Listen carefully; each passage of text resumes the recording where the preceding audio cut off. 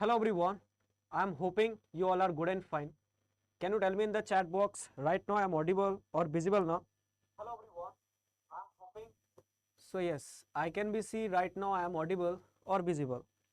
So yes, finally the wait is over. Now we are going to be cover the module A, entire module A in the one class.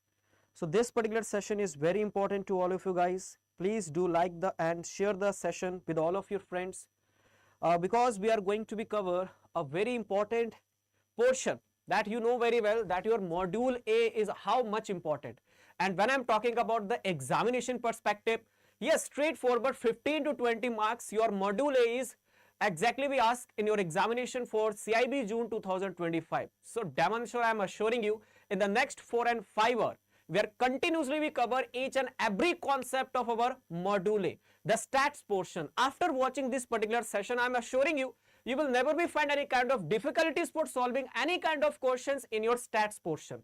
We will going to be cover the correlation, regression, the measure of central tendency, mean, median, mode, geometric mean, arithmetic mean, harmonic mean, as well as the probability and the theorem of the probability. Each and every aspects we are going to be cover in these entire sessions. So this marathon session is one shot success formula for all of you in order to secure your 15 to 20 marks in your ABM stats portions. We will cover each and everything from the basics to the advanced level of conceptual understanding. So that is the great part. So please do like the sessions and please share with your colleagues as well if they are feeling some kind of problems and they are thinking like some module A is very difficult, so we can be skip that part. So I am assuring you this particular marathon is one short solution to all of you guys. We are starting the session. So yes, of course, today we are going to be cover the module A marathon session and this is your capsule demo class. Yes, so it is possible to reduce the brightness. Okay, I am seeing. Let's see.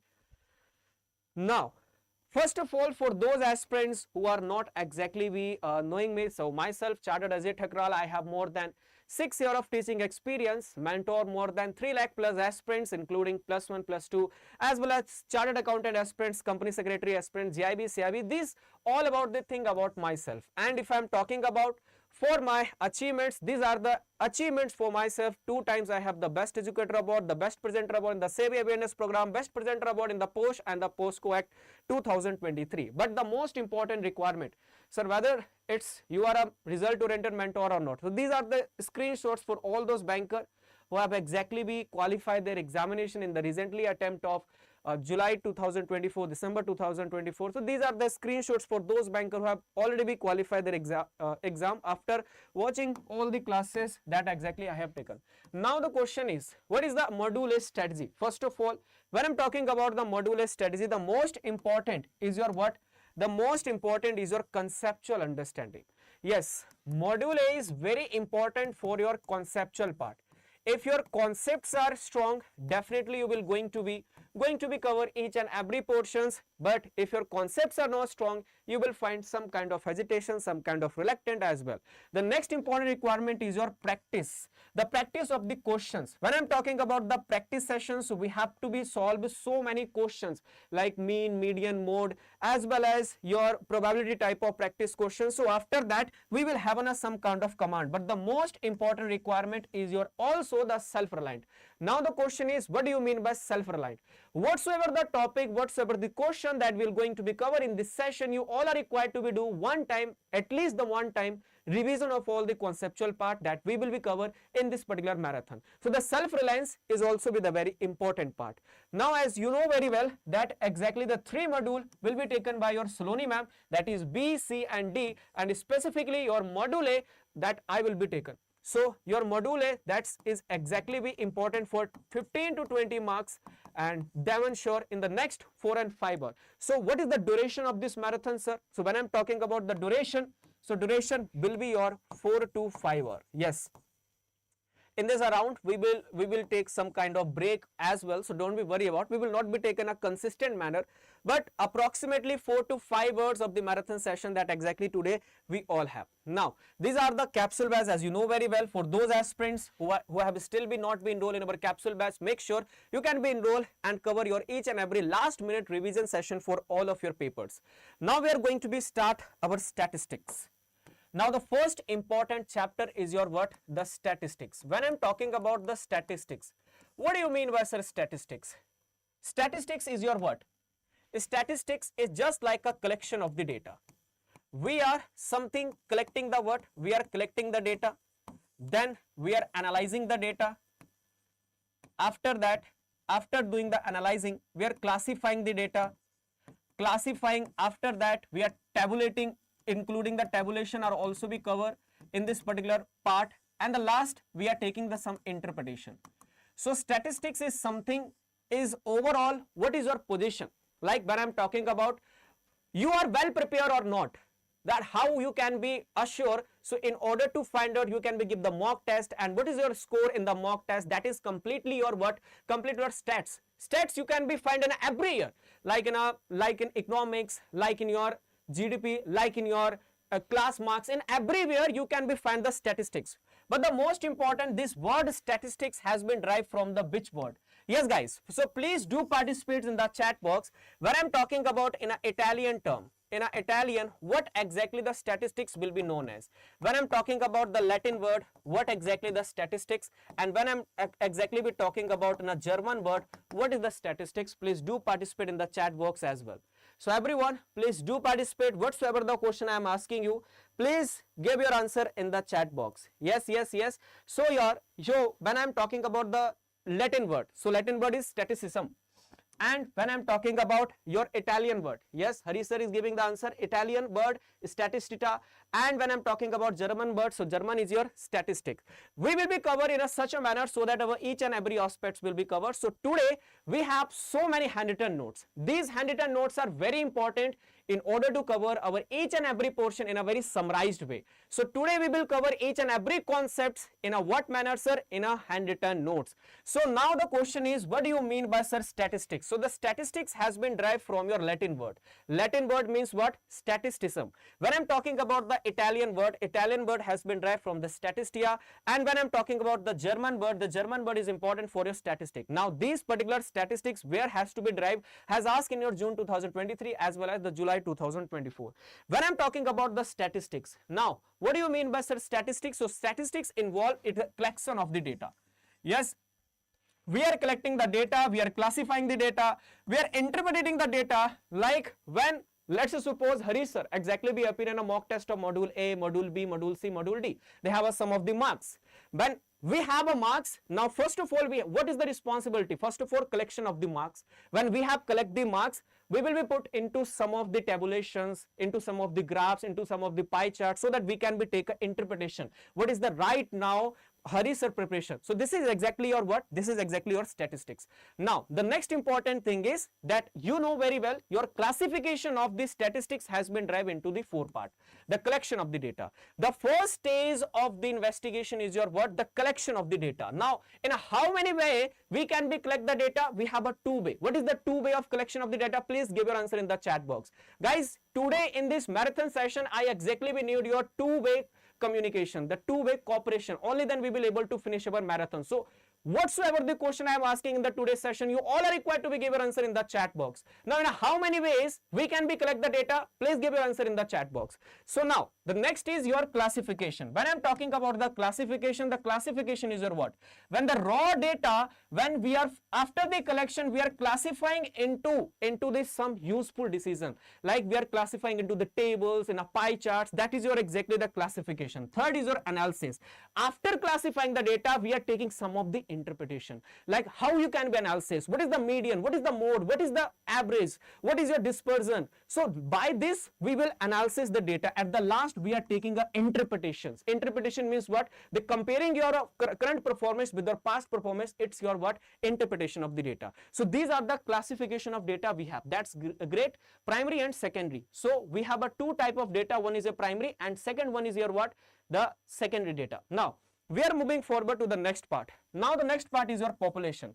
When I'm talking about, what do you mean by, sir, population? Population is just like an entire of the observation. Like let's suppose we have a male and female of the data. Yes, male and female we have the data.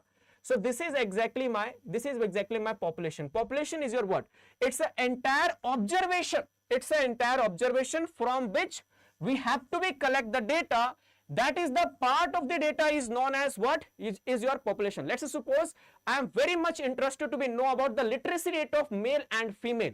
So what is the interested part? So my interested part is male and female literacy rate. So that particular entire portion is your what? Is your exactly the population. But my next question to all of you, let's suppose I have to be analysis the average literacy rate of male and female. So what is the most best suitable tool that I can be used? What exactly this is known as? Please give your answer in the chat box. So when I want to be analysis the data and I want to be study a very similar part, a very small part, so that I can be take a fair conclusion, that is exactly be known as what? That is your sample. Like you can be take the example of India, we have a 160 crore of the population, and now we have to be study. I am interested in the young male group. How many young male group we have, and their weight is exactly your what? Is exactly your populations. Now the next part is sample. Sample is your what? It's a part of your large group of the population in which we have taken a representation. When I'm talking about I want to be know the literacy rate of male and female. So we have, let's suppose 110 crore of the male and female. Let's take an example, random example. In order to study each and every of the needs is next to be impossible. Yes, it's impossible, but it will take a lots of the time. It is a very time consuming. So what is the best method? The best method is your sample. Sample is your what? Sample is the part of the large group of population. The representation of the actual population is your sample. Let's suppose we have a population of 30 crore of the male people. So we are selecting only the 10 lakh of the male young people so that we can be take a fair decision. It's my sample. So in order to reach out the sample, it's a very important task. And how we can be determine the sample, we have a various method also we will going to be discuss.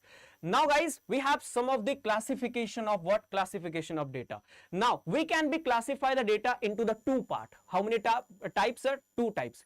Please give your answer in the chat box. What do you mean by variate data and what do you mean by attribute data? You can also be give me the some of the examples so that I can be check whether you are knowing exactly the variate data or attribute data or not. So please give your answer in the chat box. Please give me the one example of variate data and please give me the one example of attribute data. When I'm talking about the variate data, what do you mean by sir variate data? Variate data are those data which we can be expressed in a what? Quantitative method. Yes. So those particular part of the data when we are exactly prescribe into a what? Quantitative part, that is your variate data. Now the attribute data is your what? Those type of data which we cannot be expressed into the what? Quantitative type. Like what's the examples are intelligence. The intelligence you cannot be expressed into a quantitative terms. But on the other hand, the height, the weight of a person, exactly we have variate data. In a statistics, when I'm talking about the variate data is very useful for all of us. So data which are varies from one person to another person, that is exactly your what? It's a variate data. That's great, Harish sir. So in a statistics when I'm talking about, so the marks of the students, the weight of the student, the height of the student, exactly your variate data. When I'm talking about the attribute is a data which is varies from one person to another person, but we cannot be measured into what? Into a quantitative types. Like you can be take the example of religion, your color of the persons, the behaviors, the aggressions, these kind of example of your what? Attribute data. Now on the basis of quantitative, we have further be classification into the two type. The data has further be classified into the quantitative variate, that is your discrete variate and your continuous variate. When I'm talking about the discrete variate is your what? It's a countable number. It's a fixed number that we can easily be count. Like a marks of the student 70, 80, 90, 100, we can easily be count. But when we are taking a estimation, when we are taking a range, so the range type of data, like how many students who exactly we score between the 50 to 60, 60 to 70, 70 to 80. So these kind of variate data is known as your continuous data. Continuous data is your what? It's also be a finite, but when we are talking about the estimation, so we are taking a range. So for the purpose of interpretation, that particular type of data is your what? Continuous variate type of data. Next, we have a very important term, that is your parameter. When I'm talking about the parameter, what do you mean by sir parameter? Parameter, when I'm talking about, so it's a numerical portion. What do you mean by parameter? Parameter is a numerical portions of the observation of the entire population. In a simple word, when I'm talking about the parameters, so the average of what? Average of populations. the average of mean, the average of the population median, the population standard deviation. So the entire population, in the entire population, when we are taking an average, that exactly be known as your what? The parameters. Now the next portion, we have a collection of data. As you know very well, we have a two type of collection of data. One is your primary data, second is your what? The secondary type of data. Now guys, please give me the answer of one example of secondary type of data. Till then, I am covering your primary data. Primary data is your what type of data? Primary data is your that type of data which we are collecting for the first time. The first time of data when we are collecting is your what? Is your primary data. Like you can take the example of Operation Sindoor. When in the press conferencing, our military are explaining where we have attacked in the Pakistan, that exactly with the primary data. Now the news channels and whatsoever the YouTubers exactly be using that footage is your satellite footage of the Operation Sindoor is exactly your what? Secondary data. So secondary data is your that data which exactly we are using from the existing resources, from the some of the published sources or unpublished sources, that is your secondary data. Primary data is your that data when we are collecting for the first time, that is your primary data. So primary data, like you can take the example of direct interview, your survey, your questionnaire, it's your primary data. The first time when we have collected the data is your primary data. Secondary data is your what? When we are using the existing data, like from the published sources or unpublished sources, that is your secondary data. Now the next, we have a classification and tabulation. Now the question is, what do you mean by classification? What do you mean by tabulation? So the method of arranging, whatsoever the method of arranging that you are exactly be doing in order to doing your data into a homogeneous group. Now the question is, what do you mean by homogeneous group? Homogeneous group is we have a different type of data, different like let's say suppose we have a marks of ABM, we have the marks of BRBL, we have the marks of ABFM, but the question is we have a different type of the data of the student, but in order to take an interpretation in a one subject, so we are arranging from the 4 subjects of the marks. When we are arranging the one subject, we are putting the value into the one common group, that is your homogeneous data. So classification is your what? When the method of arranging the data into the homogeneous group, it's your classification. And when the classifying data, when we are representing into the more identified way, so for that purpose we are doing what? The tabulation. Tabulation, like we are putting the value of 60, 70, whatsoever the score that you have scored in ABM, BFM, BRBL in a tabulation form, that is your exactly with the tabulation. Next we have a basis. Now this is a very important part, the basis of what? Basis of classification.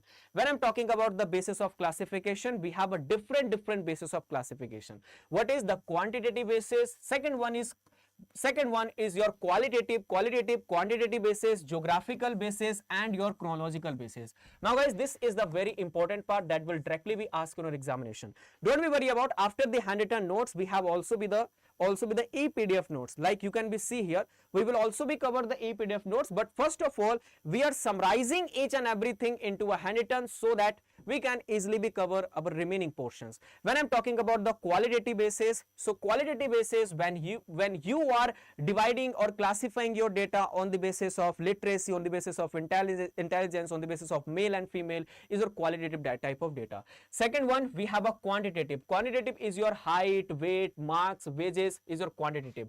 Geographical is your location wise data, like your Chandigarh sales, your Delhi sales, your Tamil Nadu sales is your geographical data. And the next is very important, your chronological type of basis or temporal type of basis. So when we are classifying our data on the basis of time, on the basis of years, like you can be see here the years, your month, your weekly basis, when we are classifying the data, it's the basis of the classification. Next we have a types of the classification. Now we have a 3 type of classification. One is a one-way classification, second is a two-way classification, third is your multi-way classification.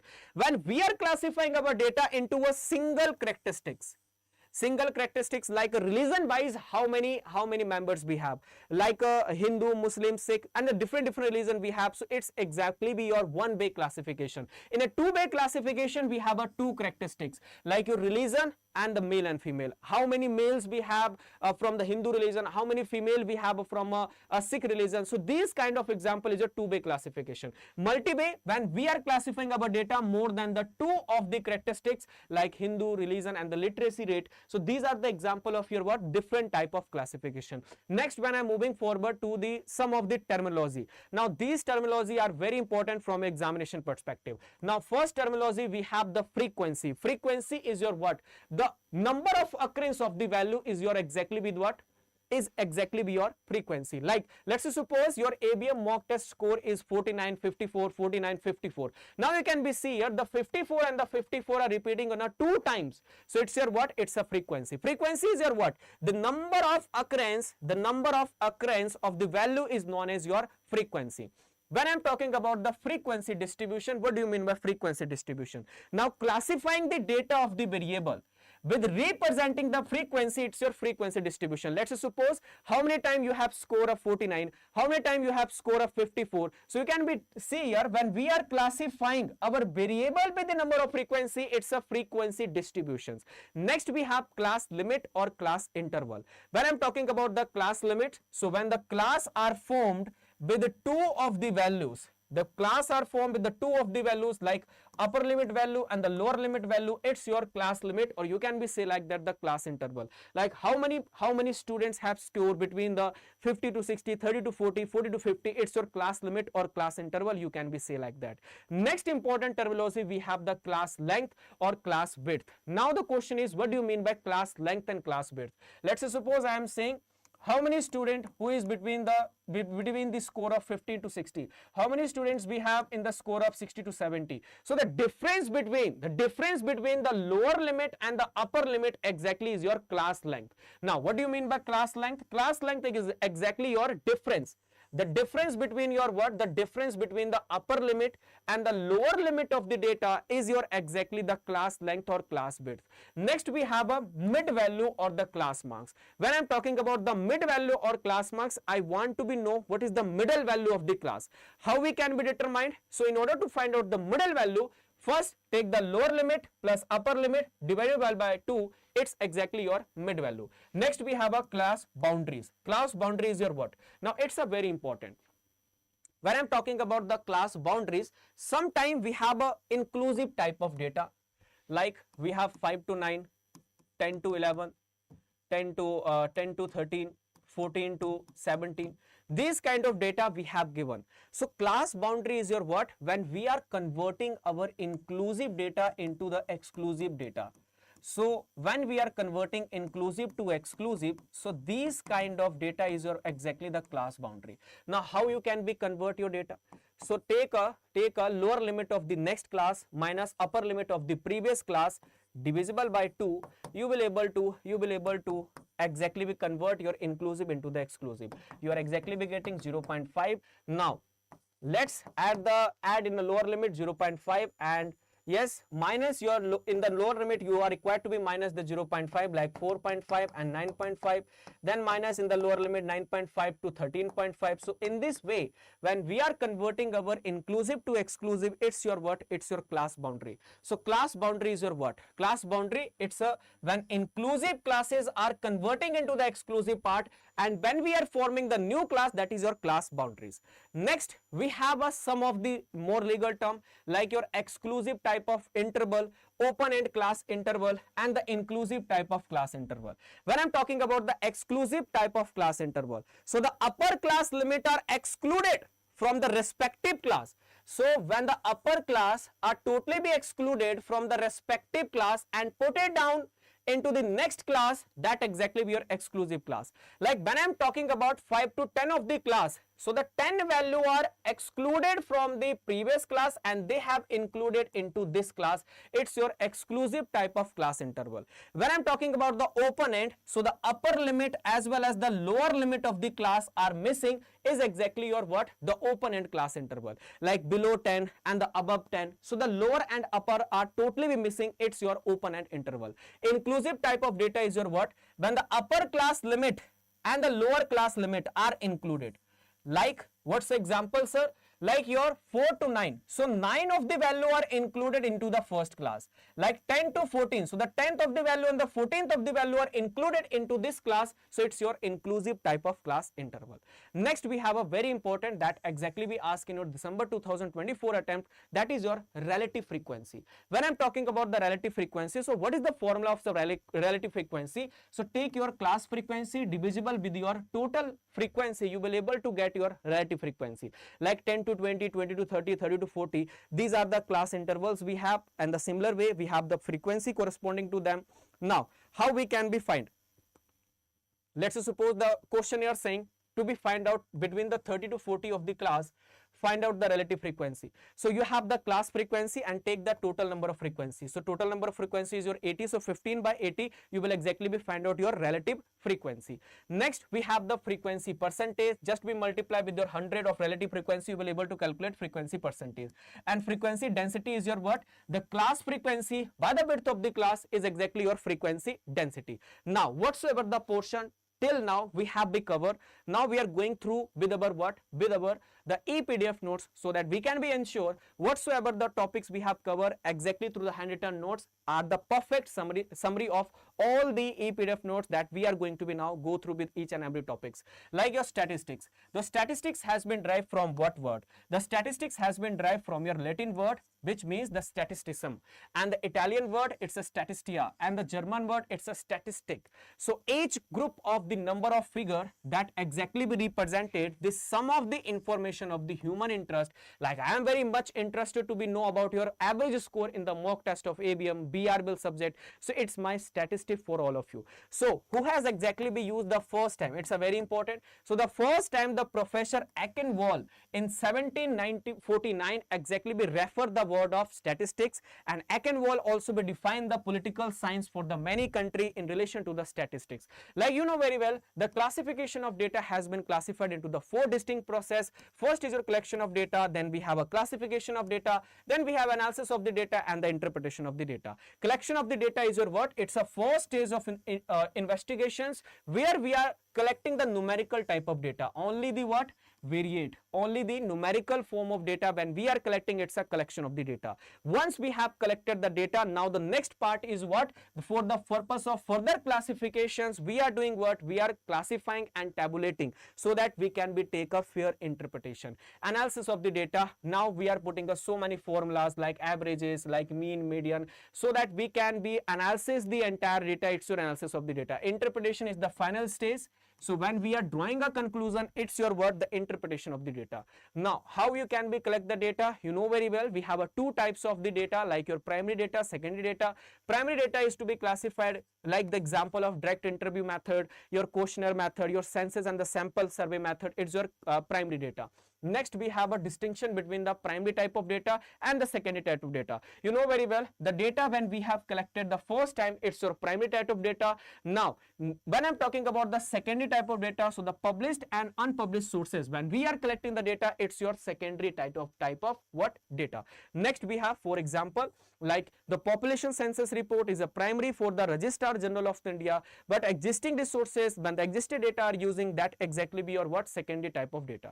So these are the exactly we have covered, and you know very well, primary type of data is require more money because it's our first time we are collecting the data. Energy it's also be required, rather than the secondary type of data is very easy because we are just be taking a copy from some other of the published and unpublished sources. Next, we have a population. When I'm talking about the population, so the entire collection of the observation like person, animals, plant or things, the entire collection then in which we are the entire group are interested. Like I am very much interested in the literacy rate of male and female, so that is my become population. So let's take the example. If you are studying the weight of adult man in India, so the population set of the weight of all adult man is exactly become your what? The population. Next we have a sample. Sample you know very well. Sample is your what? The population from which we need to be draw the conclusion for the purpose of easiness of our study. So Sample is your what? Sample is a very easy type of data. It's less consuming, and as comparison to the population, it's a more your population is more expensive. But when in order to save the time, we are taking a one of the part of the population in a such a manner that the exactly the part is the fair representation of the entire population. It's your sample. Now the next part is, by studying the sample, it is expected to valid conclusion. Why, sir? Because when we are taking a sample, so we should be take a sample in a such a way that the entire sample is the fair representation of your population. That is the main important part. So the population of study of infant health might be all the children born in India is a one particular years. So when we are taking a all newborn baby in a one particular date, so it's a fair sample for the entire population. Next, we are going to be cover the classification of the data. Like you know very well, your variate and attribute. The data has been classified into the two types. One is a variates, next is your attributes. Variates is your words. So the variates is a data which is vary from one individual to another individual, and when we are expressing into the numerical term, so these all the kind of things we have already be covered in a word form, in our absolutely in a chart form, in a handwritten form. That is the reason behind it. Now whatsoever the e-PDF notes we are going through, you are exactly understanding each and every part in a very fair manner.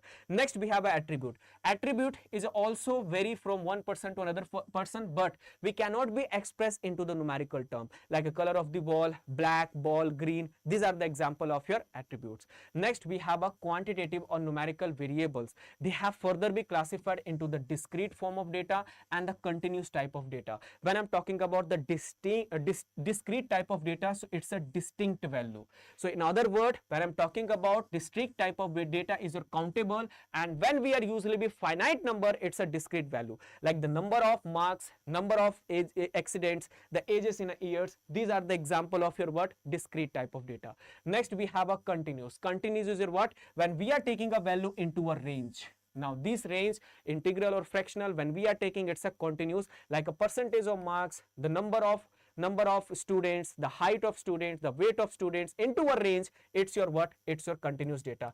Parameter is your what? It's a numerical value, like a population mean, population medium, which is entirely representing the population. It's your what? The parameters. So parameters may be calculated for unknown value that is fixed. You can be take the example population mean, population medium. It's your parameters.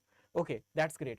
Now we have a different basis for the classification: qualitative, quantitative, and the geographical type of basis. First, when I'm talking about your qualitative basis, so qualitative basis is your what? When we are classifying the data on the basis of some of the quality, like the sex, male and female, literacy rate, intelligence. So these are the qualitative, which is a vary from one to another. Quantitative basis when we are classifying into the quantitative characters like your height, weight, ages, income. Geographical basis is your what? When you are classifying the data on the basis of location, like your states, city, countries. These are the geographical data.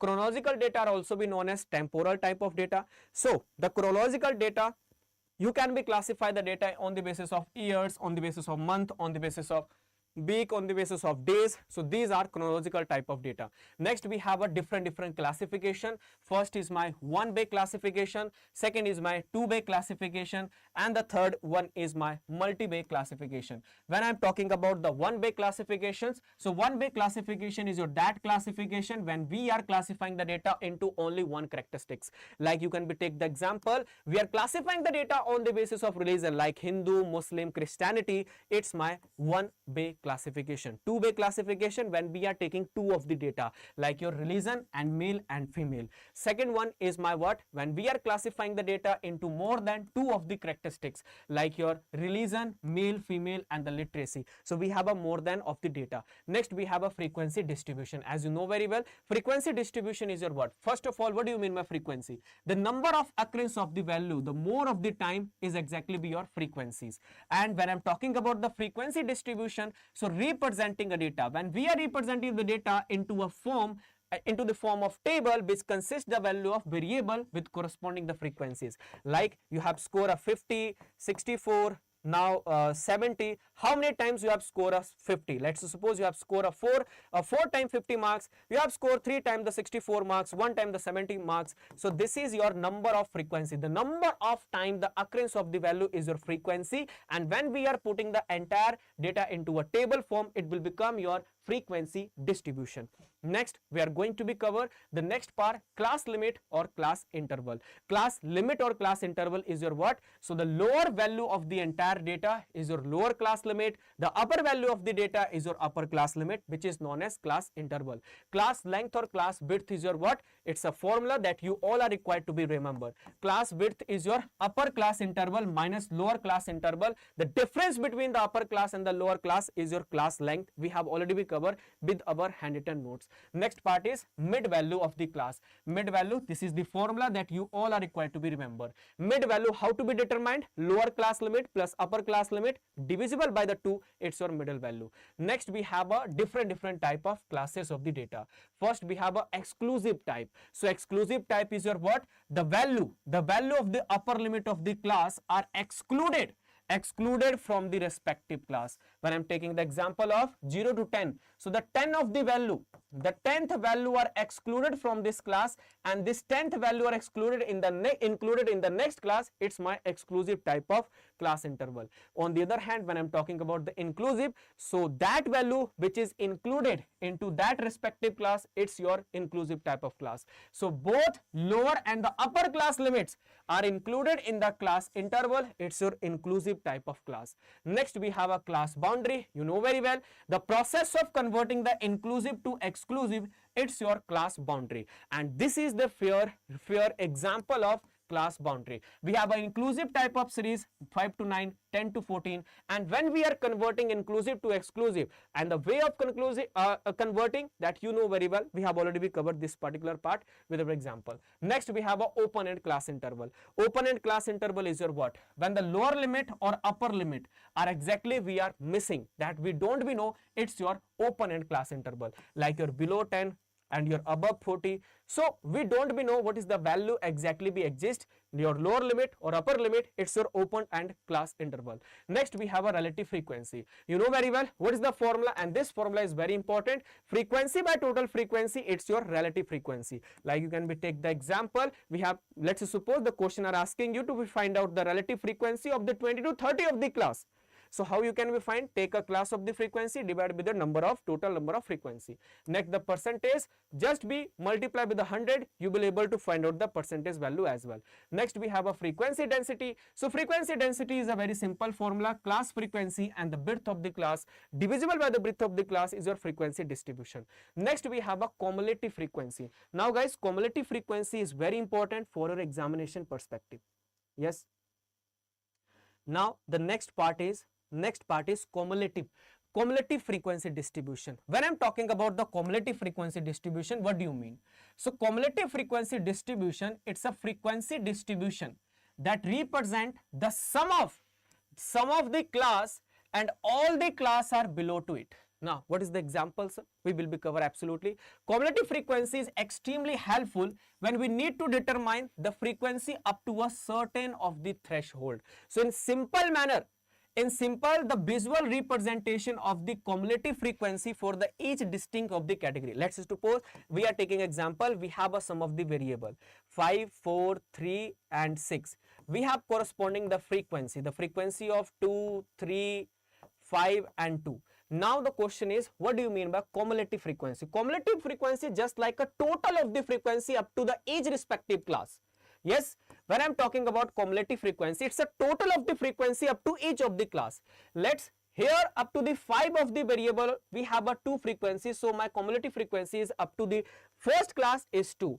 Up to the next class, what exactly will be my cumulative? Cumulative is total of the frequency. It's my 5. So 2 plus 3 is exactly by 5. So up to the second of the class, my cumulative frequency is 5. Up to the third of the class, my cumulative frequency is exactly be what? 10. Up to the fourth of the class, my cumulative frequency is exactly be up to the 12. Now why we are calculating the cumulative frequency? Because this is a very big role in our medium chapter as well as the medium type of calculations. We have a two type of cumulative frequency. One is your less than cumulative frequency, second one is your more than cumulative frequency. So less than cumulative frequency is your what? When we are from the starting, from the upper, when we are adding the value and going on a downside from the previous class to the end of the class, that is your less than cumulative frequency. More than, we are starting from the belowing and adding all the value till to the end, that is your more than cumulative frequency. Let's take the example so that you will able to understand. These are the variables we have, and the corresponding we have the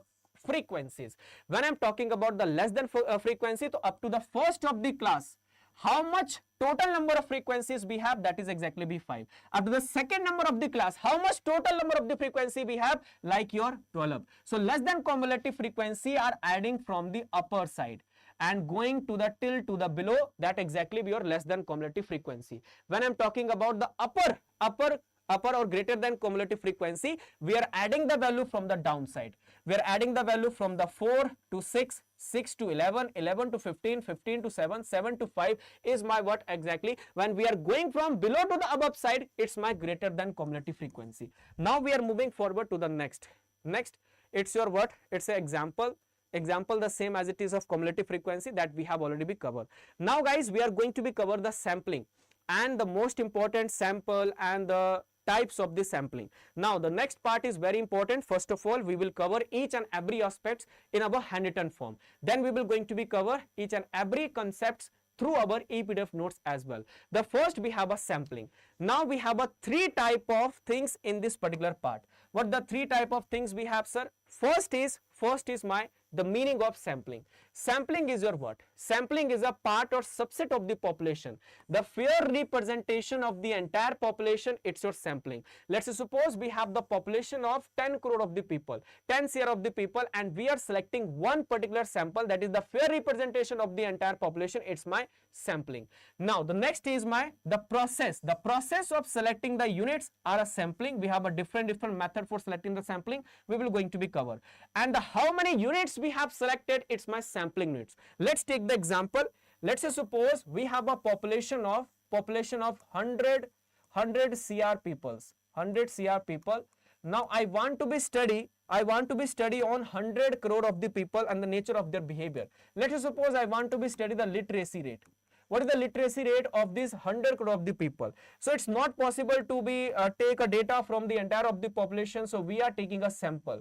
Now this sample in which we have selected, let's say suppose 1 crore of the people. So this 1 crore is exactly my what? Sample unit. Sample unit is your what? How many data you have exactly be taken for the purpose of study, it's your sample unit. Next we have a what? Next we have a sum of the notation and sample. What is the sum of the notation and sample we have? Like sample, how you can be exactly be represent the word of sample. So sample, the size of sample is the fair representation of small n. The size of mean is the fair representation of x bar, and the standard deviation of the sample is the fair representation of standard deviation by the x bar. And the next, my population. How I can be represent the size of the population? So if you want to be represent the size of the population, so you can be represent by big N. And the mean of population you can be represent by mu. It's just like a u, but we have a sum of the representation. It can also be known as mu. So the mean of population is your u, and the standard deviation is the same as it is of whatsoever the representation of our standard deviation of sample. So these are the important notation and the symbol that you all are required to be remember, because it's a very fair use in our next of the session. Next we have a technique of sample. When I'm talking about the technique of sampling, we have a two method. What is the two method? One, we have a probability or random sampling. Second is judgmental or non-random sampling. When I'm talking about the judgmental, it can be influenced with my decision. Yes, non-random sampling. It means on the basis of my opinion, on the basis of my experience, I randomly be, not a randomly basis, on the basis of my judgment, I am selecting the data and I am studying that particular data. It's my judgmental sampling. But it can be influenced by biasness. Yes, no? Because on the basis of my experience, on the basis of my judgment, I am selecting the data. So there may be a chances whatsoever the data I will select, it's perfectly not be representing the entire group of the data. So judgmental sampling, it's when you are using your judgment. Probability or random sample method. Random is your on the basis of randomly when we are selecting the data is a random sampling method. Next, when I'm talking about the probability or random sampling method. So random sampling method, let's suppose in a box we have a different type of ball. We have red color ball, we have blue color ball, we have also a green color ball. Now I am putting my hand into the box and collecting one of the ball. So each and every ball having an equal chances to be appear in my sample, it's my probability random sampling. So random sampling, when all the item, please guys be read this line very carefully, when all the items of the population having an equal chances to be selected in a sample, that is my probability sampling. It's a very important part. Yes, good evening Vishal sir. Now the next part is my what? Next, when I am talking about the judgmental sampling. Judgmental sampling is my what? That can be influenced with my judgment. Yes, let's suppose in a box we have a three different shape of the balls, square, circle and triangle type of the ball we have. When I am selecting, I know I want to be select only a triangle type of ball, so that exactly my what? It's influenced with my judgment. So judgmental sampling, when the items are selected on the basis of the judgment, on the basis of the experience, on the basis of the belief, it's my judgmental sampling.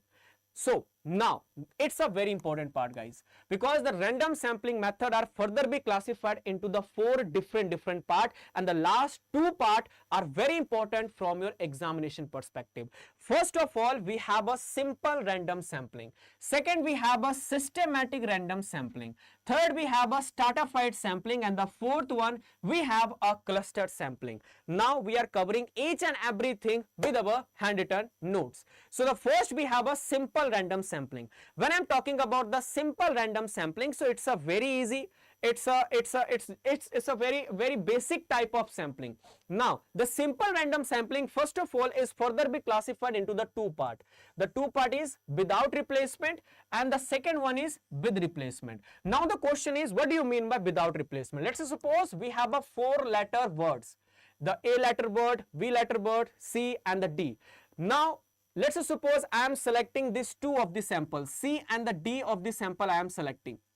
So when I am selecting this two sample, and in the next time when I will take the next sample, I will not be considered this two of the units is exactly my sampling without replacement. On the other hand, sampling with replacement is my what? So the equal chance, I have taken my sample, I exactly be get C or D, and after noted down, I exactly be put the C and D into the same time, and the next time of the observation I am also be considering the C and D. Once again, it's my sampling with replacement. You can be take an example for your easiness. Let's suppose we have a box, and in this box we have a different color of the balls, like red, yellow color, blue color, pink color. We have a different type of the balls. Now let's suppose we have selected a red color ball and yellow color ball. I have noted down this color of the ball, and after that, after the noting down, I again be putting these two balls into the same box, and then once again I am taking a sample on the second time. It's my sampling with replacement. It means I have first be take out the two ball, I have noted down in my notebook. Once again I am putting the same ball into the box, and the second time when I am taking the sampling, it's my sampling with replacement. Second one is my what? The sampling without replacement. It means what? When I have taken a two ball, when I have taken out the two ball of red color and white color ball, I have noted down, but I have separated this ball into this box. Now in the second type of method, I am not be putting the same ball into the same box. No, I have separated this two ball. Now I have left with the two ball. Now I will take my second time sample only from the remaining balls. It's my what? Sampling without replacement. So the each having an equal chances, that is the reason behind it. It's a random sampling method. Now the next we have a systematic sampling. It's a very important, it's a very important from your examination perspective. Now how it is very important, sir?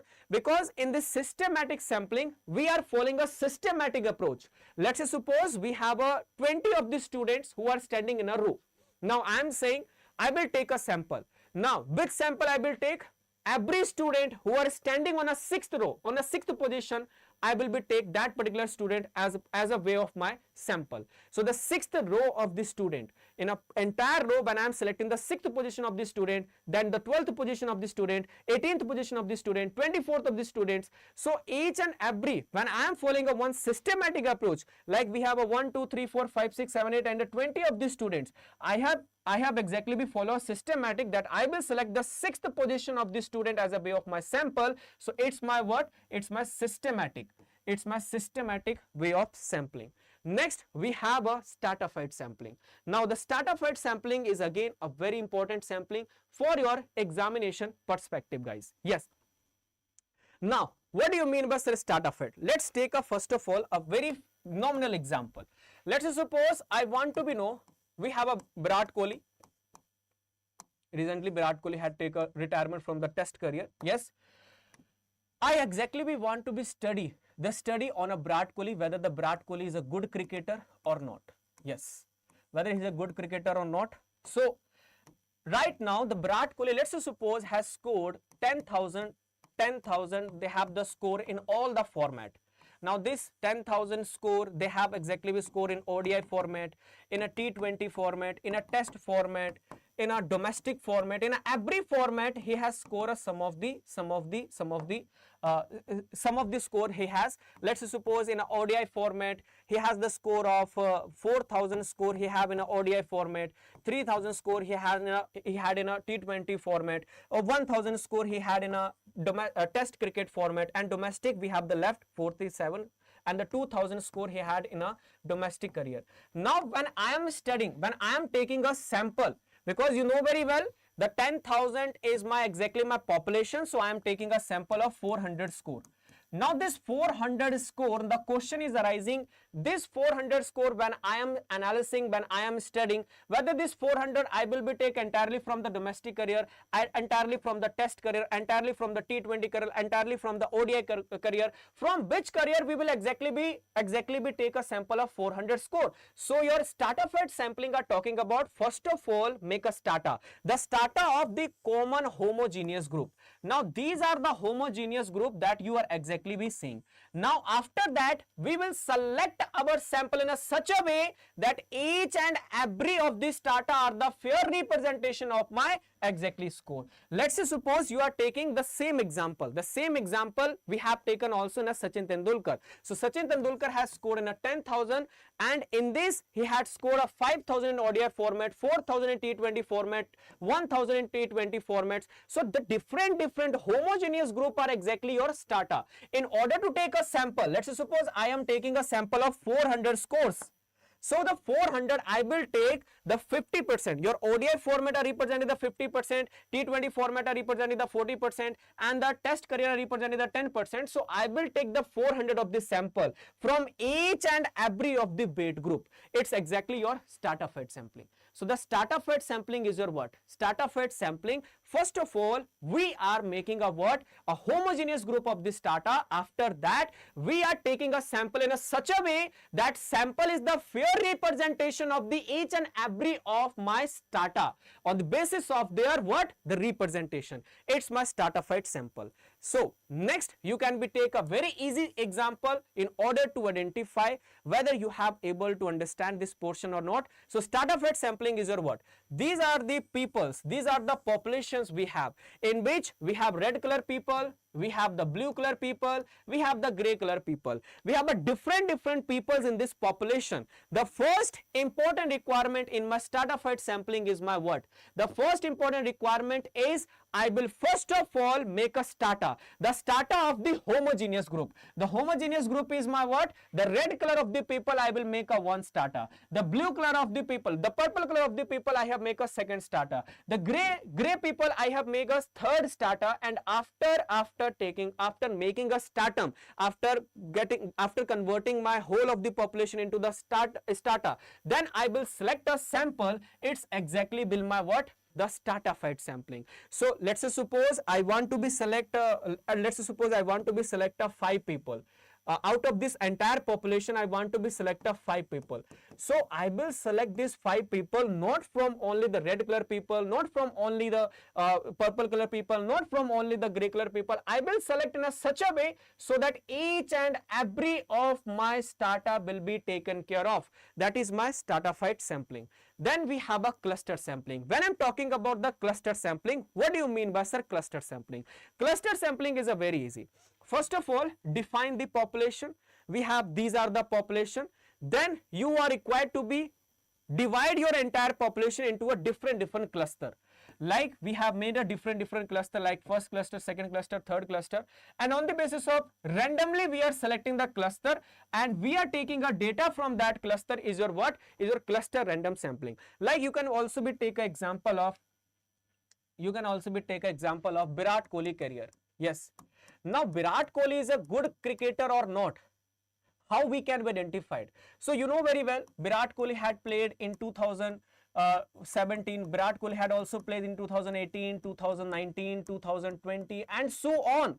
So rather than studying the each year, rather than studying the 2017 career, 18 career, 19 career, 20 career, then I will take a fair decision whether the Virat Kohli is a good cricketer or not. So the cluster sampling are talking about what? Cluster sampling are talking about just be study the 1 year. What is the 1 year? Just study the 2018. In this 2018, the Virat Kohli had played the ODI format, the Virat Kohli had played the T20 format, the test format, and study upon these 3 format and take a sample. It's your cluster random sampling. So I don't be required to be study each and every of my format. I just be study the 1 year format. That is the fair representation of my different year of the format. It's my cluster random sampling. Now it's a time to be go through with your ePDF notes. Now we are going through our ePDF notes. We have exactly be covered the sampling portion, each and everything through our handwritten notes. Once we have completed the handwritten notes, now it's a time to be cover each and every topic through our ePDF notes. Now what the ePDF notes are talking about? First of all, it's talking about the sampling. The process of selecting the respondent, it's my what?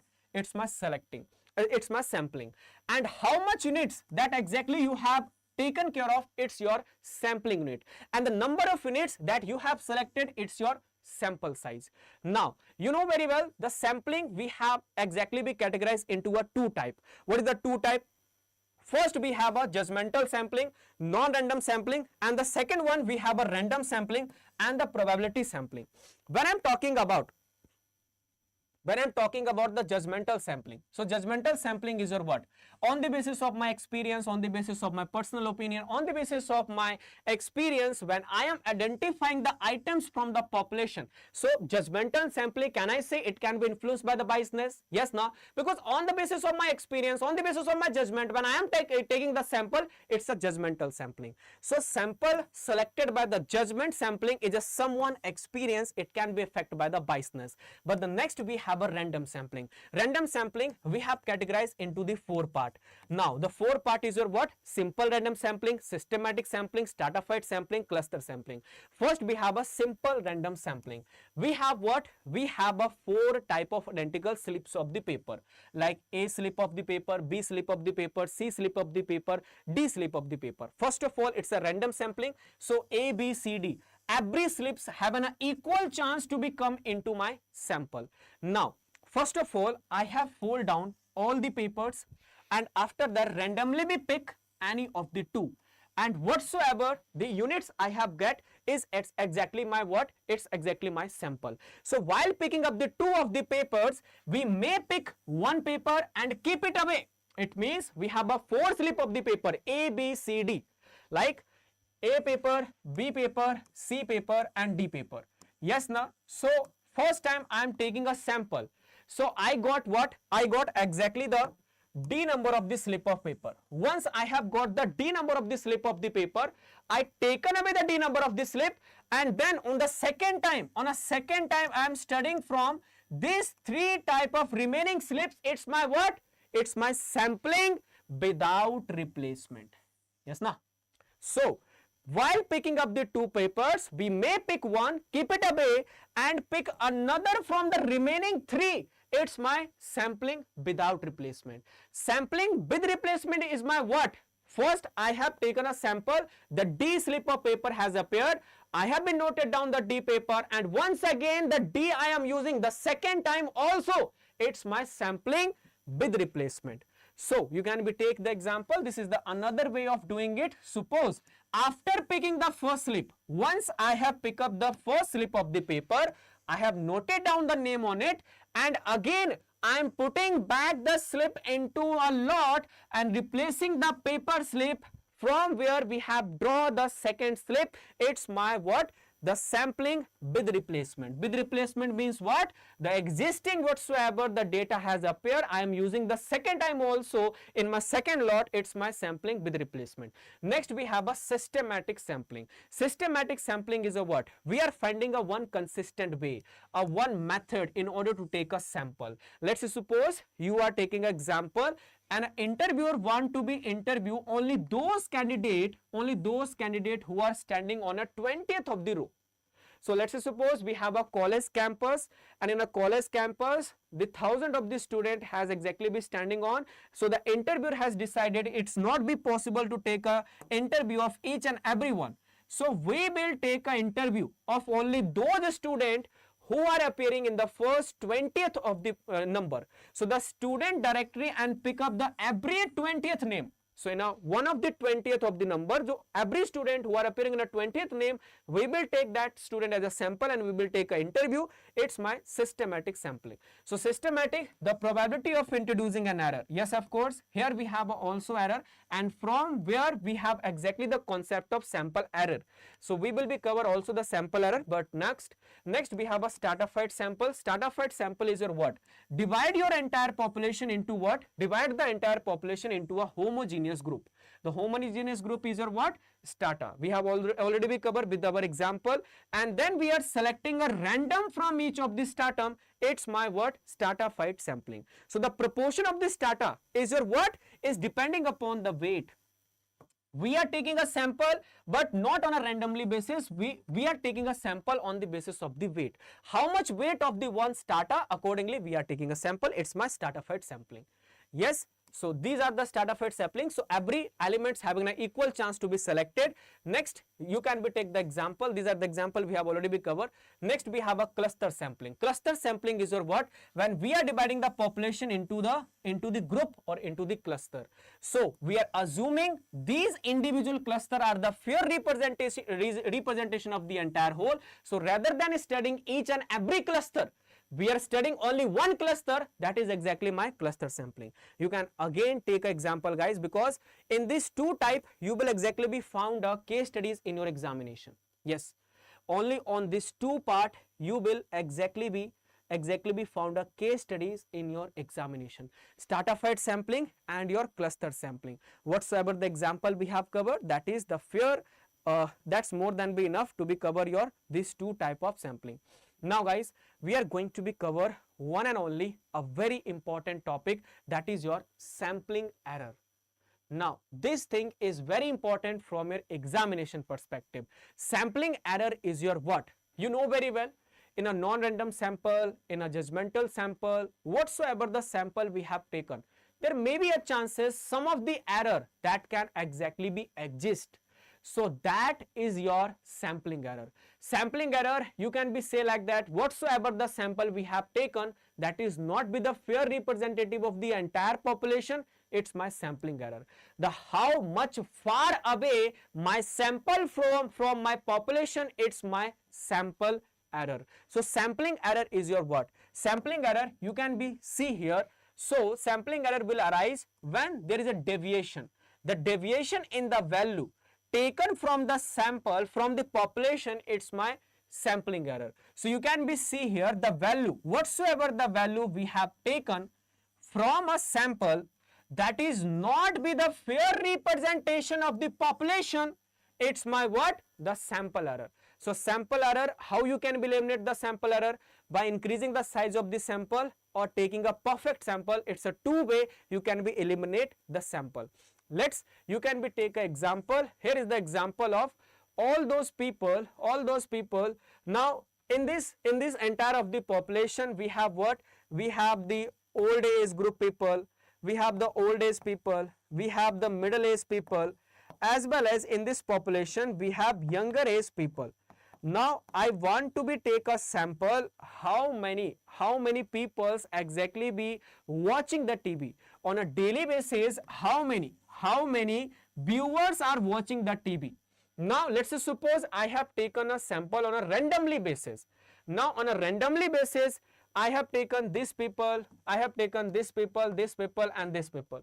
Let's suppose now whatsoever the sample I have taken, now this is my old age group, this is also my old age group people, this is also my old age group people. So when you will take a sample which is not the fair representation of the population, so it will arise a sample error. Why sir? Because you know very well the old age people or the younger age people are most preferably be watching the TV, so they are spending the more time on watching the TV, so exactly my sample will be wrong, my conclusion will be wrong, my interpretation will be wrong. So the error exactly has arrived, it's my sampling error. Now how we can be find out the sampling error sir? So we have the method to be find out the sampling error. Now you can be see here, this is the very beautiful topic that exactly be asked in your numerical portion. So the sampling error is your what? When you are in order to find out the sampling error, we have two of the method. What is the method? First, let's check it out whether your population is a finite population or an infinite population. It means whether you are taking a sample with replacement or whether you have a without replacement. So it's depending upon how you can be calculate the sampling error. It depending upon whether your population is a finite or infinite. When we have an infinite population, so what is the formula for calculating the sampling error? So the standard deviation of the population divided by under root of what? N. N is representing your what? The sample size. Yes, now. So by this formula you will able to find out the sampling error. On the next hand side we have when the population is very limited side, when the population is very finite. So the standard deviation and the same formula will apply, but here we will be multiply with our finite multiplier. So the only changes is what? The same formula we will apply here also, but when we have the population is a finite and when we have a sample without replacement, we will multiply with the finite multiplier itself. Now you can be take the example. By this example, you will able to cover your each and every part. So the first requirement, I am giving you this particular question at a particular time right now. So please calculate and let me know in the chat box what is the correct answer of this question and which formula that exactly you will apply.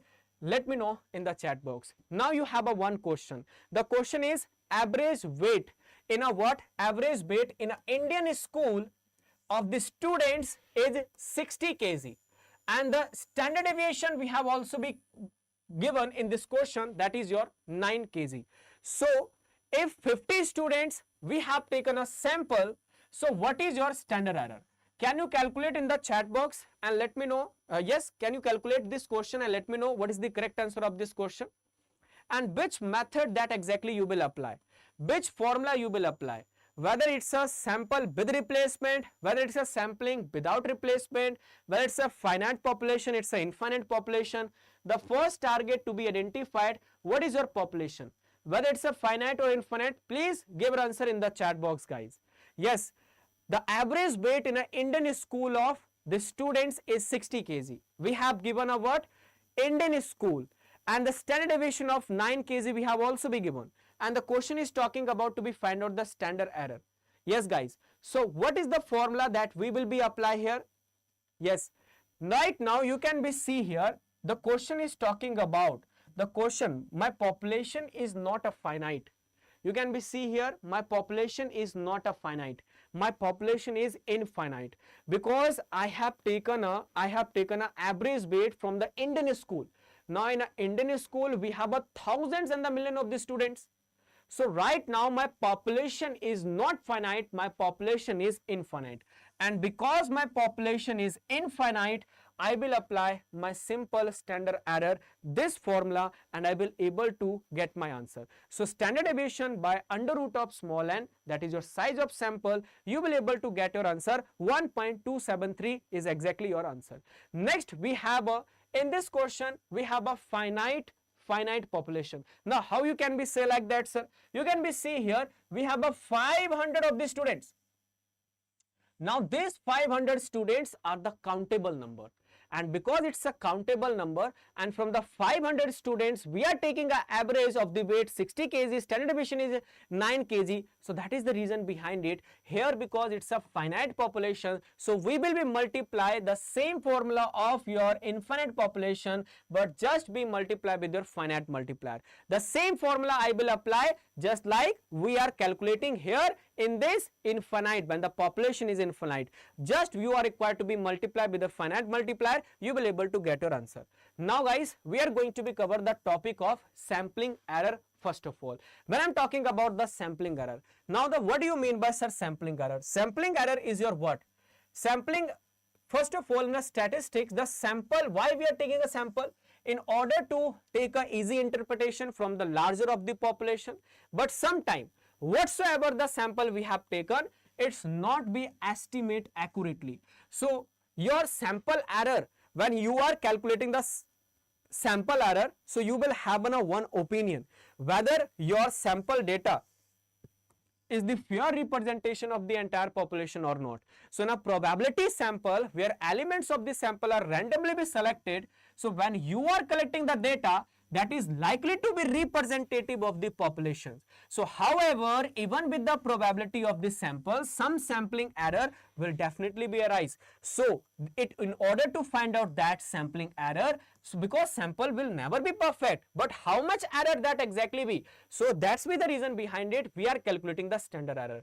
So high standard error are showing what? Your sample is inadequate, your sample is not be perfectly correct, your sample are widely be spread from the what? From the populations.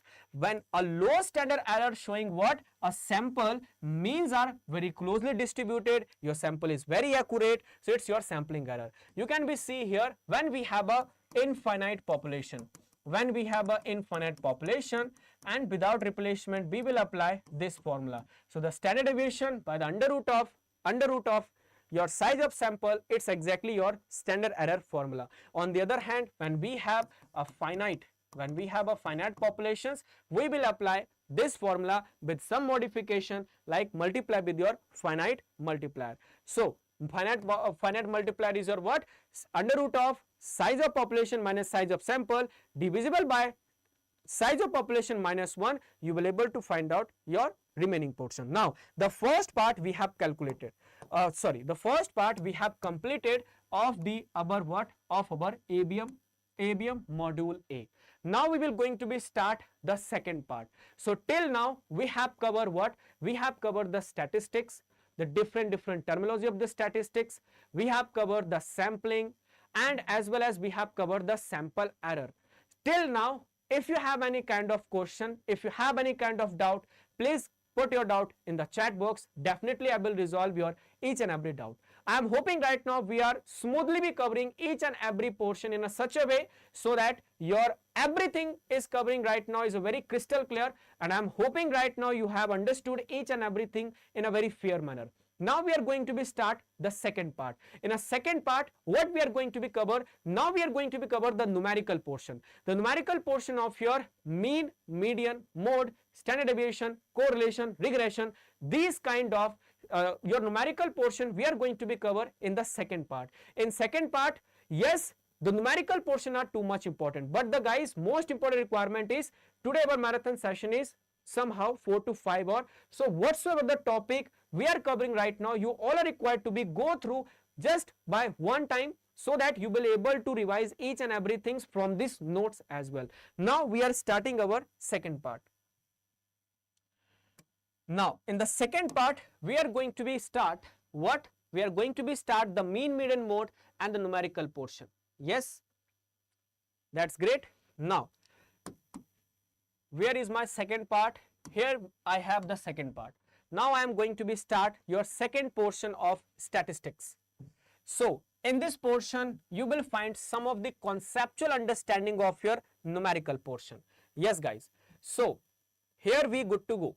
So the second portion is your what? The measure of central tendency.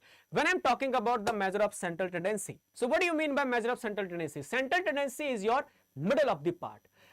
What is the entire data, and in the entire data, what is our middle part exactly be known as your measure of central tendency. So in a central tendency, what we require in a given type of data, when we are trying to be find out the single value, the middle value which is representing the entire data is my measure of central tendency.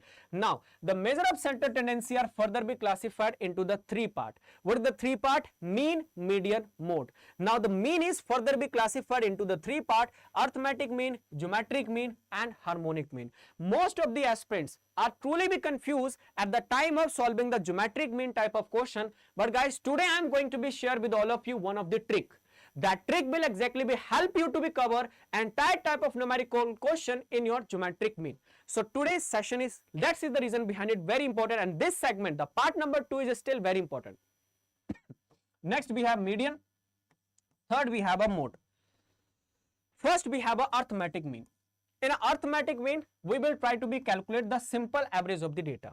Now when I am talking about the data of average, so what do you mean by data? We have a two type of data where we will able to calculate the averages or arithmetic mean. One, we have a group data, or second we have a ungrouped data. So what do you mean by, sir, ungrouped data? Ungrouped data is your that data which when we have the data into a individual series, when we have data into a discrete variable, that is your ungrouped data. When I'm talking about the group data, so when we have a data into a continuous series like 10 to 20, 20 to 30, 30 to 40, so it's my group data. So when I'm talking about the ungrouped data, so how you can be calculate the arithmetic mean? So your arithmetic mean is summation of all the variables, summation of all the observation divisible by number of observation. It's exactly your mean. Now you can be see here an example. What is the example, sir? Let's suppose we have a sum of the observation. The first observation we have 56, 63, 72, 75, 84, 90 and 85. Now how you can be find out the mean? So in order to find out the mean, because it's my ungrouped data, so I will apply my formula. My formula is sum of the observation divisible by number of the observation. So just we take a total of entire observation. When you will do the total of entire observation, you will find 525 and divisible with the number of observation. Number of observation means what? 1, 2, 3, 4, 5, 6, 7, 8. How many variables you have? You can easily be calculate the mean. It's a very simple. Now we have a group type of data. When I'm talking about the group data, we have a variables as well as with their corresponding, we have also the frequencies. The frequency is your what? The number of times the variable are repeating. So in order to find out the mean of group data, we have this formula. What is this formula talking about? Your summation of fx. Now the fx means what? We are required to be multiply my x with my f. So I will able to find out my fx. So sum of the fx divisible by number of frequencies. So this is my entire number of frequencies. You will able to find out the mean of group data. Then we have a ungrouped data. Then we have a group data. When group data we have, so you can be see here, these kind of data you will find in your examinations. These type of questions you will find in the examination. This particular type of things you will exactly be find in a question. Now you all are required to be find out from this your mean.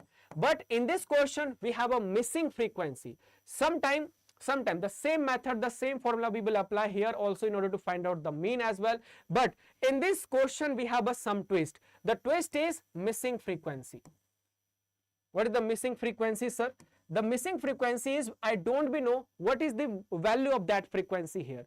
So I will apply the same formula. The same formula of summation of fx divisible by summation of f. You will able to find out the mean. Sir, what is the requirement? First of all, how we can be find out the x? So take a middle value. How to be take a middle value, sir? You have given an upper class limit, lower class limit. So upper class limit lower plus lower class limit divisible by 2, you will able to find out your x. So by this way you will able to find out the x. You have given the f, done the summation of fx, you will able to find out your frequency just by multiplying, cross multiplying. It's a very simple.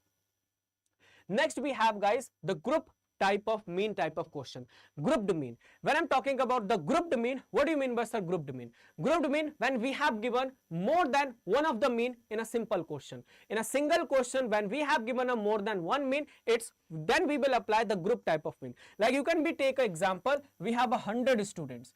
Now in 100 students, you can be see here, we have given the two mean. The first mean is arithmetic, and the second is my what? Second is my arithmetic mean of second students. So the 100 students where the arithmetic mathematics is 60, and the other group of the 50 students, we have a two group. In one group we have 60 students, in second group we have 50 students. In a 60 students of the group, we have exactly the average is 60, and the second one the average is 90. So what is the formula that I will apply? So for a combined mean, you will apply the formula of n multiply your mean 1, n2 multiply your mean 2, and divisible with by n1 plus n2. You will able to find out your combined mean. It's a very simple, guys. Again, now sometime you will exactly be find out. So don't be worry about. We will also be do the practice of so many questions. Right now we are doing what? We are covering our concepts, because till then you are not be able to understand the concept. We will not be able to solve any questions. So right now we are just be covering the concepts. Once we will complete entire the conceptual part, then we will do the practice of each and every type of questions in after the 2 or 3 days whatsoever the session has been scheduled. Now guys, you can be see here incorrect question, incorrect type of mean. Sometime we are taking a data or variable that exactly be a wrong variable. Rather than taking a correct variable, when we are taking a incorrect variable, so how we can calculate the corrected mean? The first important requirement is you have to be find out the incorrect observation. Once you will able to find out the incorrect observation, then those portion, those part which is incorrect, just be reduce the incorrect portion and add back the correct portion. Like you can be see here, this is the question exactly be given in your examination. Let's suppose your number of observation is 25, your incorrect mean has also been given 78.4. So the first step is your what? The first step to be find out the incorrect sum of observation. So how we can be find out the incorrect sum of observation? So in order to find out the incorrect sum of observation, the same formula of mean you will apply, and you will find out the sum of incorrect observation. From this sum of incorrect observation, we will reduce the incorrect portion, because the question is talking about at the time of calculating the mean, we have misread 96 as a 69. So what is my incorrect part? My incorrect is 69 and my correct portion is 96. After that you have a correct sum of observation and just we calculate the what? Your corrected mean. So next we have a very important segment, it's your geometric mean. Now this particular part is too much important from your examination perspective, guys. Now the geometric mean type of questions definitely you will find in your examination, but the question is how we can be sir calculate the geometric mean. Sir, we have a two type of data, you know very well. One is a ungrouped data, second one is a group data. We have the individual data, which is also be known as ungrouped data, and sometime we have a group data. Yes, when I'm talking about the individual or ungrouped data, we have like 2, 3, 4 or 5. So without having any corresponding repeating frequency, so that value is your ungrouped data or individual value. Like sometime we have a group data. So group data is your that data when the number of variable in relation to in corresponding we have a frequency as well. But the question is arising, sir, how we can be find out the geometric mean? So whether you have a individual data, whether you have a group data, just be follow these 5 steps. Just be follow these 5 steps, you will able to find out what? You will able to find out your geometric mean. What is these 5 steps, sir? The first step on your screen is whatsoever the variables you have. Let's suppose I am calculating first of all this geometric mean. From this particular variable we are calculating the geometric mean. So how I can be calculate the geometric mean from this type of data? So it's a product of all the observation. So 2 multiply 3 multiply 4 multiply 5. It's my product of all the observation. So do the product. 2 multiply 3 multiply 4 multiply 5. After doing the product, what you are required? under root, press the under root in your calculator 12 times. 1, 2, 3, 4, 5, 6, 7, 8, 9, 10, 11, 12. Once you have pressed the 12th time of the under root, you have completed the first step. Now we are moving forward to the next step. What is the next step, sir? Next step is minus your 1. After minusing the 1, let's see how many observations we have. You can be see here we have 1, 2, 3, 4. 4 observations. So after minusing 1, divisible with your number of what observation. My number of observation in this case is 4. So I will divide with my 4. Then add back your 1, that is 4th number step. And once you have added, press the multiply equal to 12 times. So 1, 2, 3, 4, 5, 6, 7, 8, 9, 10, 11, 12. So I have calculated my geometric mean. So in this question, my geometric mean is what? 3.32. This is the correct answer. Now guys, now the question is arising, sir, when we have a group type of data, how we can calculate the geometric mean? So the product of your all the variables, it's a simple, your product of one variable, the product of your second variable, and your product of third variable, and the product of your fourth variable. But you can be see here we have also the number of frequencies. So 1 power 5, we have 2 power 6, we have 3 power 5, 4 power 10. Now after simplifying it, just you all are required to be follow these all the steps, you will able to get your answer. Now the question is how we can be follow these all the steps. First of all, just we do the simplify of the power. 1 power 5 is exactly be equal to your what? 1. 2 power 6 is your what? 2 multiply 2 times, 3 times, 4 times, 5 times, 6 times. It's your 64. Your 3 power 5 times is your what? 2 times, 3 times, 4, 5, 6. Yes? Oh, okay. 5 times we have 243. And your 4 power 10 is your what? So 4 multiply equal to 2, 3, 4, 5, 6, 7, 8, 9, 10. So 104, 8, 5, 7, 6. So after solving the all the power 104, 8, 5, 7, 6. What's you all are required? Do the product of all this value. How I can we do the product? 1 multiply by 64 multiply by 243 multiply 104, 8, 5, 7, 6. Once I have done the product, press equal to. Now just we apply the first step. What is the first step? The first step are talking about press under root 12 times. So 1, 2, 3, 4, 5, 6, 7, 8, 9, 10, 11, 12. Once I have completed the first step, I will move forward to the second step. The second step are talking about minus whatsoever the value you have exactly we got. You all are required to be minus 1. I have minuses the 1, but now the question is in my step number 3 whether I will require to be divided by 4. No, it's example. You are required to be divided with your number of observation. You can be see how many number of observation you have in this question. So 10 plus 10 is your 20, 20 is equal to 26. So you have the total number of observation is 26. So right now you all are required to be divided with your what? 26. Once you will divide the 26, you all are required to be add the fourth step. The fourth step is your add 1. Once I have add back the 1, now I will follow the last step and I will able to get my answer of geometric mean. What the last step? Multiply equal to your 12 times. So 1, 2, 3, 4, 5, 6, 7, 8, 9, 10, 11, 12. I have exactly got my answer 2.47. So the 2.47 is absolutely be the correct answer. So if you are getting here 2.47, so the 2.47 of the geometric mean is absolutely be correct answer. So without applying any formula, without applying any log, without applying anything else, I have exactly be calculated the geometric mean type of question. Now guys, I am giving you one of the class work for all of you. So you all are required to be find out here just within a 30 seconds what is your geometric mean. So I am giving you a sum of the data 2, 1, 3, 4, 7. Frequencies you have given 1, 2, 4, 3 and 2.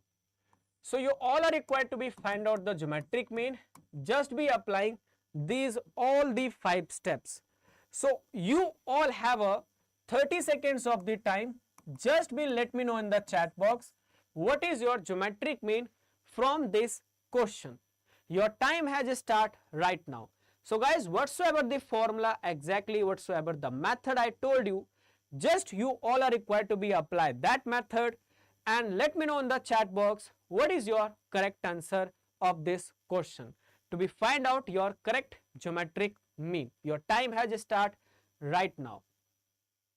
Everyone.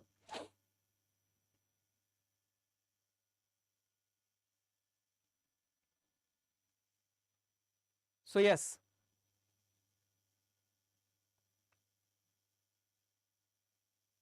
Are you solving?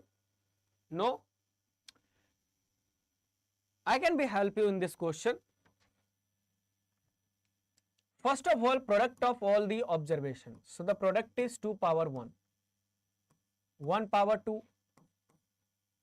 3 power 4, 4 power 3 and 7 power 2. First of all, you all are required to be solve the what? Powers. How you can be solve the power? 2 power 1 is equal to your 2, 1 power 2 is equal to your 1, 3 power 4, 2, 3 and 4 is 81, 4 power 3, 2, 3 is 64 and your 7 power 2 is your 49. Once I have solved the power calculation, the next part is my what? I will do the product and apply my all the 4 steps. The first is 2 multiply 1 multiply 81 multiply 64 multiply 49. Once I have done, so what is the requirement? The requirement is press your under root 12 times. 1, 2, 3, 4, 5, 6, 7, 8, 9, 10, 11, 12. Once I have pressed the 12 time, what is the requirement? The second step is minus 1. So just we do the minus 1. Once you have done, divisible with your what? Divisible with your number of observation. How many number of observation we have? 4 plus 3 is 7, 7 plus 2 is 9, yes, 9 plus 1 is 10 and 10 plus 2 is equal to 12. You have number of observation is 12. So divisible with your what? Divisible with your 12. Once you have divide with your 12, add back the 1. Once you have add back the 1, then you all are required to be follow the last step. The last step is multiply equal 1, 2, 3, 4, 5, 6, 7, 8, 9, 10, 11, 12. So my correct answer is 2.99. So by applying these all the methods, I have exactly be find out what? The geometric mean. This is the method of solving the geometric type of question. I am hoping guys right now you have understood each and every steps and you have exactly be got how to be solve the geometric type of mean type of questions. Next we have a harmonic mean.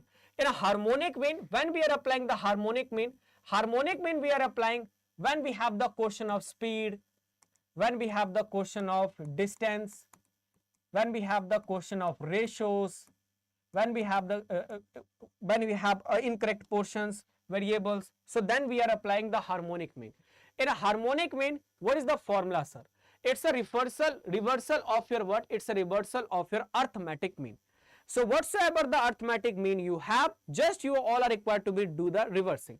What is the formula? So the formula is the number of observation, the whole divisible with your what? Your reverse of your all the variables. So 1 by x1, x2, x3.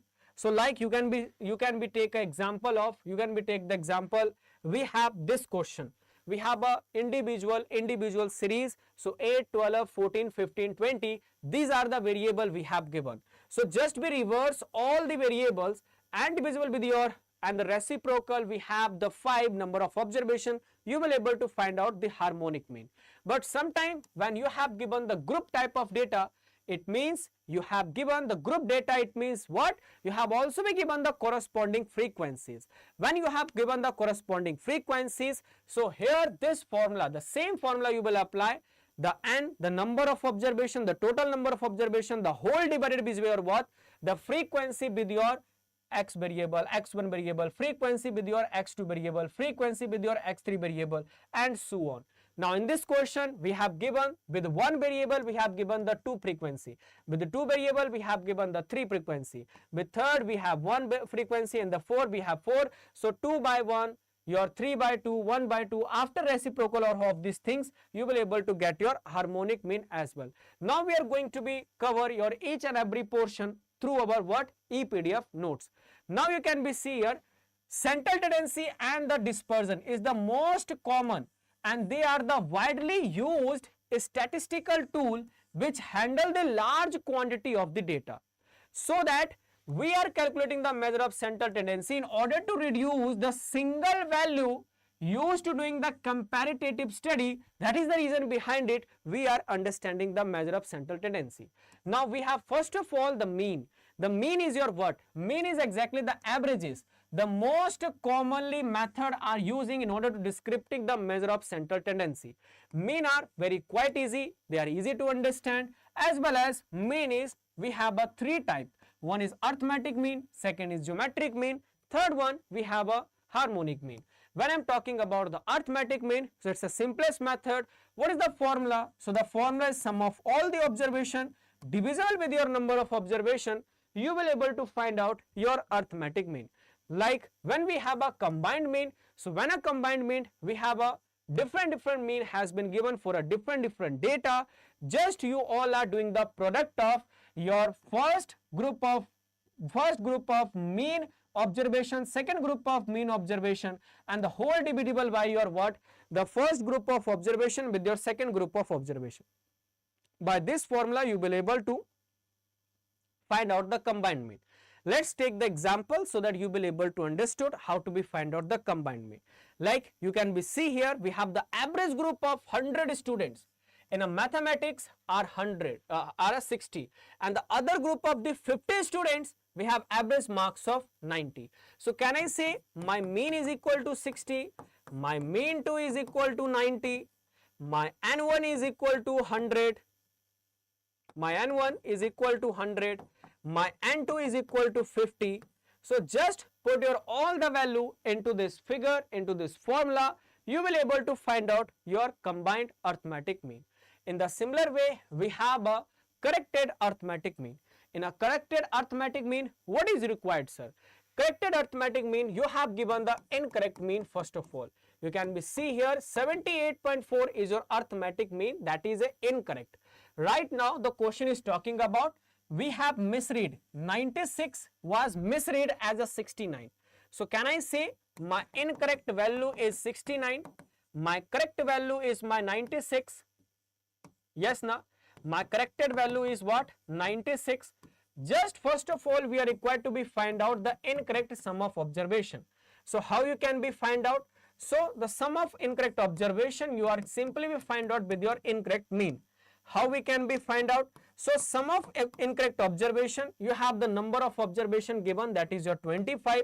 So just multiply the 25 with your incorrect mean, that is 78.4. You will able to find out incorrect observation. Once you have get the incorrect observation, reduce the value of 69, add the value of 96, you will find out the corrected observation, and once you will arrive the corrected observation, divide with your 25 observation, you will able to find out the mean.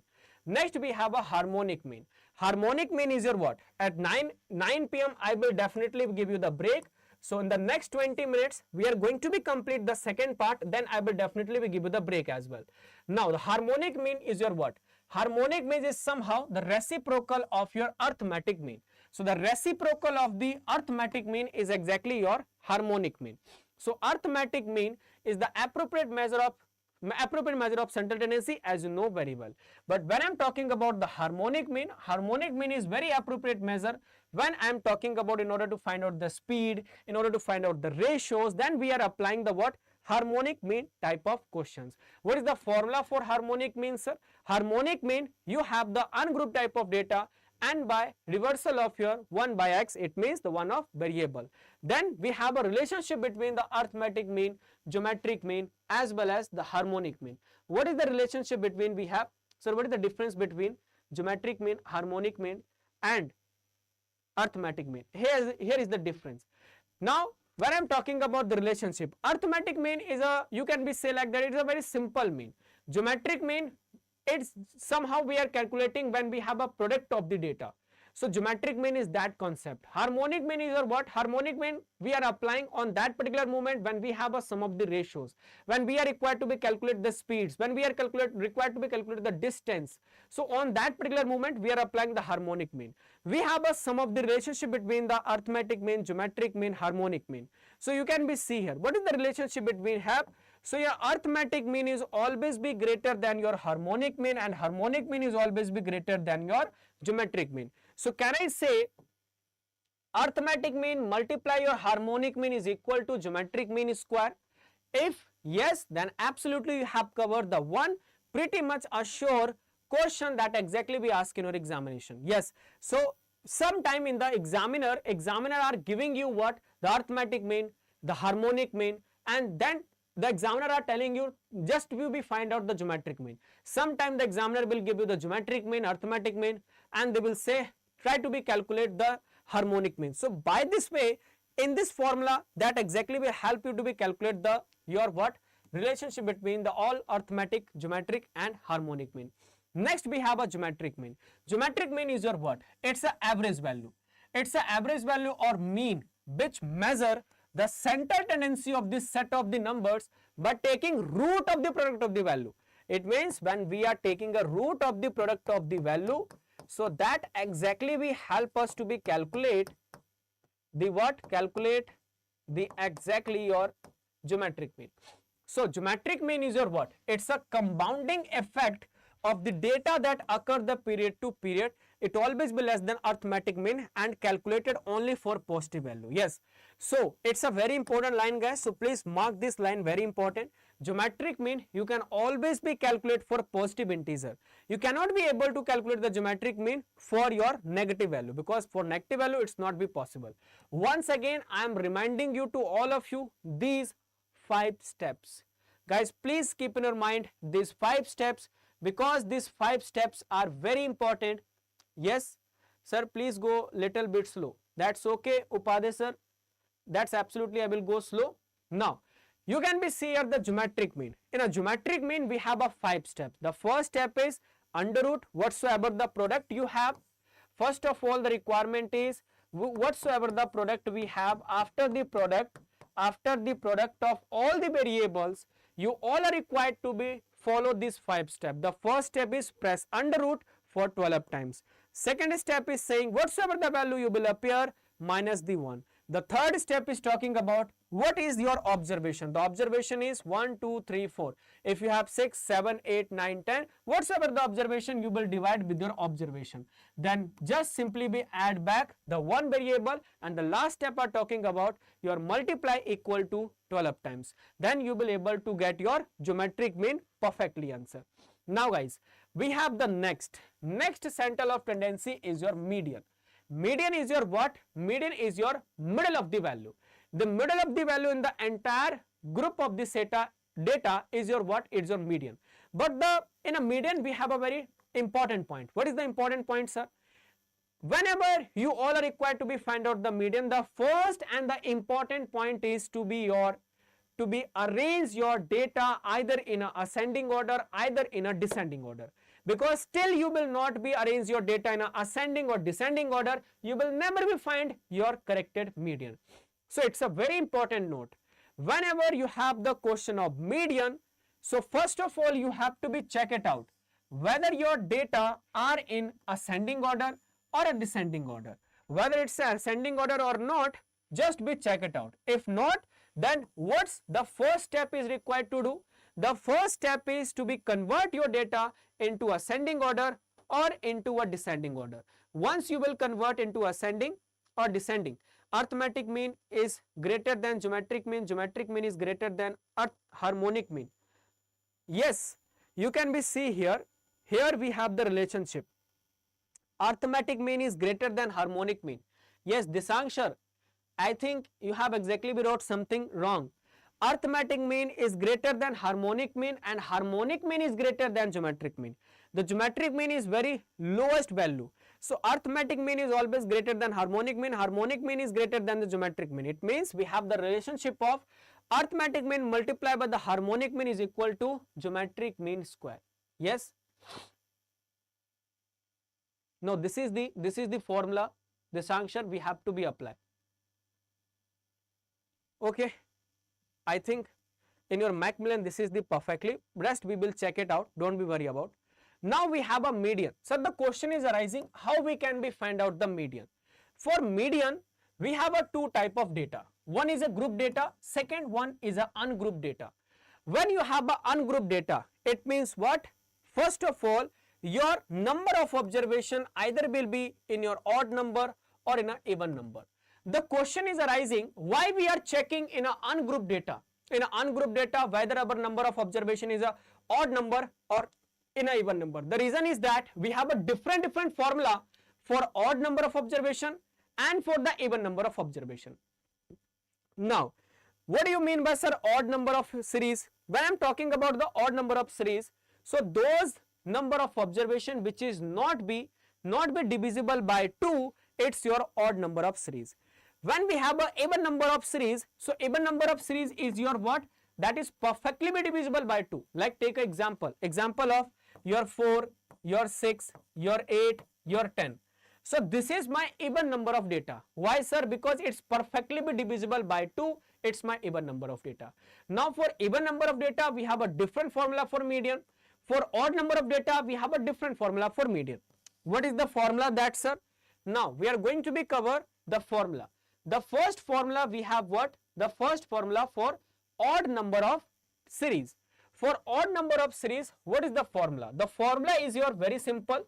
The median is equal to n plus 1 and by divisible by tooth of the observations. Like you can be take an example. First of all, we have a data and this data in a first of all ascending order. So we have no any kind of problem to be find out the median.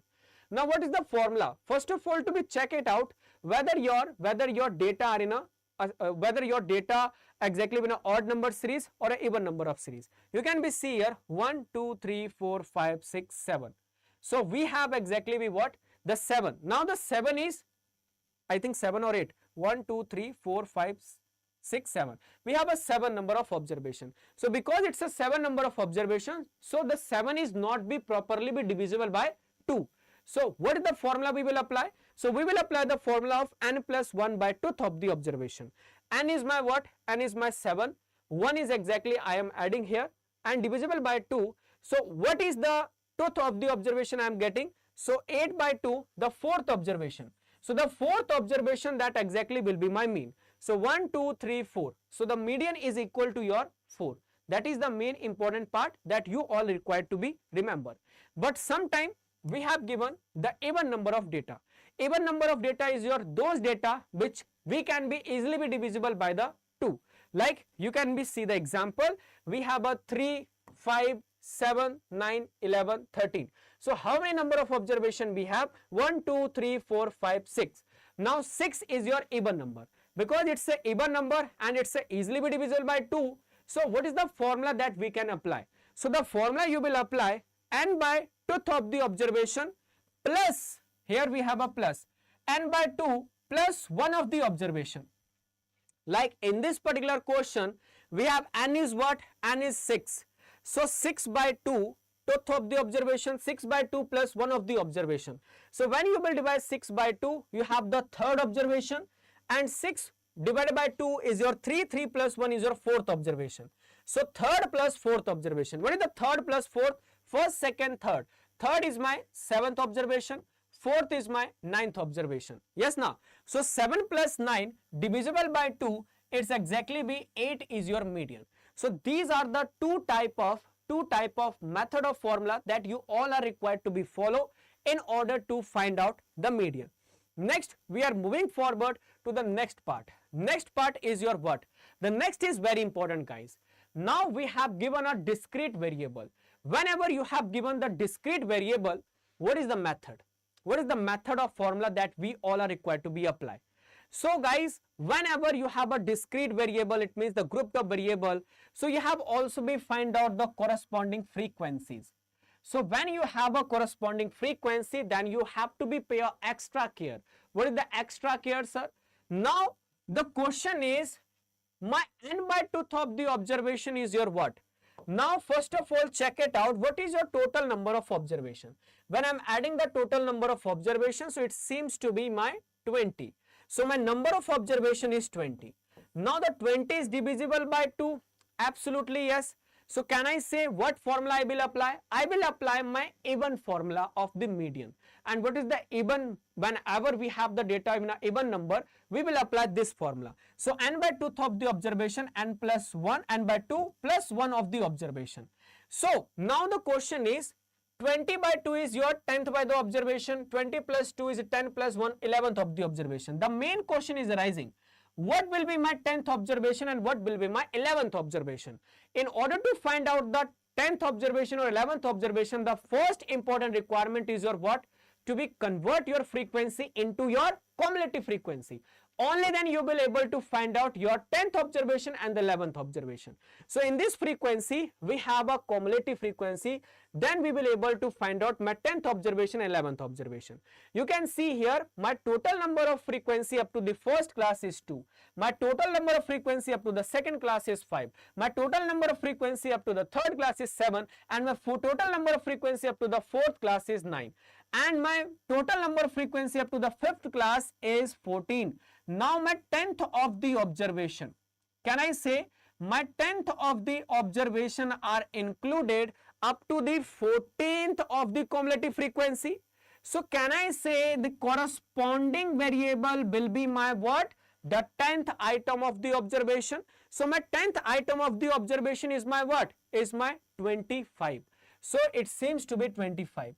And also my 11th of the observation are also included, because the 14th of the observation are included up to the variable of 25. So my 10th plus 11 or up to the 14th are included here. That is the reason behind it. I will apply 25 plus 25 divided by 2. So that will become my what? Exactly my median. This is the method of solving the median when you have a discrete variable. Next, you can see here another way. The another question of your discrete variable. In the similar circumstances, you have the number of observation is 28. Now 28, can I say it's divisible by 2 easily? Yes, of course, sir. So 14, it seems to be divisible by 2. So what is the formula I will apply? The even method of formula I will apply. So n by 2th of the observation, n by 2 plus 1 of the observation divisible by 2. Now n is my what? 28. 28 by 2 is 14th of the item. 28 plus 2 by 2 plus 1 is 15th of the item. But the question is, what is my 4th? What is my 15th? So in order to find out the 14th or 15th of the observation, the most important requirement is convert your frequency into the cumulative frequency. So up to the first class of the variable, we have 4 total number of frequency. Up to the second class of the variable, we have 7th of the cumulative frequency. Now the question is saying 14th item. So my 14th of the observation are included up to this cumulative frequency. So can I say my exactly be the 14th, my 14th variable is exactly 17, and the next is your 15th item. Now the 15th item are included up to the cumulative frequency of 16. So can I say my variable will be your 20. So 14th or 15th item is my 17 or 20. So just 17 plus 20 divisible by 2, you will able to find out your median. So this is the another way whenever you have given what? Whenever you have given the median type of question in a discrete variable. But the most important question that exactly you will find in your examination in relation to your continuous data. Yes guys, continuous data is very important. When I am talking about the continuous data, we have another formula. The lower limit of the class plus n by 2 minus cumulative frequency of the preceding class divisible with your class frequency multiplied with your height of the class. Yes, the lower class CFP means your cumulative of the preceding class, F is equal to your class frequency, I is equal to your upper limit minus your lower limit. Now when I will apply this type of formula, you will apply only this formula when you have a continuous series. Continuous series means 0 to 5, 5 to 10, 10 to 15. Now the main question is arising, sir, main question is arising in order to find out which class that exactly I will select. So the first requirement is to be check it out by n by 2th of the item. So when I am dividing, my number of observation is 15. So 15 plus 2, I think it's 16. 16 plus 2 is my 8th of the item. When I'm looking at the 8th of the item, so again in a discrete type of questions, in a continuous type of questions, you have to be calculate the cumulative frequency. So now cumulative frequency up to the first class of cumulative frequency is 3, up to the second class of cumulative frequency is 5, up to the third class of cumulative frequency is my 8. Can I say my 8th item are included up to the cumulative frequency of 8. So my median class will be my 10 to 15. Because my median class is 10 to 15, so my lower limit is 10, my number of observation is 15. Now the cumulative frequency of the preceding class, so those in which your item will be fall, so the preceding of the class of frequency will be your cumulative frequency of the preceding class. So your 5 is your preceding class cumulative frequency, your class frequency, the corresponding your frequency is your class frequency, that is your 3. Just be put it down all the figure into your value, you will able to find your median. That is the part of your median and it's a very easy to be solved. Now guys, we are moving forward to the next part, and this part is your missing frequency. Now the missing frequency type of question, we are facing some of the challenges. What are the challenges that we can be faced? Because in the missing frequency you have already been given the median in the questions. When you have exactly be found the median, you all have a target to be find out the missing frequency. How we can be find out the missing frequency, sir? In order to find out the missing frequency, the first target is what will be my median class. So whenever you have a missing frequency, so just be watch into your median value. If your median value is 24, let's check it out. This median value is falling in which of the class? Yes, my median is 24. It means that exactly will fall into my class of 20 to 30. So because it is falling into the class of 20 to 30, it means my lower class is 20, my upper class is 30. So once I have find out my exactly the class size, everything is very simple for me. Just be find out the cumulative frequency and then everything is very simple for all of you. Just I have found out the cumulative frequency and my median is falling into the class of 20 to 30. So the corresponding frequency is my class frequency and my cumulative frequency of the preceding is my 30. So just I have median given in the question 24, lower limit I have 20, 50 plus and plus f is my number of observation divisible by 2 and minus your 30 is your cumulative frequency of the preceding class. Just be solve it out, you will able to find your frequency is equal to 25. Just you all are required to do the simplification. This is the way of solving your this is the way of solving the median type of missing frequency type of questions. Now guys, we are going to be cover the mode. Sir, what do you mean by mode? Mode is your most frequent number in the given data set is your mode. Now you can be take an example. Example, first of all, the most repeating value in the entire class, it's my it's my mode. Let's take an example in order to understand this mode. Let's suppose we have a given data set.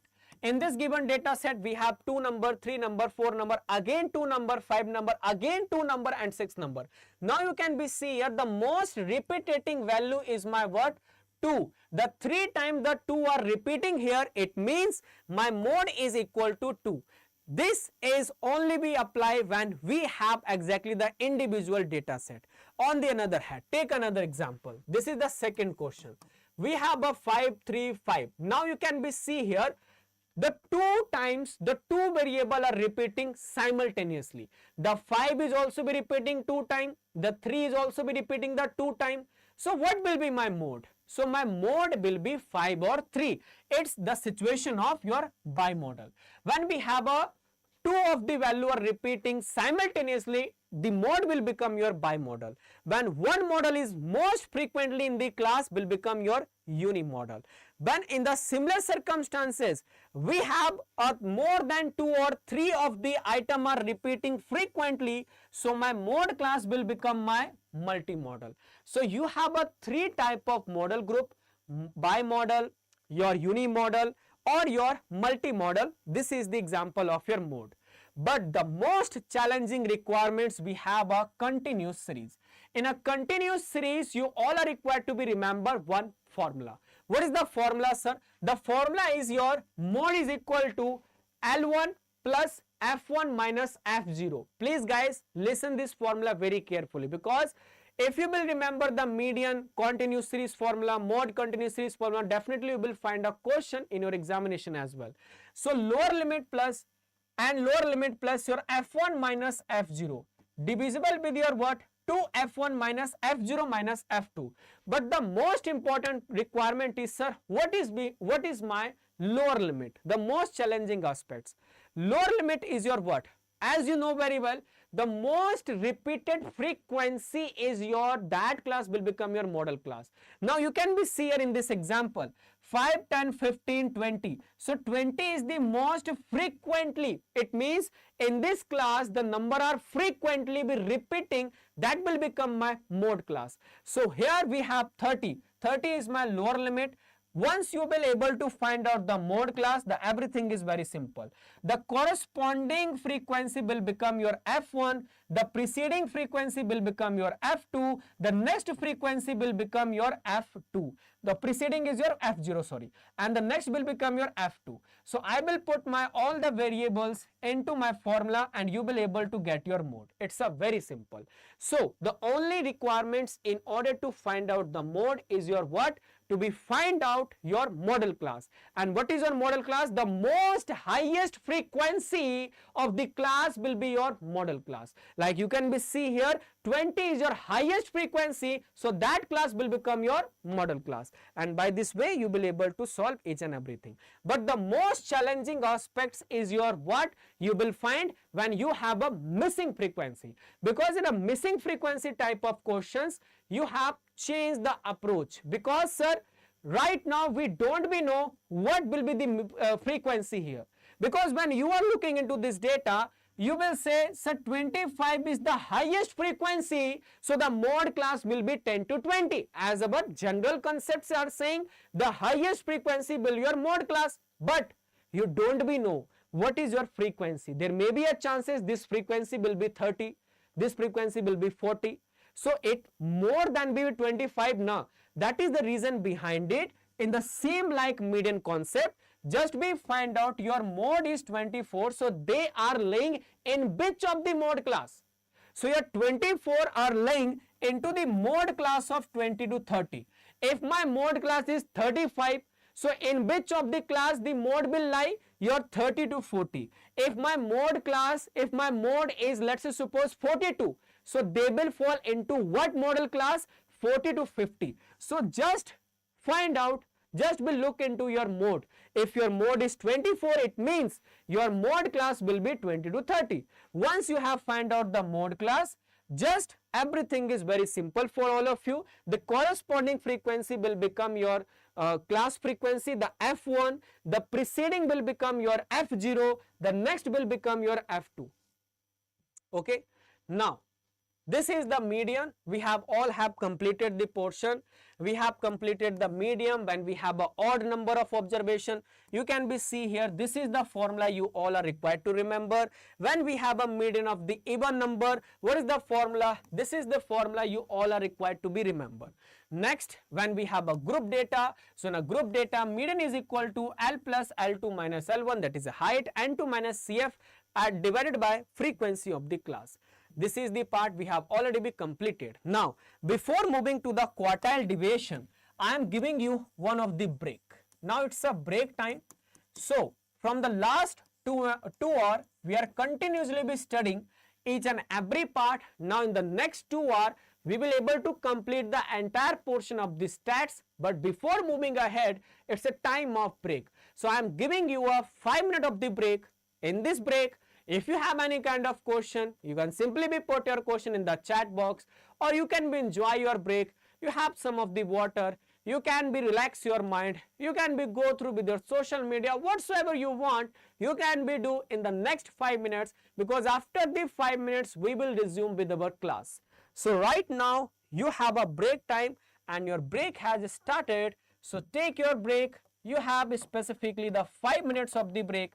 Then we will start the remaining portion. Thank you.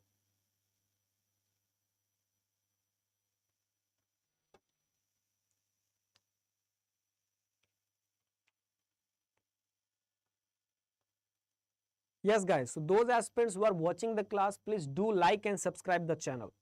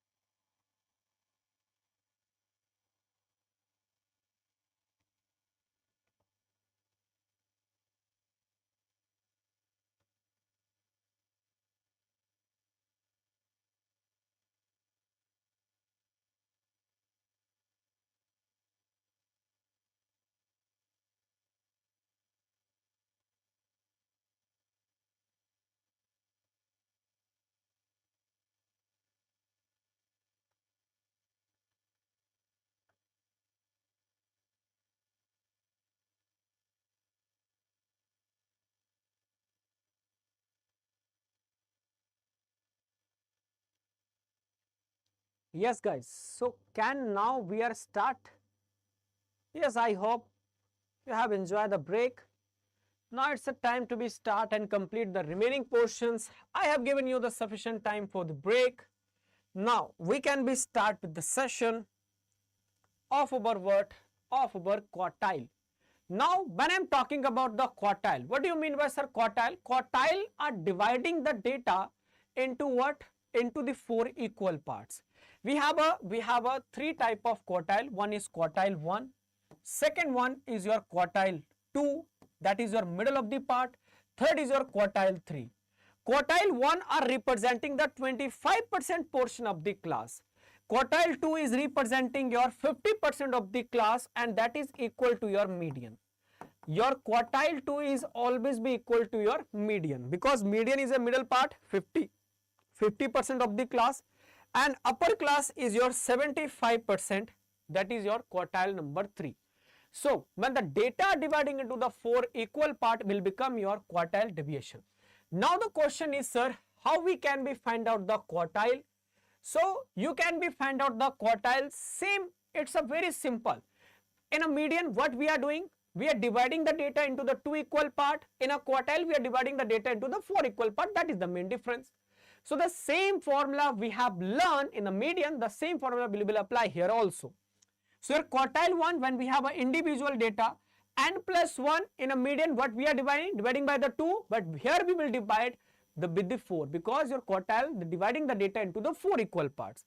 In a quartile 2, your entire data is your what? Dividing the 50%. So my 50% is equal to my median, and my quartile 3, that is my 75% of the portion. So 3 multiply n plus 1 divided by 4 is equal to quartile 3. And we have when we have a group of the data. So in a group of the data, you are not be required to be add back 1, because in a ungrouped data just you are required to be add the 1. The same formula will apply here in a quartile as well. But the most important is your continuous data of the quartile deviation. When I am talking about the continuous data, here is the formula that you all are required to be remember.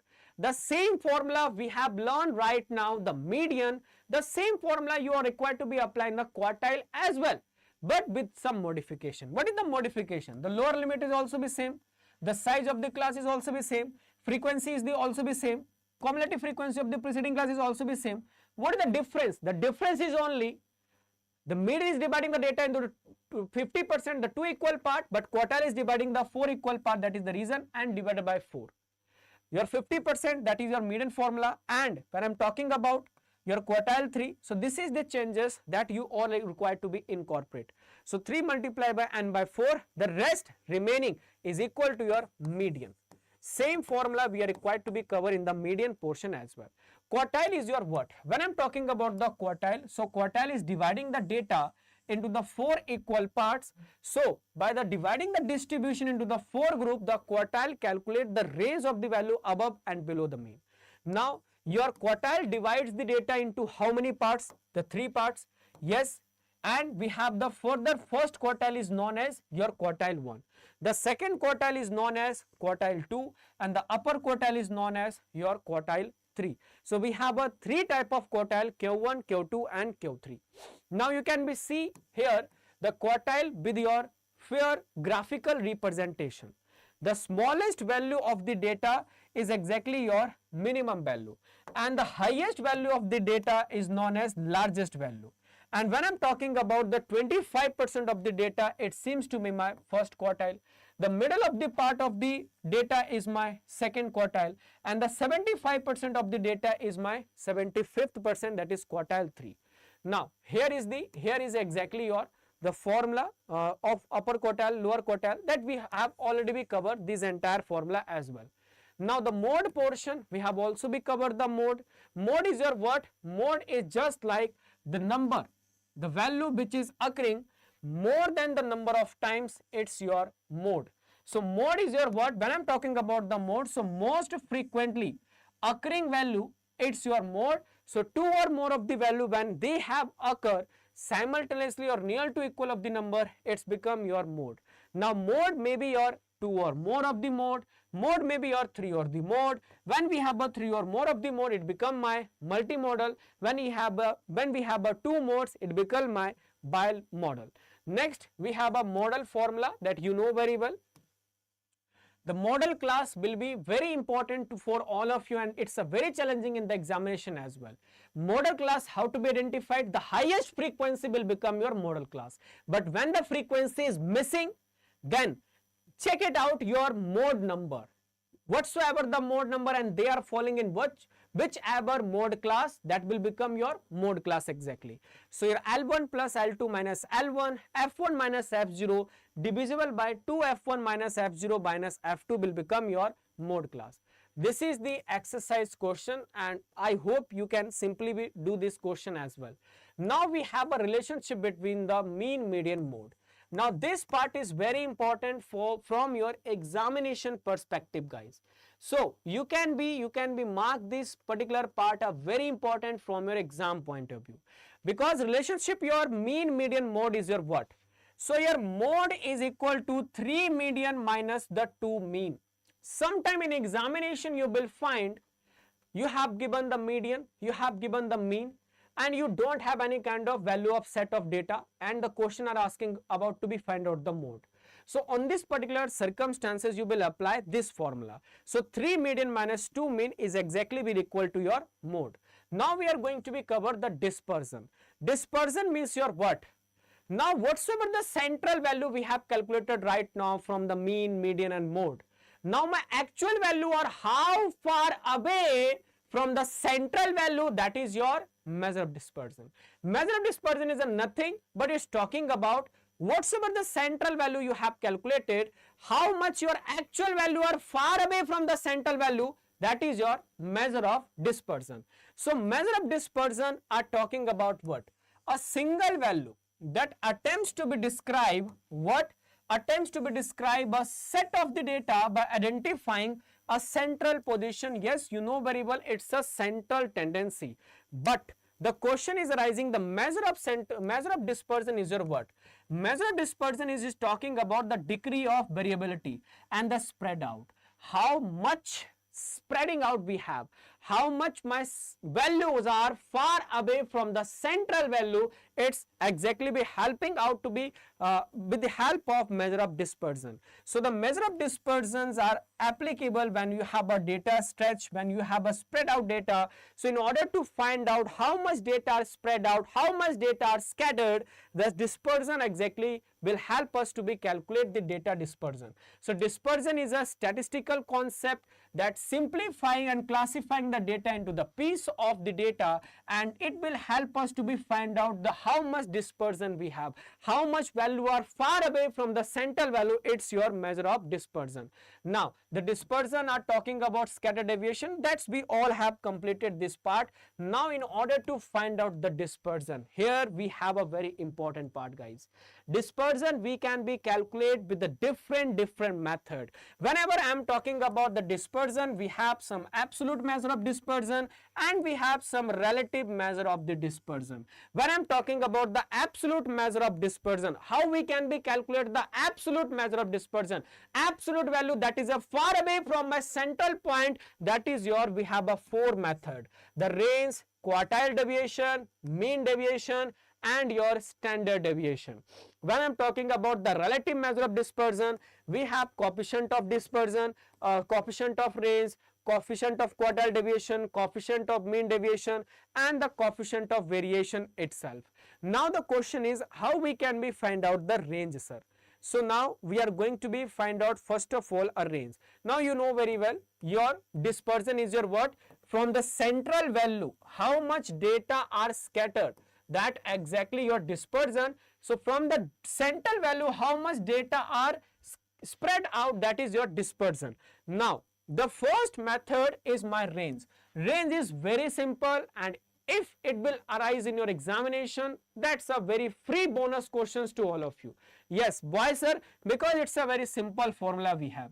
The largest value minus smallest value, that exactly will your range. And when I'm talking about the coefficient of range, so largest value minus smallest value divisible by your largest value plus smallest value, it will become your coefficient of range. Next we have a quartile deviation.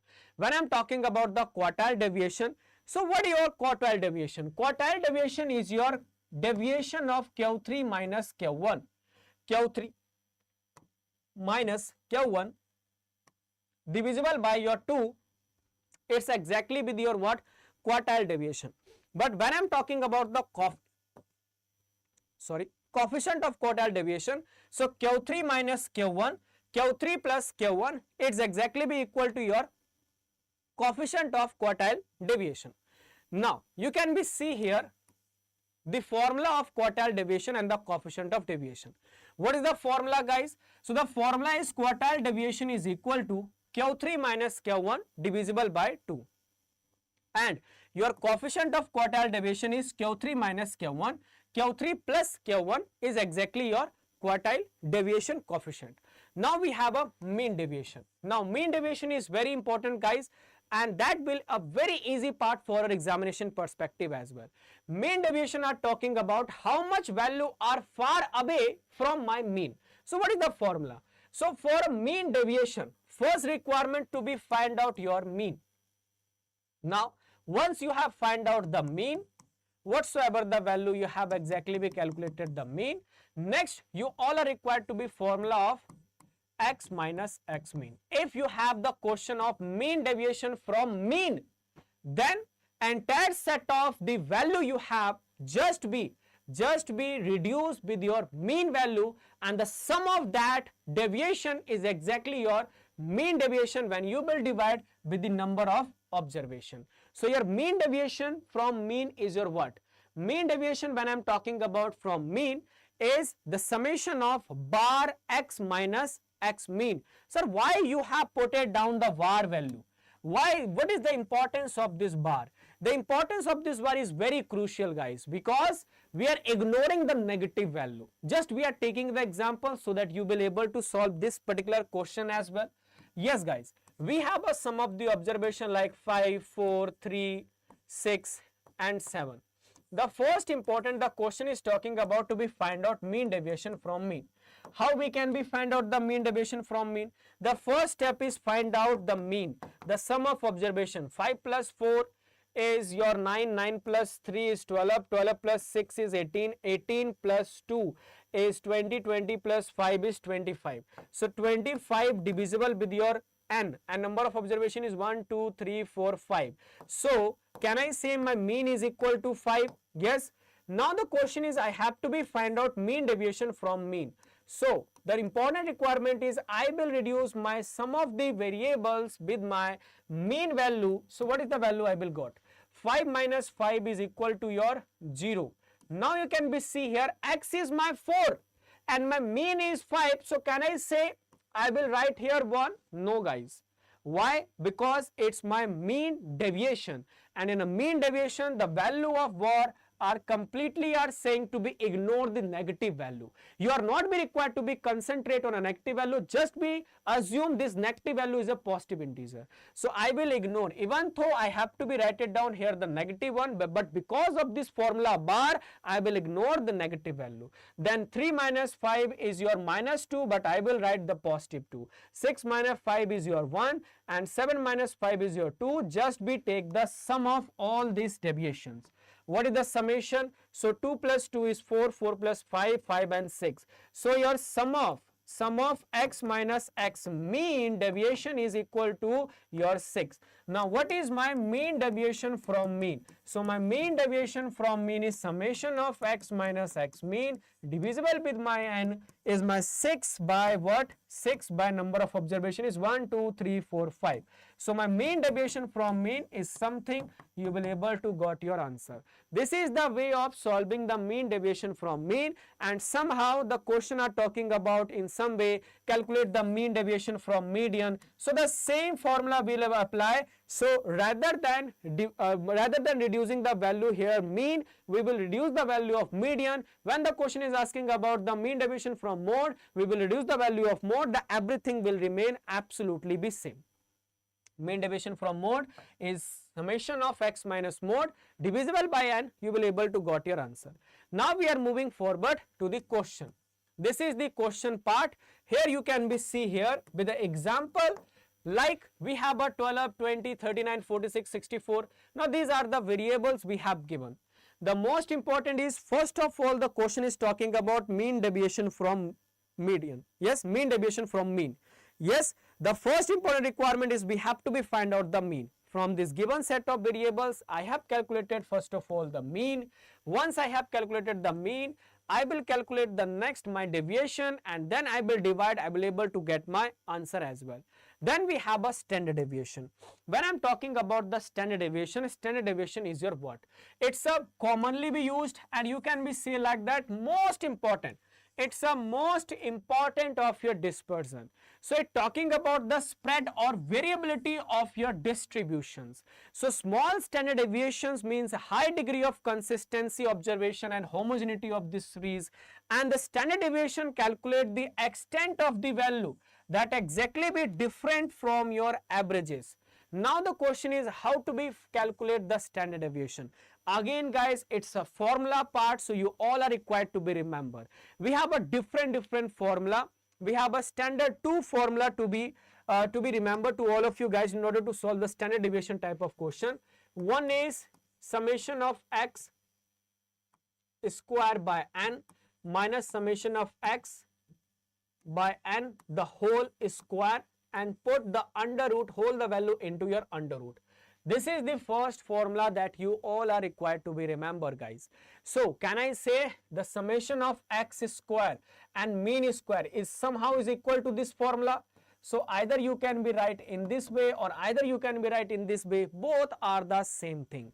The second formula we have what? The summation of x minus x mean the whole square by n is exactly your standard deviation of ungrouped data. But the same formula we will apply by just multiplying the frequency when we have the group data. So in a group data also we will apply the same formula, but just we multiply my sum of the deviation of mean with my frequencies, and everything will remain same as it is. But the most important formula is your what? The coefficient of variation. Coefficient of variation is your what? The standard deviation divisible with your mean multiply with your 100% as exactly be your coefficient of variation. Now we have successfully completed the second part itself. So today you know very well we are just be covering the conceptual portion, but don't be worry about guys, we have a one dedicated session itself. And what is the dedication session? The dedication session is totally be toward your MCQs numerical question practice for module A itself. That will going to be happen after the 2 days. So just after the 2 days we will practice so many questions, almost 200 plus question we will definitely be practice. But the before practicing the question, most of the bankers will say, sir, we don't know the concept. That is the reason behind this. Today we are covering each and every type of concept, each and every type of formula, so that after the 2 days of the class, whatsoever the numerical class we will take, you will not be find any kind of problem. Now we have completed the second part itself. Now we are going to be start the third part. So till now I am hoping right now you have understood all the formula, all the concepts right now. Now after that we have left with the two part, the part number third and part number fourth. The fourth number part is not too much vast, but yes, third part is somehow a big, but after that in the next 1.5 hour we will able to complete the entire portion itself. Now we are going to be start the correlation, regression as well as time series, estimation, simulation, standard of error, VAR, value added risk, expected loss. These are the concepts we are left with it. So first of all we are going to be revise that particular part of the concepts. Now we are going to be start the second part of the day. Yes, this is a part number 2. And now we are good to go to be start this part as well.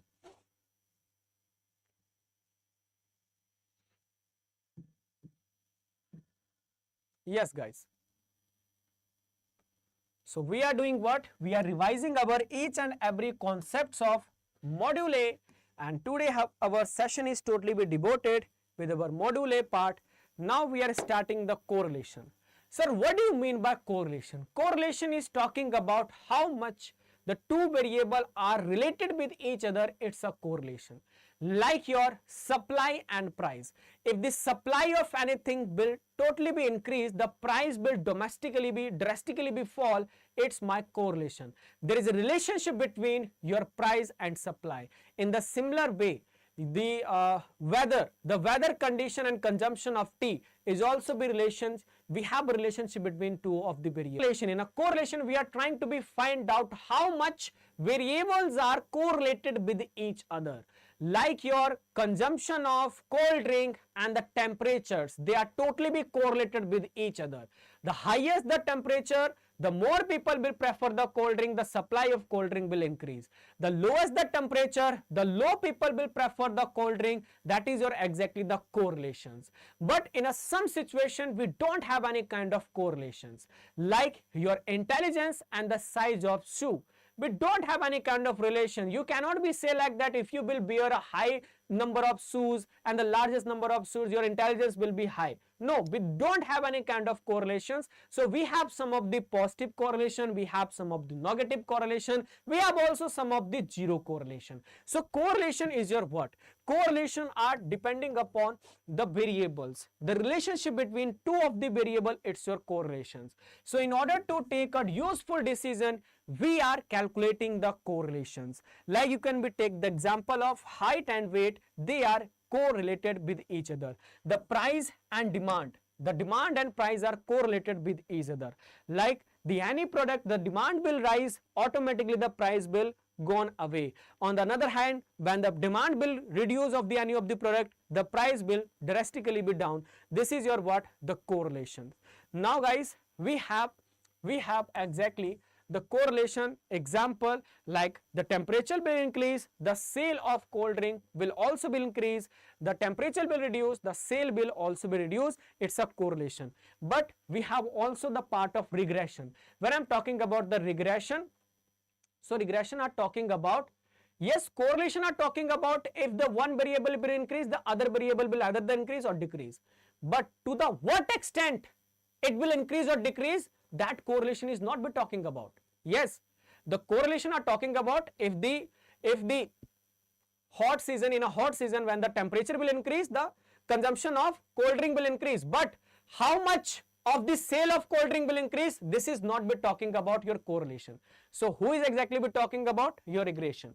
Your regression are talking about at the 30 degree of the Celsius of the temperature, at the 40 degree of the Celsius of the temperature, at the 16 degree of temperature of Celsius of the temperature, how much the cold drink exactly we will able to sold out.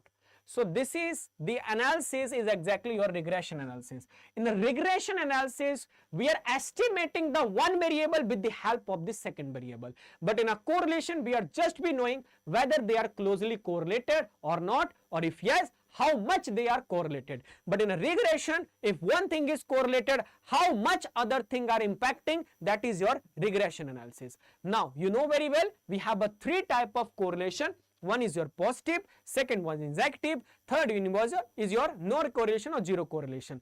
Like your when x variable are increasing, the y variable are also increasing. When x variable are decreasing, the y variable are also decreasing. It's your positive correlation. Like your supply are increasing, the price are decreasing, and supply decreasing, the supply are increasing. It's my negative correlation. So when we have a indirect relationship,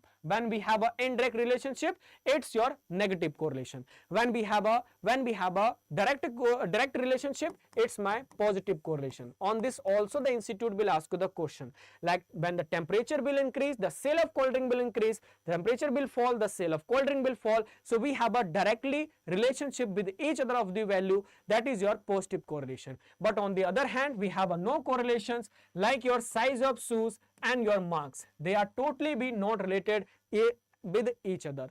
Next, the most important slide is your formula. Now, how to be calculate the correlations? We have a different formula to be calculate the correlation. The first formula that you are required to be remember, it's your covariance of x and y. divisible with your standard deviation of x multiplied with your standard deviation of y. But the question is how to be calculate the covariance of x and y. So if you want to be calculate the covariance of x and y, here is the formula.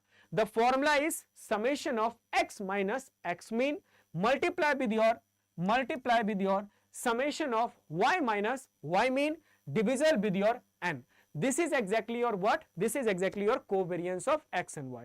But on the other hand, when I am talking about standard deviation of x, recently we have completed the standard deviation itself. So your summation of x minus x mean square by n is your standard deviation, and your summation of y minus y mean square is your standard deviation of x or y. So the first formula are very simple for correlation. They are talking about take a combination of x and y and divide with the standard deviation of x multiply with the standard deviation of y.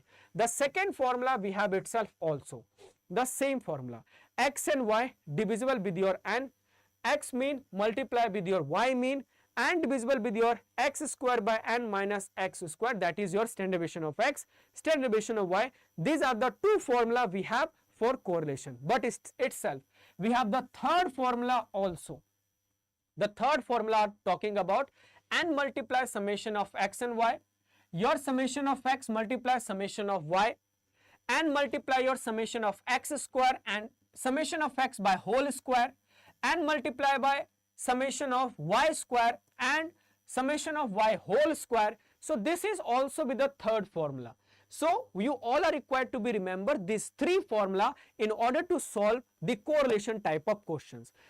Either you will apply this formula or this formula, you will get the answer same as it is. So I will say remember only one formula, but in some time the institute are also be asking a missing type of questions. So I will say just we have a three formula to keep in your mind all these three formula. So the first formula is very quite simple, covariance by standard deviation of x multiply standard deviation of y. So x minus x mean multiply y minus y mean divided by n, you will able to find out covariation of x and y, and standard deviation x standard deviation of y, what is that you have already be completed. So I will say the first formula is very important, second is also be very easy. So whatsoever the formula, that this is the static part, so you all are required to be remember. Next we have a regression. Regression are talking about what? Regression are talking about the temperature and consumption of tea. Yes, with the help of correlation we know very well they are closely be related. But the question is, if the temperature are increasing by 10%, how much the sale of cold drink we can be predict? So with the help of one variable, how we can be predicting the second variable? It's your what? It's your regression.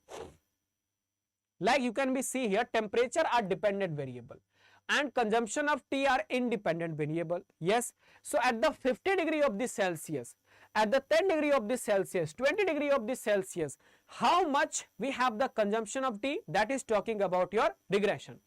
Now the question is arising, sir, how we can be find out the regression? So it's a very important we have a formula.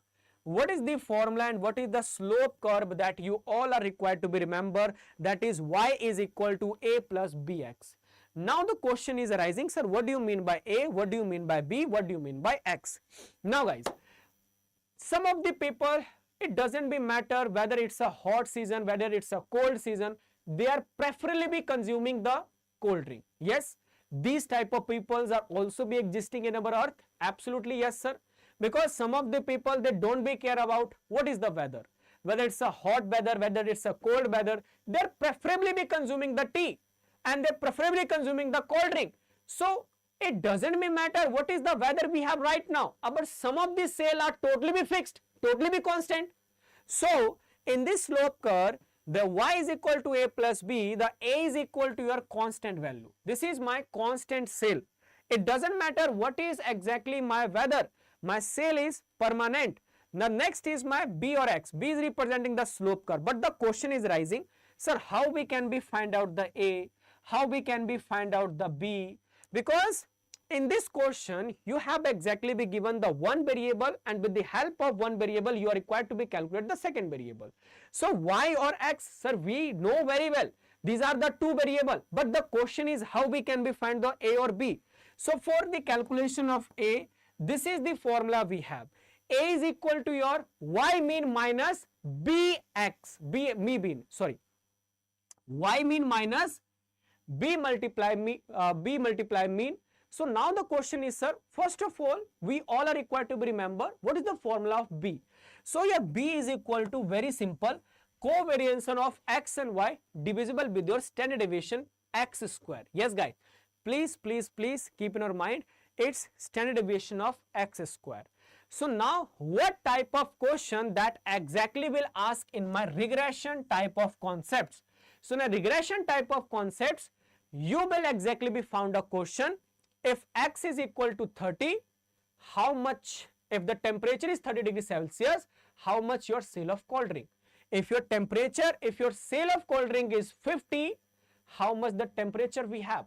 So one variable has been given, and with the help of this variable, we will trying to be find out the second variable. This is the reason behind it. We are solving here the regression type of concepts. So the regression type of concepts, you will able to find the one variable, and with the help of one variable, you are required to be calculate the second variable. And for this, you all are required to be remember this formula. What is the formula? Y is equal to your a plus bx. But the question is, y is equal to a plus bx. Y we know very well, it's my either x or it's my either y. But the question is, what is your a? A is equal to your, very simple, y mean minus b mean, b multiply mean, and b is equal to covariance of x and y divided by standard deviation of x square. Now we are going to be solve one of the question, then you will have a more clarity, and you know very well what is your covariance of x and y. So the covariance of x and y is your, you can be see here, when I am talking about your covariation of x and y. So your correlation multiplied by standard deviation of x and standard deviation of y divided by standard deviation of x square. This is the nothing but it's a simplification. Why is it a simplification? Because you know very well, your correlation is equal to what? We have recently completed the correlation conceptual part, and the correlation is equal to covariance and by summation of divisible by your standard deviation of x multiplied standard deviation of y. So can I say, when I am doing the cross multiplication, my covariation, can I write it down in this way? My correlation multiply standard deviation of x and standard deviation of y divisible by my standard deviation of x square.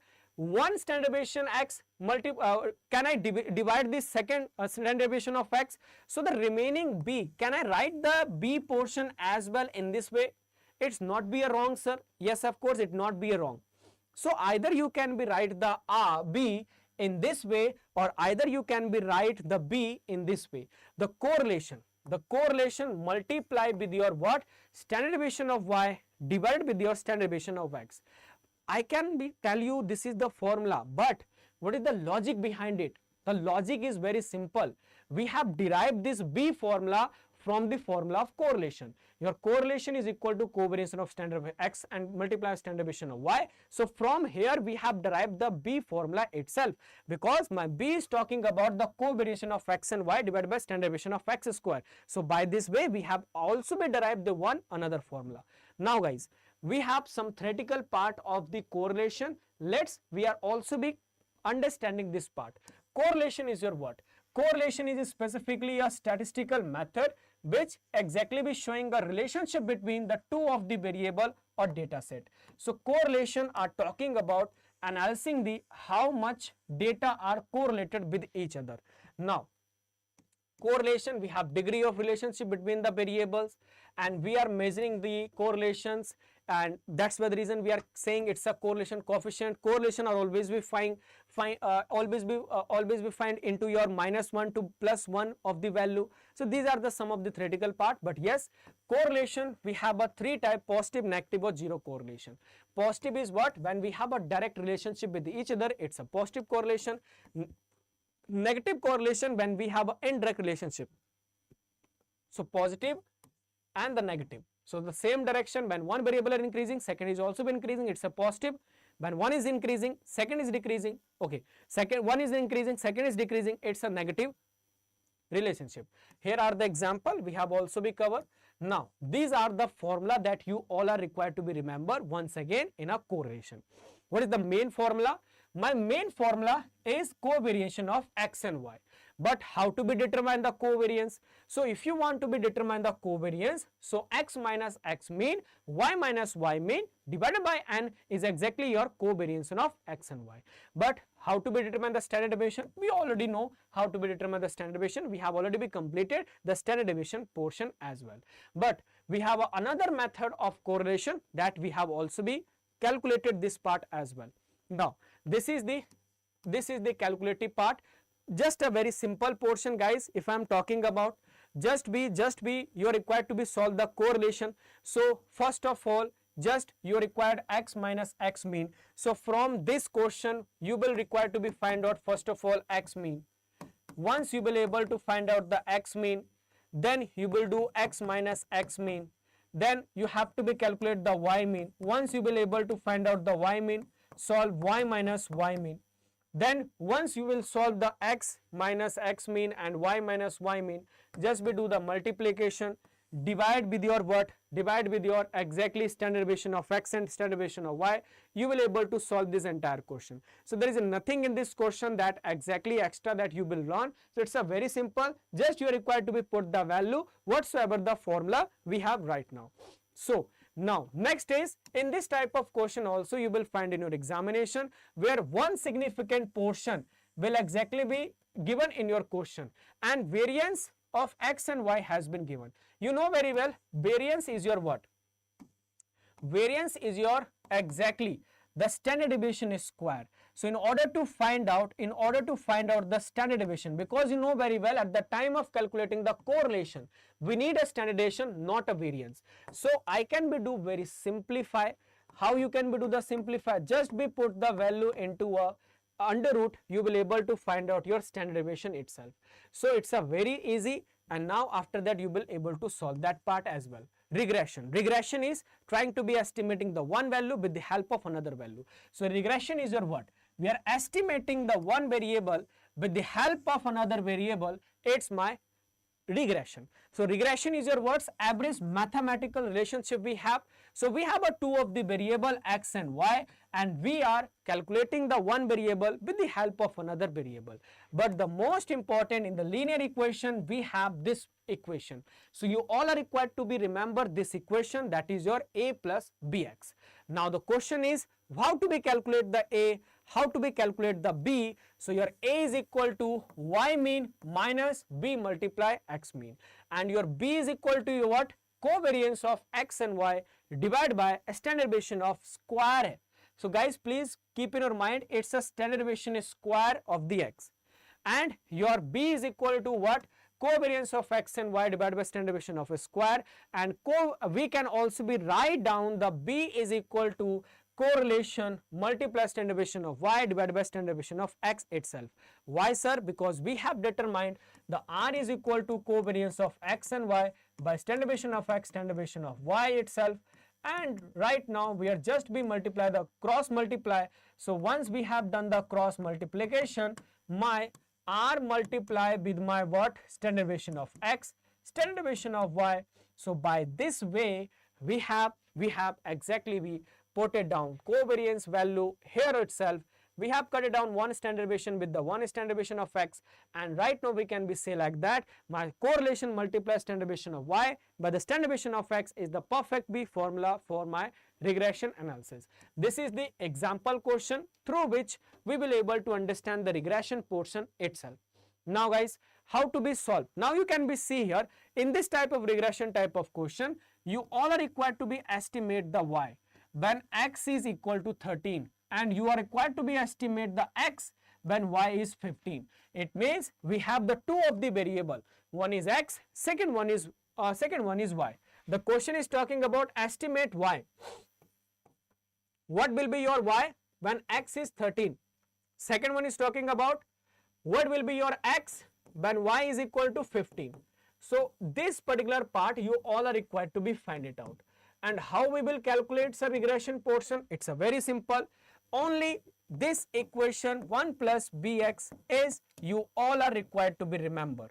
That is the equation you are required to be remember, and you know very well your a is equal to what? Your a is equal to yes, your A is equal to Y mean minus BX. Yes, Y mean minus B multiply X mean. And your B is equal to what? Your B is very simple, covariance of X and Y divided by with your standard deviation of X square. So by this, just be put down the formula and you will be able to estimate the second value itself.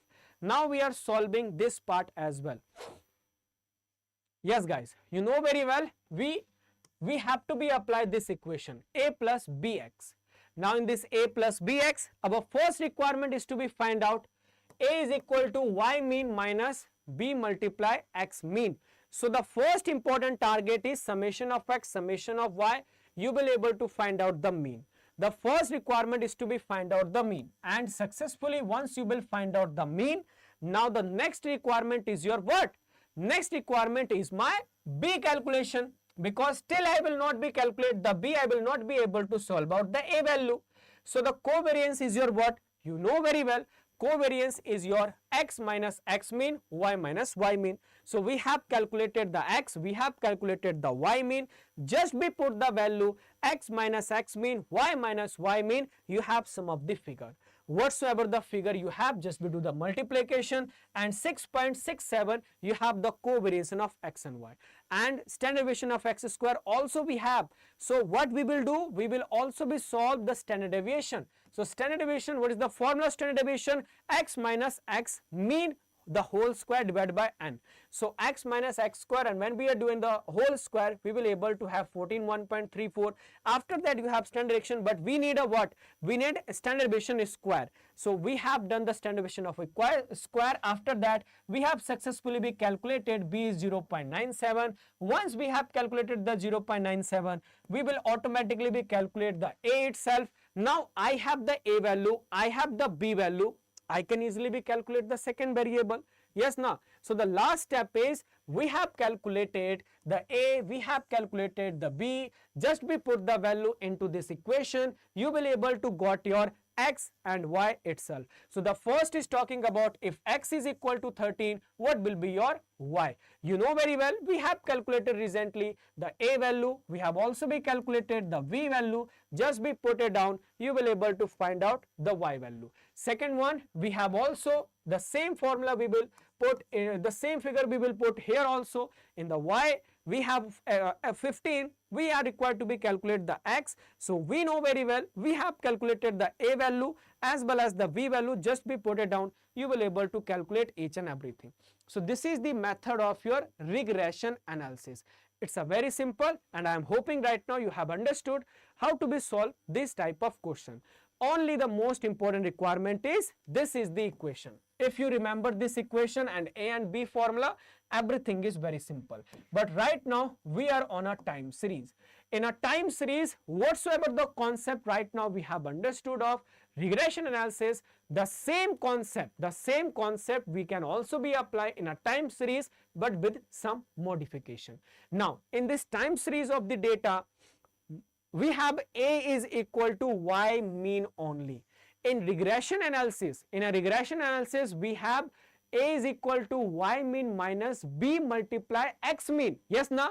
But in a time series type of question, we have A is equal to only the Y mean, and B is equal to your summation of XY by summation of X square, and the X we will apply here the coded mean. So here in a time series of the concept, we will apply the concept of coded mean.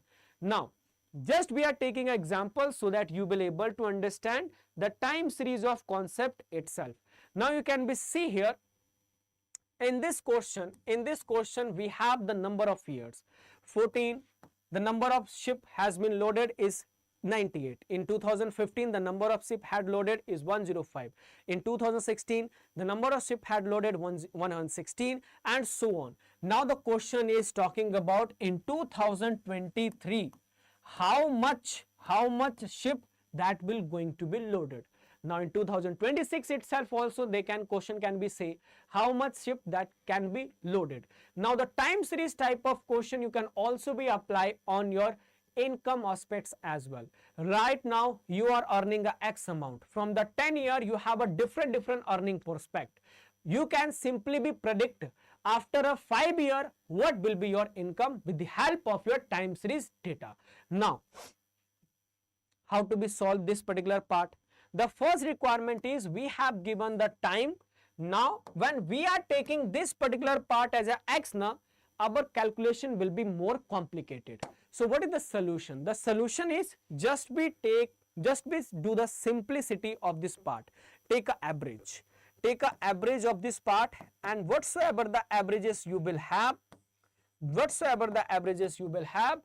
just be find out your coded mean. Now, how to be find out the coded mean? Let's suppose we have 2017.5 is my mean of this entire time series. Now we are required to be find out the coded mean. Coded mean is your what? Your time series minus the median that you have, mean exactly you have find out.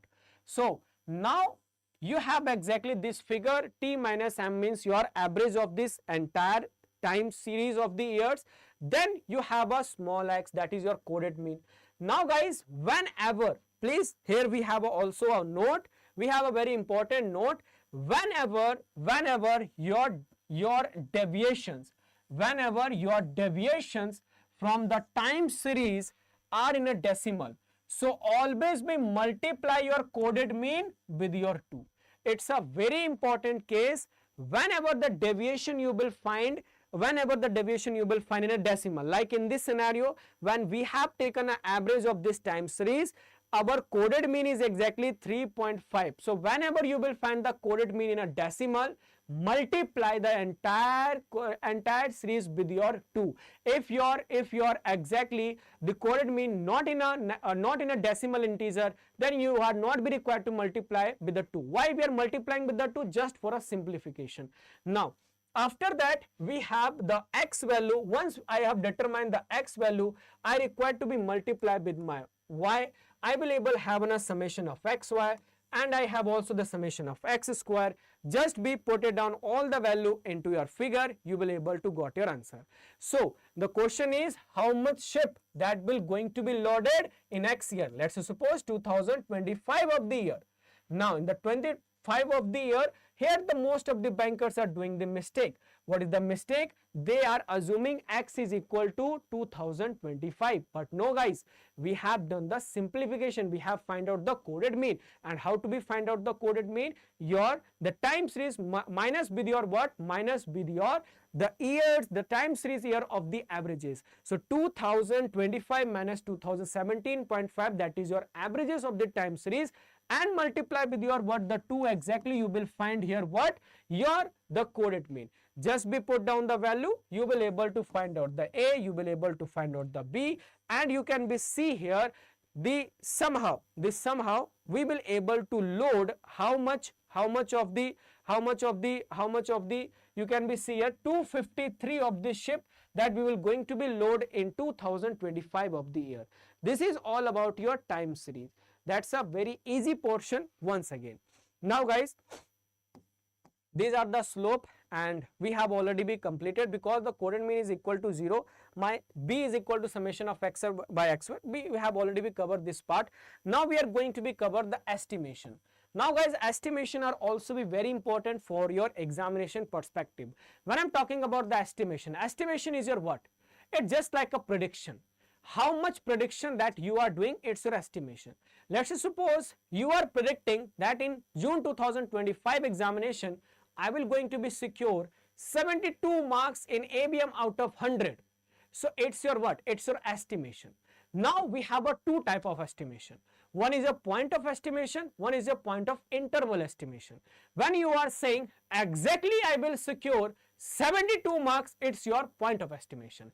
When you are saying no, I will score between 70 to 80, so it's your point of interval estimation. So estimation is your what? Estimation is nothing but it's a prediction. It's a prediction made in order to find out what? In order to find out a value from a given set of the observation for which the sample has been taken out of the population. So estimation, how we can do the estimation? So the estimation, we have a two type of estimation. One is your point of estimation, second is your point of interval estimation. When I'm talking about the point of estimations, so point of estimation is your exact value of the estimation. So when you are exactly be doing a prediction of 72 marks, so it's your point of estimation, you are doing an exact estimation. So let's say suppose you have a score not a 72 marks exactly, but around 67, 68, 70. So we can be say like that it's a good estimation. So the 10% of the deviation are totally be acceptable in a point of estimation. But when I'm talking about an interval, we are taking a range like 80 to 90, 70 to 80. So like this, when you are taking a estimation into a range, it will become your point of interval estimation. Now sir, how to be calculate the point of estimation? When you, if you want to be calculate the point of estimation, what is the best method to be calculate the point of estimation? How you can be say like that you will going to be secure a 72 marks in the ABM examination on the basis of what? On the basis of your average marks of the mocks. Yes, now. So your average marks are talking about your 66, 70, 72. So on the basis of that, you can be say like now, yes, I will going to be secure a 72 marks. You cannot be randomly or hypothetically, you cannot be say like that I can score a 90 plus marks. You have some of the base, you have some of the figure, you have some of the data, and that is the data, and in order to find out the point of estimation, it's the perfect reflection of your averages. So averages is the point of estimation right now we have. Now you know very well, in estimation also we have some of the standard error, and standard error concept we have already been completed. Now the question is, in a estimation now, in a point of estimation we don't have any kind of problem, but in a point of interval estimation, now how much confidence you are saying that you will score this particular marks? Now I am going to be introduce a very important concept, that is your confidence level. The confidence level, that is your Z value. Now the question is arising, in a point of interval type of estimations, we all are required to be follow these 4 steps. What is the 4 steps is, sir? The 4 steps means, first steps you are required to be calculate the average mean of the sample. We will take a one of the sample. I think you have remember, we have already covered car example, battery life of the car in the regular class. If you have remembered, the same thing we are also be taking here the example itself. So the average of the mean sample, the first step you are required to be follow. Second is whether your sample, whatsoever the sample you have taken, how much error in this sample have. So the second step you are required to be calculate the standard error. The standard error now depend upon which formula you will apply. If you have a finite population, you will apply the finite multiplier formula. If you have infinite population, you will apply the standard deviation divided by under root of the size of sample. Third is, now we are required to be calculate the confidence level. The confidence level is your Z score. Now you are saying your battery health or your average score is 72 to 80 of the range. How much of the confidence you are talking about? So the third step is to be find out the confidence level, and the fourth step is whatsoever the average sample we have taken, the average sample of the estimations we have taken. So just be plus or minus the standard deviation of your standard error multiplied with your Z score, that is your confidence level. So now you are saying 90% of the confidence, 90% of the confidence that this particular number that I will able to obtain. So you are required to be multiply this confidence level, and then you will able to find out the correct estimation, point of interval estimation. Now the point of estimation is your what? A point of estimation is often be insufficient because it's either be right or wrong. Yes, you know very well. But now the question is, we are talking about in this cycle we will able to enroll 1,000 of the aspirants. So now the 1,000 of the aspirants, maybe it may be wrong, maybe it may be right. So you can be say like that that out of the 500 we have a 350 of the enrollment. So that is the exactly your estimation. So estimation, we have a point of estimation. First, a point of estimation are very useful. You are talking of one particular number, that this particular number we will able to achieve, it's your point of estimation. Interval estimation are talking about what?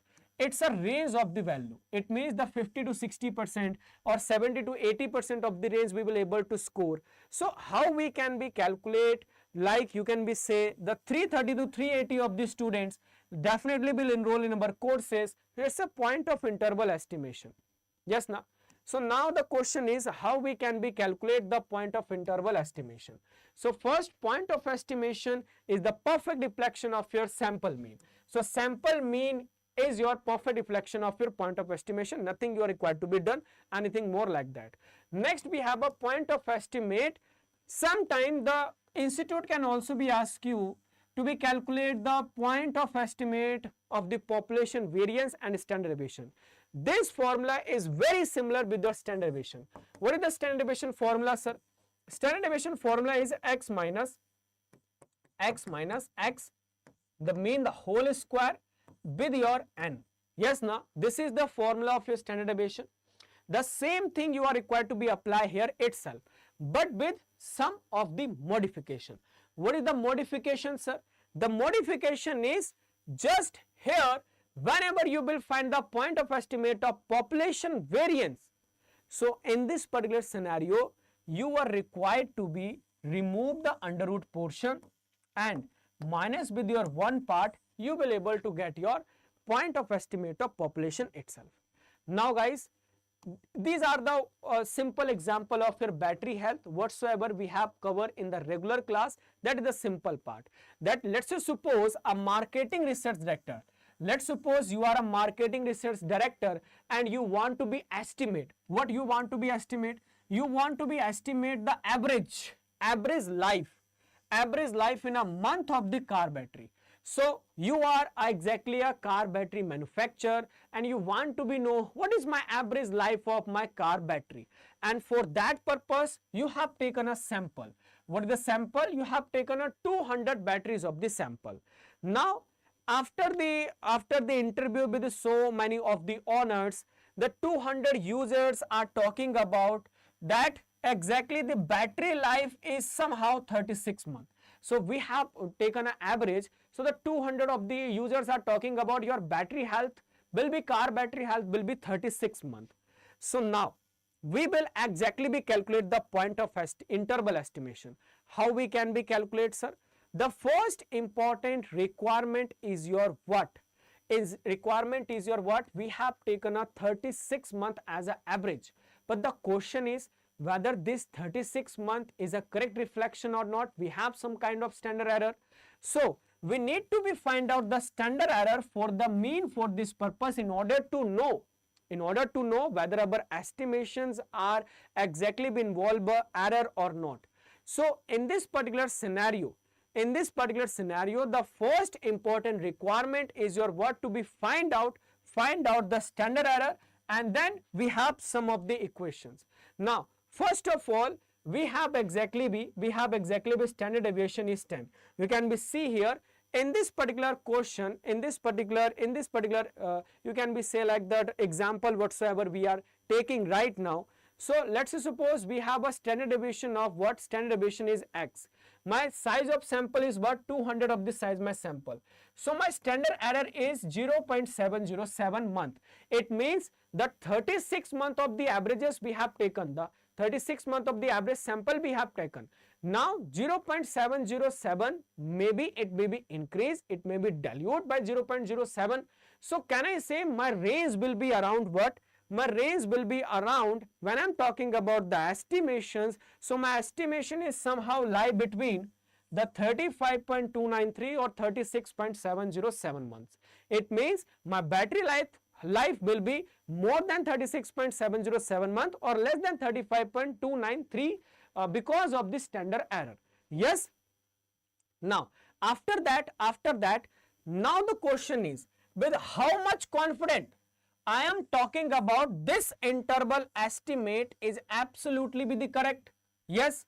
So we have a different confidence level like 90%, 95%, 99%. We have a different level of the percentage.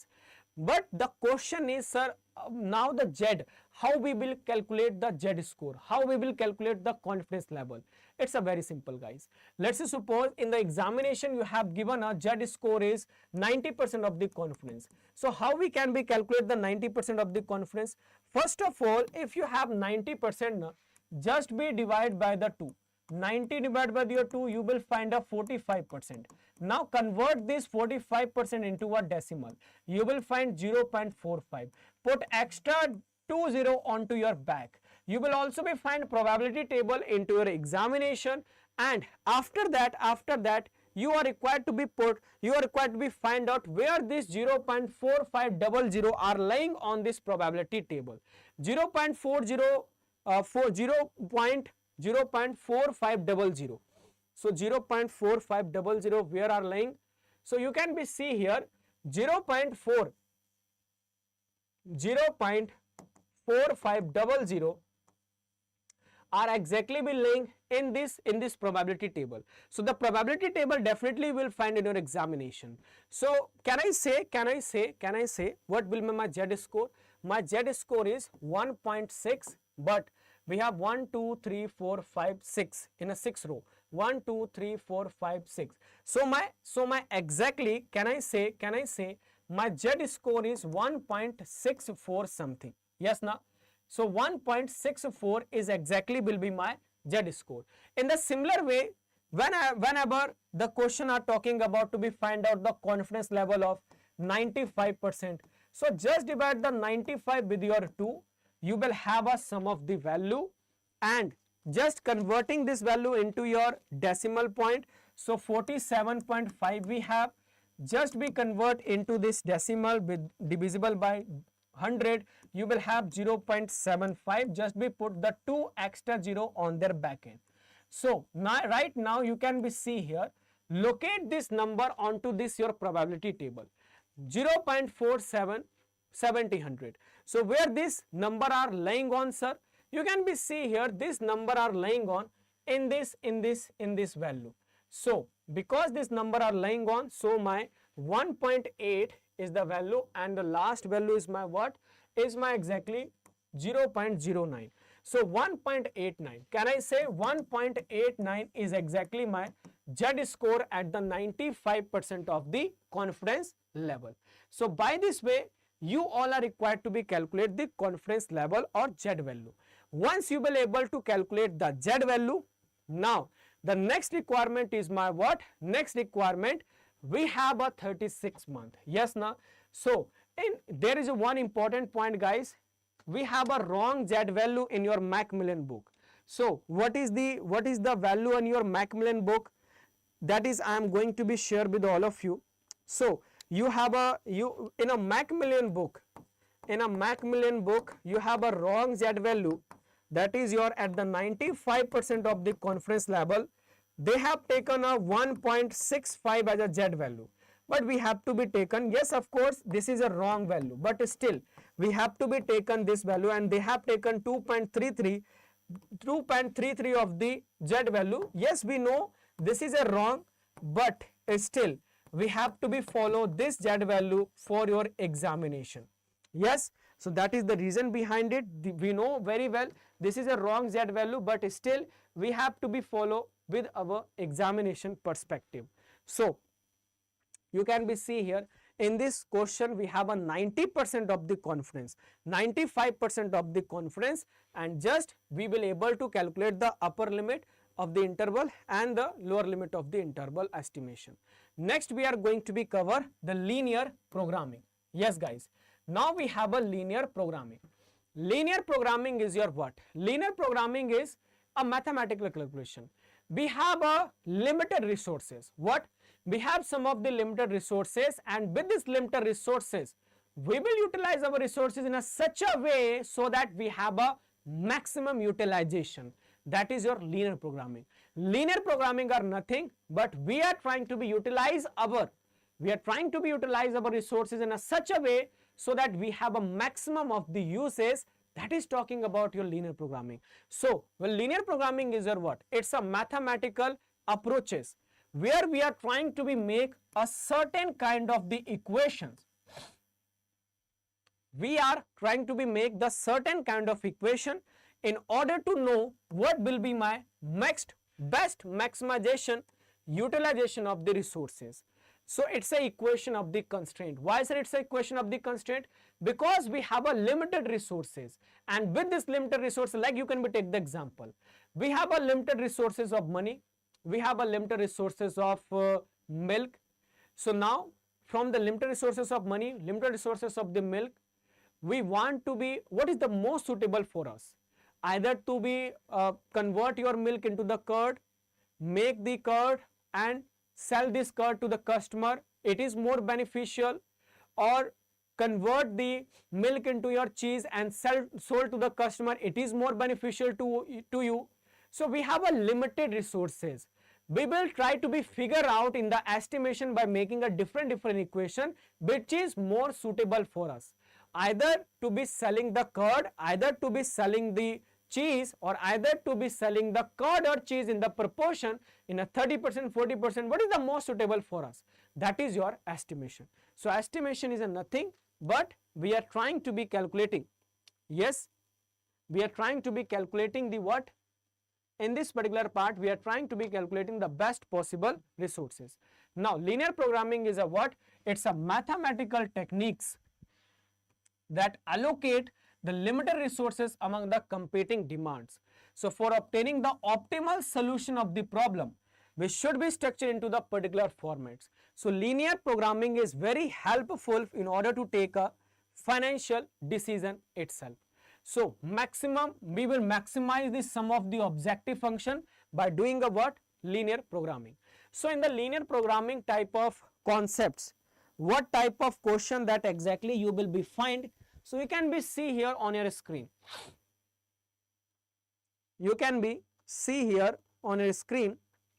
You have a different equations, like you have the minimized equation of 2x plus 3y you have given.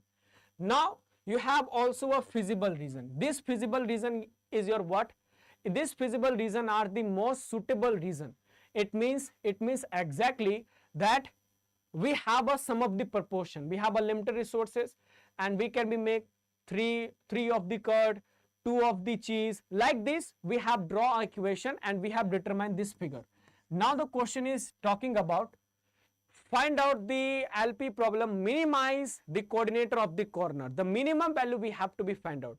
So just be put your first value into your x place, second value into your y place, and after putting it down, just be find out which is the most least value you have. Now like 2 multiply your x is 3, 3 plus 3 is exactly your 9. So 6 plus 9 is 15. I think 15 is your least value, so option number C is correct. Now the remaining whatsoever, apart from this A, I will use the different value. I have a maximum value, not the least value. That is the reason behind it. I had not the correct answer. Now guys, we have a standard error of the estimates. Now you know very well, in a standard error of the estimates, we are predicting one of the value, but whatsoever the prediction we have done, there may be a sum of the errors. That is the reason behind it. We have the standard error of the estimates. So we have to be seen how to be measure the strength of linear relationship between the two variables, and that is the reason behind it. We are doing a prediction. The prediction of one variable with that of other is given, but somehow our prediction is not the best fit of it. That is the reason behind it. We are calculating here the standard error of the estimate in order to measure which tell us the good of our prediction. So calculate the standard error.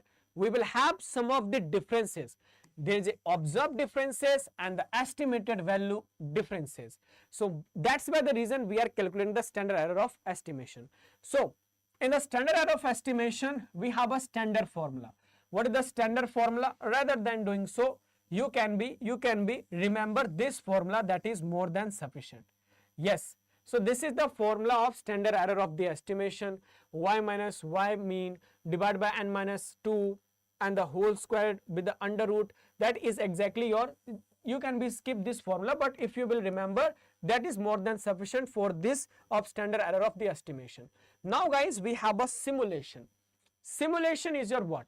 Simulation is just like a predicting before doing a actual thing. When we are simulating something else, that is your simulation. Simulation is just before the operation Sindoor.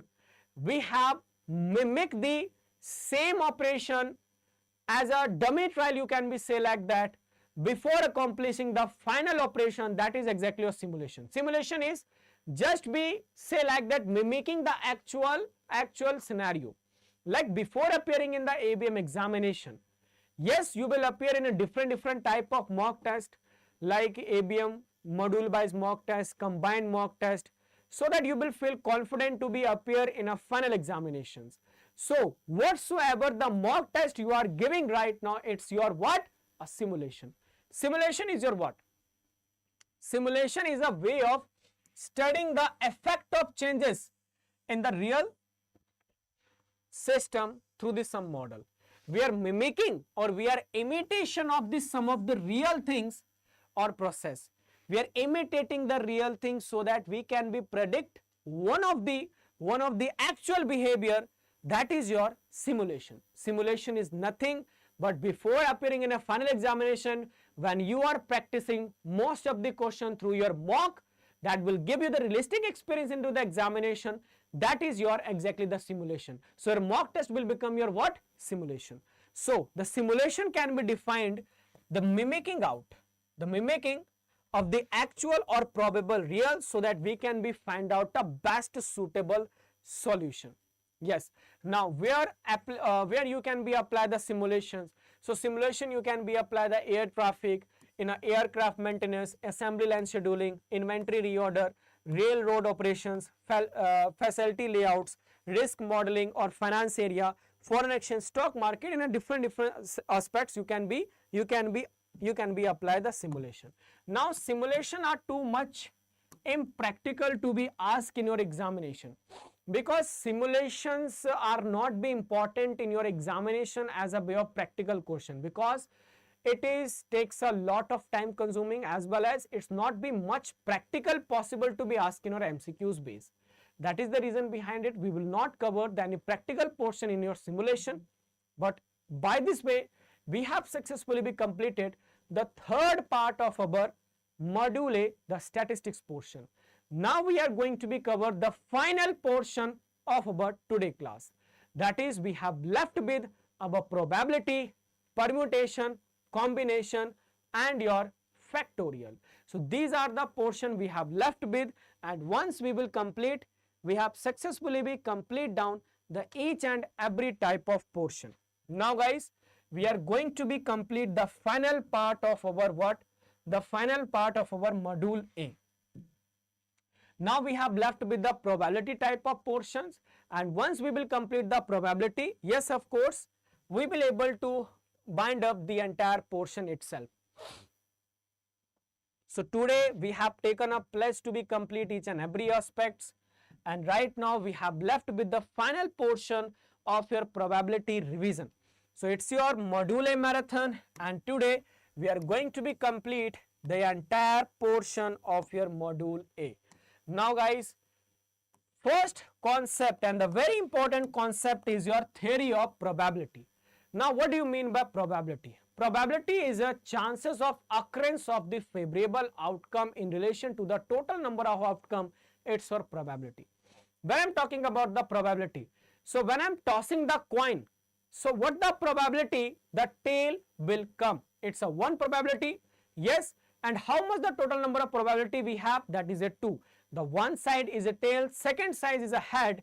So out of the 2 of the outcome, out of the total number of the outcome, what is the tail probability we have? So it's a 1 by 2. Now the same example you can be take. I am predicting, I am estimating that exactly when I will roll a dice, I want a 5 number in a dice. So what is my probability of getting a 5 number in a dice? So it's my favorable outcome is a what? My favorable outcome is a 5 number, my total outcome is a 6 number. So that will is your exactly the probability. So when I'm talking about the probability, probability is your what? It's a chances of happening of any of the events. Like you can be take the example, in this boxes we have a different ball, and I am expecting I will get a blue color balls. So my blue color is my favorable outcome. Out of the 8 of the balls is exactly your probability. So what is the chances of getting the blue ball? The chances of getting the blue ball is 12.5%. Next we have a mutually exclusive series. This is a very important part, guys. Mutually exclusive series is your what? The happening of one outcome is completely excluding the happening of other outcome. It's a mutually exclusive series. You can take the example, when you are tossing a coin, either you will get a tail or either you will get a head, not something else. So the happening of tail is completely be excluded. The happening of head over here, it's my mutually exclusive series. Mutually exclusive series is a nothing, but it's a happening of one outcome is completely be excluded. The happening of other, it's your mutually exclusive series we have. So mutually exclusive is your happening of one outcome. It is what? It's a happening of one outcome in an experiment that the other outcome will automatically be excluded. It's mutually exclusive series. Like when you are tossing the coin, either you will get a tail or either you will get a head. So if the tail will happen, the head are totally be excluded. If head will appear, the tail are totally be excluded. So this series will become my what? Mutually exclusive series. I am hoping right now you have understood what is your mutually exclusive series. Now we have a complementary series. Now what do you mean by complementary event? We have a two event. In a one event, I have a different of the number. Let's suppose we have a box. This is the box, and in this box we have a different number of balls, like 1 number balls, 2 number ball, 3 number ball, 4 number ball. We have total 8 ball in this box. When I am picking, first time I got 1 number ball, second time I got 2 number ball, 3 number ball, 4 number ball, 5 number ball. In a one event, I got this type of number of ball. Now on the second event itself, when once again in the second experiment, I am putting my hand into this box and I am getting the 4 number ball. I am getting the 5 number ball. I am getting the 6 and 7 and 8 number ball. So those ball which are exactly not be coming in my first experiment, so that balls will become my complementary events. Complementary events is exactly your what?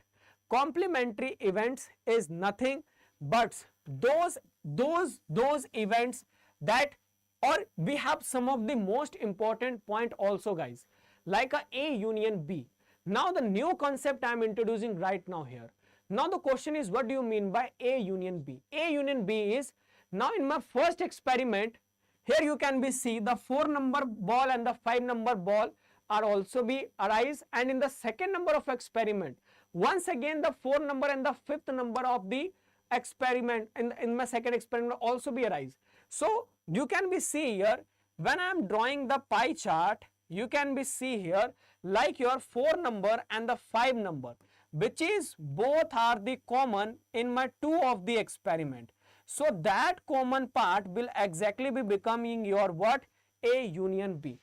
So A union B is your what? A union B is your common part of the 2 of the experiment.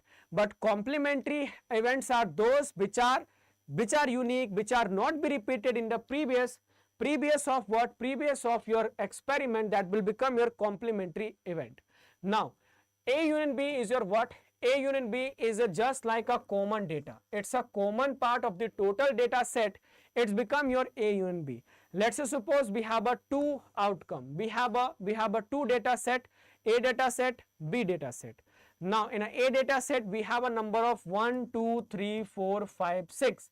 Now in a B data set we have again we get the number of 5 or 6. Now 5 or 6, these 2 data are common with each other, so that will become my A union B is 5 or 6. Next we have A intersection B. Next it's my this is your A intersection B. Now we have A union B. This is your U is representing your union, okay, and your opposite of u is representing with your a intersection part. Okay guys, so please make sure that you all are remember your u is representing a u and b, and your opposite u is representing by a intersection b. So a intersection b is your what? The common part. Whatsoever the common part we have in the data set, it's my a intersection b. Next, a union b. Now what do you mean by a union b? A union b is when we are ignoring the duplicate value and we are making a one single element, that will become my a union b. A union b is your what? Let's suppose we have a what? We have a two data set. 1, 2, 3, 4, 5 number we have. In a second number of outcomes we have 4, 5, 6, 7, 8. You can be see here the 4, 5 and 4, 5. These two number are common in this two data set. So the common part will become my A intersection B. But when I am ignoring the common intersection part, so the entire unit will become my what? My A union B. So 1, 2, 3, 6, 7, 8. I have ignored the 4 and 5th. That will become my A union B. A union B is nothing but summation of A, summation of B minus your A intersection B. That will become your A union B. Next guys, we have A complement. Third concept is your what? A complement. A complement is your what? If A will not occur, this is the very important part. If A will not occur, then the occurrence of other data is your A complement. Now, A complement is your what? If A will not occur, the occurrence of what? The occurrence of other data is your A complement. Let's take the example of, like we have already completed the complemented event. Recently, complement event is your what? When a new things will happen in my exactly the given data set which is not be happen earlier, my experiment, it's my A complement. So A complement, you can be take the example, we have a what? We have a two data set. In this two data set, in the first experiment, we have got the number of 1, 2, 3, 4, 5. In a second given data set, we have the number of 4 and 5. But this 4 and 5 is also be common in my A data set. So the other thing that we have exactly be got 6, 7, 8, it's my A complement. So A complement is nothing but it's your what? A complement is when A will not occur. It means when, let's suppose we don't have an A of the data set. So the next, what the new data set we have, the 6, 7, 8, it's your A complement. In the similar way, B complement. When I am talking about B complement, so you can be see here 4, 5, your common in this particular what? Particular part of your B complement or A complement as well. A of the data set, B of the data sets, we have 4, 5 and 4, 5. These are the common part. But the B complement, again, if B will not occur, then the occurrence of other. Let's suppose if B will not be occur, then what is the exactly the value you will got? So the value you will got 1, 2, 3. In the similar way, if A will not be occur, so what is the value you will got? 6, 7, 8. That is your A complement. Next, we have a very important part, that is your factorial. Now the question is, what do you mean by factorial? Factorial is a nothing but it's a product of positive integer. It's your what? It's your product of the positive integer. So the product of positive integer with exclamatory sign is your factorial. Factorial is nothing but it's a product of the positive number with exclamatory sign. Like when I'm talking about 5 factorial, it means it's a product of the all positive integer given to what? The below of one number. Like when I'm talking about 5 factorial, it's my product of 5 multiply 4 multiply 3 multiply 2 multiply and 1. So given until to the value of 1, the lower integer, that is the product is your 5 factorial. When I'm talking about the 7 factorial, 7 factorial is your what? 7 factorial is a product of the all positive integer given below to the one of the number, that is your what? 7 factorial. But the most important is Is it, sir, 0 factorial is equal to 0? No, guys. Always be keep in your mind, this particular portion will ask your exam. 0 factorial is equal to your 1 number. Now, in 10 factorial, we have what? In a 10 factorial, how we can be write? 10 factorial is the product of all the value of the positive integer reduced to 1. Yes, now. So, 10 factorial when I am talking about, so it's a product of 9, 10 multiply 9 multiply 8, 7, 6, 5, 4, 3, 2, 1. So, that product is exactly your 10 factorial. I can be write in a two way. The first way, I can be write the 10 factorial reduced to 1. And the second way is 10 factorial multiply 9 factorial or multiply by 8 factorial itself. I can also be write. This is another way to be write down the 10 factorial itself. Now, guys, we have the most important concept, that is your permutation and combination. When I am talking about the permutation, permutation is your what? Permutation is that particular part in which permutation, when we are applying, when we have some of the order, when order is very relevant for me, I will apply the permutation. Permutation is just like a sequences. In how many forms, I can be arrange the data. In how many forms I can be arrange the data, and for which my priority are always be considered relevant. It means how I can be arrange the data. Like we have a 4 student A, B, C, D. Now in which their sitting order are very relevant for me, that A will always be sit at the third number, D will always be sit at the fourth number, A will always be sit at the first number. So when my order is very important for me, I will apply the permutation. Combination is your what? When order is very irrelevant for me, I don't be care about it where the D will exactly be sit.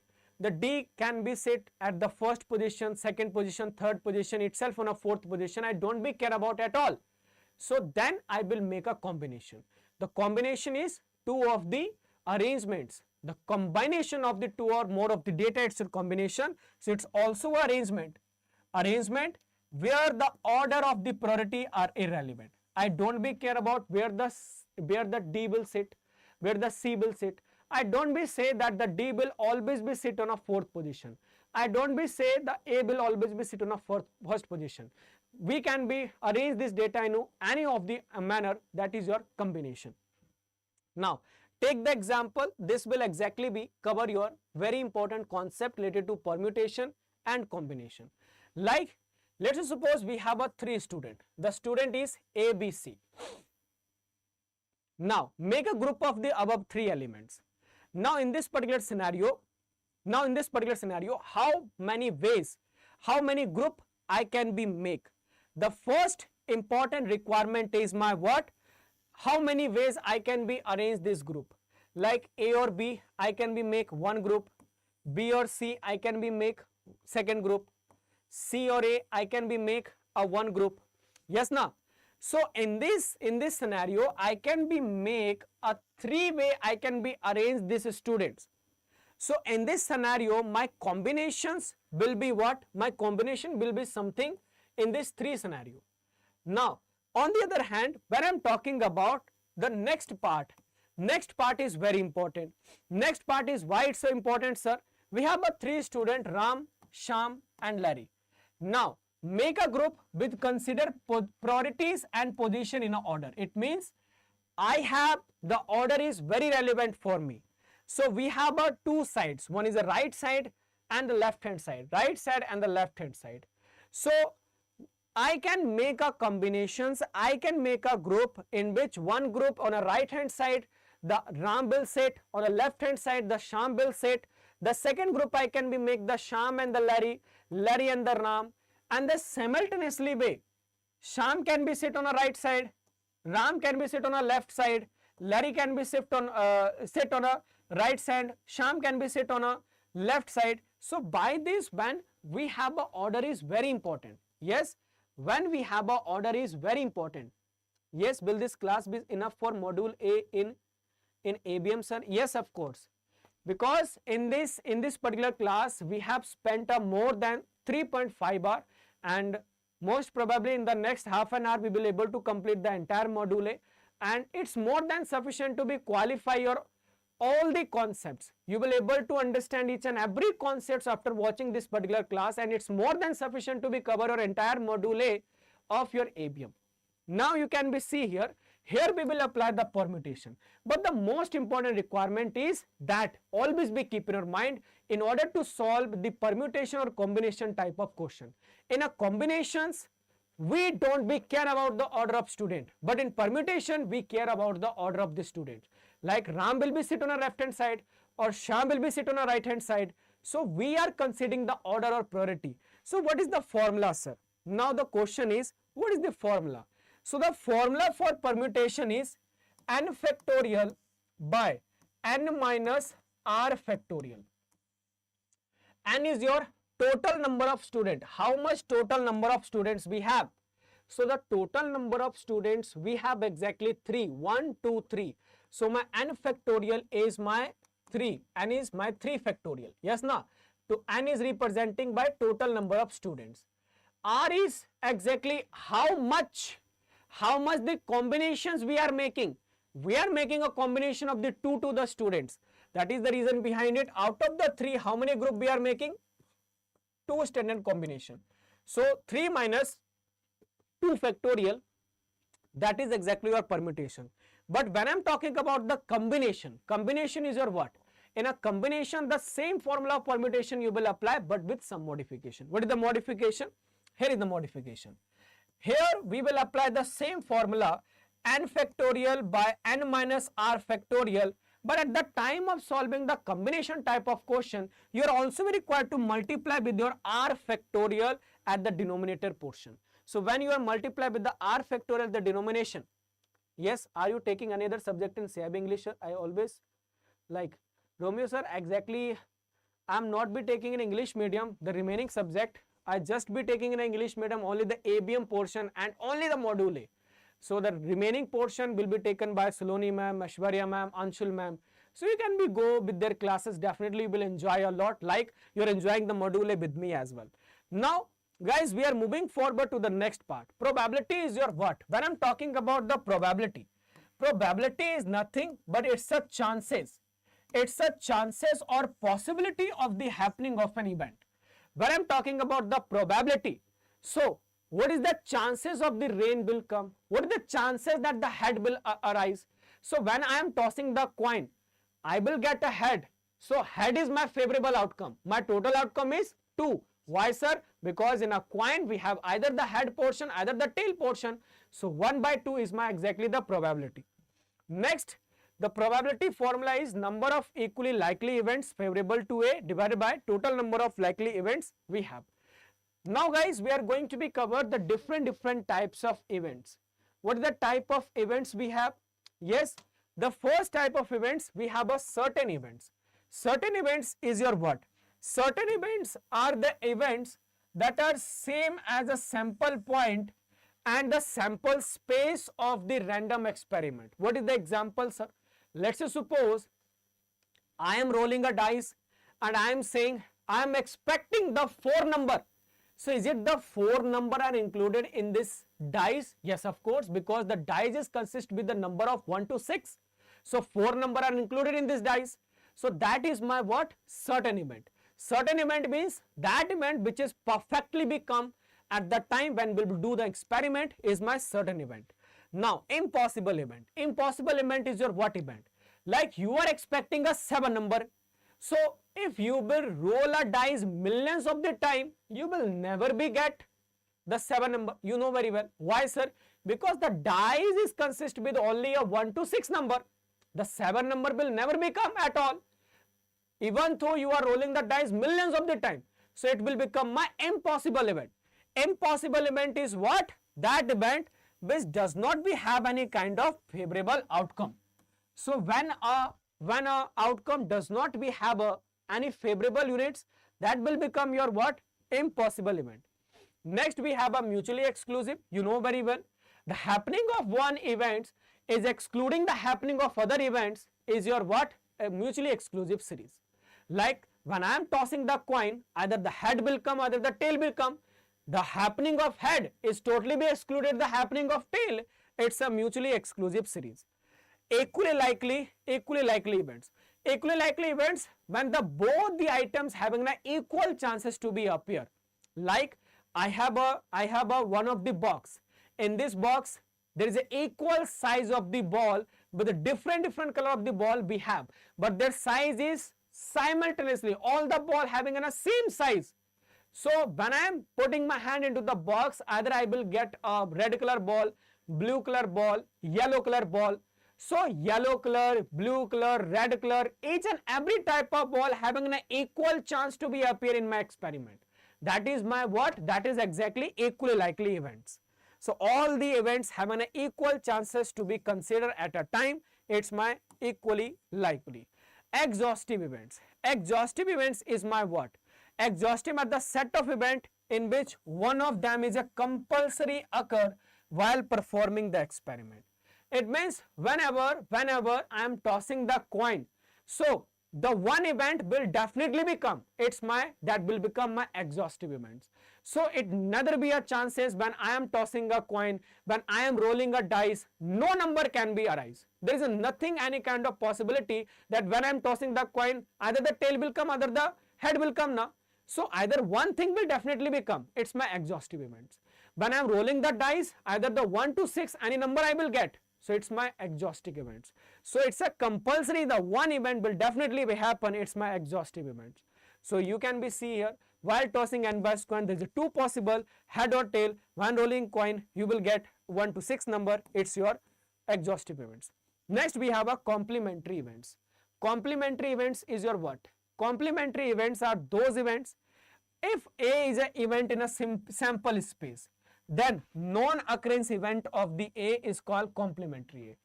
Let's suppose at one particular event, that is a event, we have the number of 1, 2, 3, 4, 5.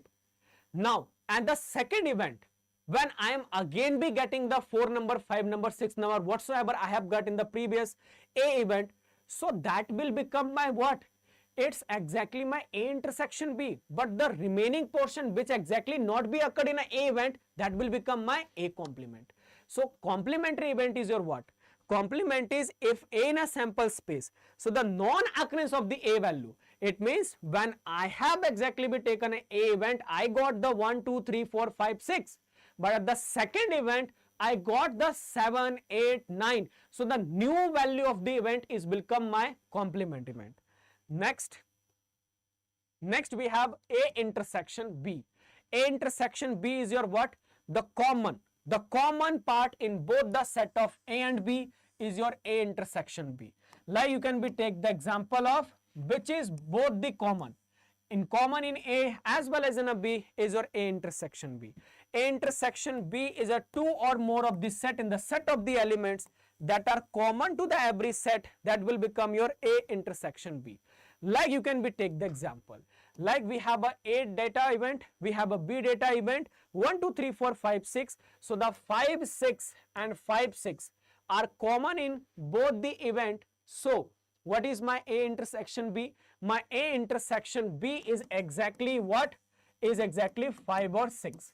But when I'm talking about A union B, A union B is ignoring the repetitive value, the duplicate value. So whatsoever the exhaustive events we have, that will become your A union B. So A union B, how to be calculate? So deleting the duplicate portion, that is A union B is your summation of A event plus summation of B event, ignoring the A intersection B is exactly your what? A union B. So in a 1, 2, 3, 4, 5, 6, when I am deleting or I am reducing or removing the portion of what? Portion of your 5 or 6, that will exactly. So when you will delete this particular portion, it will become my A union B. So A union B is considering all this part. Now guys, this is the example of we have a 2 data set, 2, 4, 6, 8, 10. Second is 1, 2, 3, 4, 5, 6. Let's calculate the A union B. You can be see here, we have a repetitive value. What is the repetitive value we have? Like 2 and the 2. These are common. 4 and the 4. These are common. Now 6 we have common. 5 we don't have 5. 8 or 10 we don't have 5. So my common part is 2, 4, 6. Intersection part are both that are exactly be common in both of the event. Your event A or event B, that will become my A intersection B. A union B is your what? A union B is contain all the elements of A and B. A union B is just like we are considering all the value but deleting or removing the duplicates value, that will become your A union B. Next guys, here you can be take the example. In this example, we have some of the repeated value, 3 or 4. 3 or 4 is a repeated value. Can I say my A intersection B is 3 or 4? Now the question is talking about to be find out A union B. How to be find out the A union B? So your A event, your B event minus your A intersection B, you will able to find out the A union B. So now I have 1 or 2. 1 plus 2, I have 1 event, 2 event now, but I will ignore my A intersection B, that is 3 or 4. So my remaining portion will become my A union B. You can be take the solution. So your A union B is your what? 1, 2, 3, 4, 5. Why sir? Because I have ignored the remaining portion of the value. Next we have the sum of the summary of the formula. What is the summary of the formula we have guys? So here we have a summary. Summary is A union B. So number of element of A union B.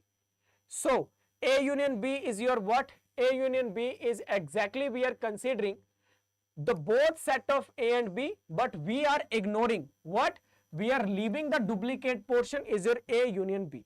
So at the final when I am talking about A union B, so A union B, this is the formula that you all are required to be remember. If you remember this formula, absolutely your answer will be correct in the examination, because in the examination you will definitely be found a question on A intersection B, A union B. That is the most important part that you all are required to be considered. Next guys, this is my factorial. Factorial is my what? Factorial is nothing but it's equal to the product of all the positive integer.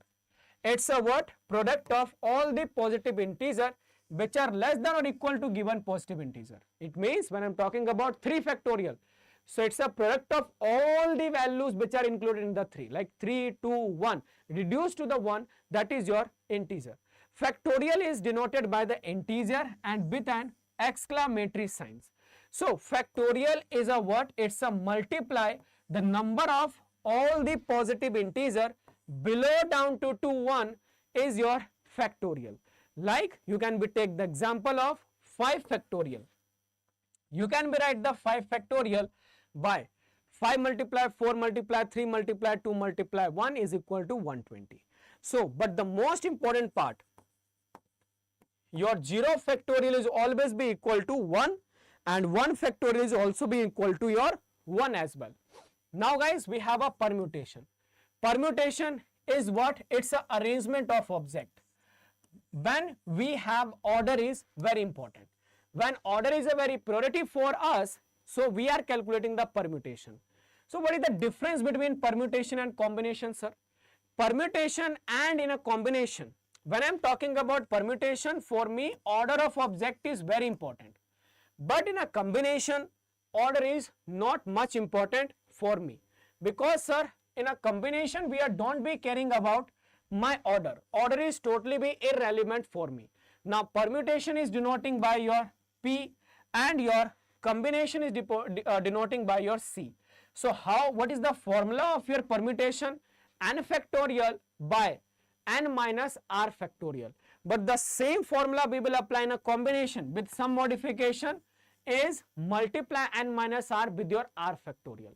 So like you can be take the example, we have a 10 students. In this 10 students, we are required to make a group of 2 group. So how you can be arrange the 10 students with the 2 of the students of the group? So my 10 is my what? 10 is my total number of students. So it will become my 10 factorial. I will exactly be arrange all the students by making a two groups. Yes, now I can be arrange the entire students by making a two of the group.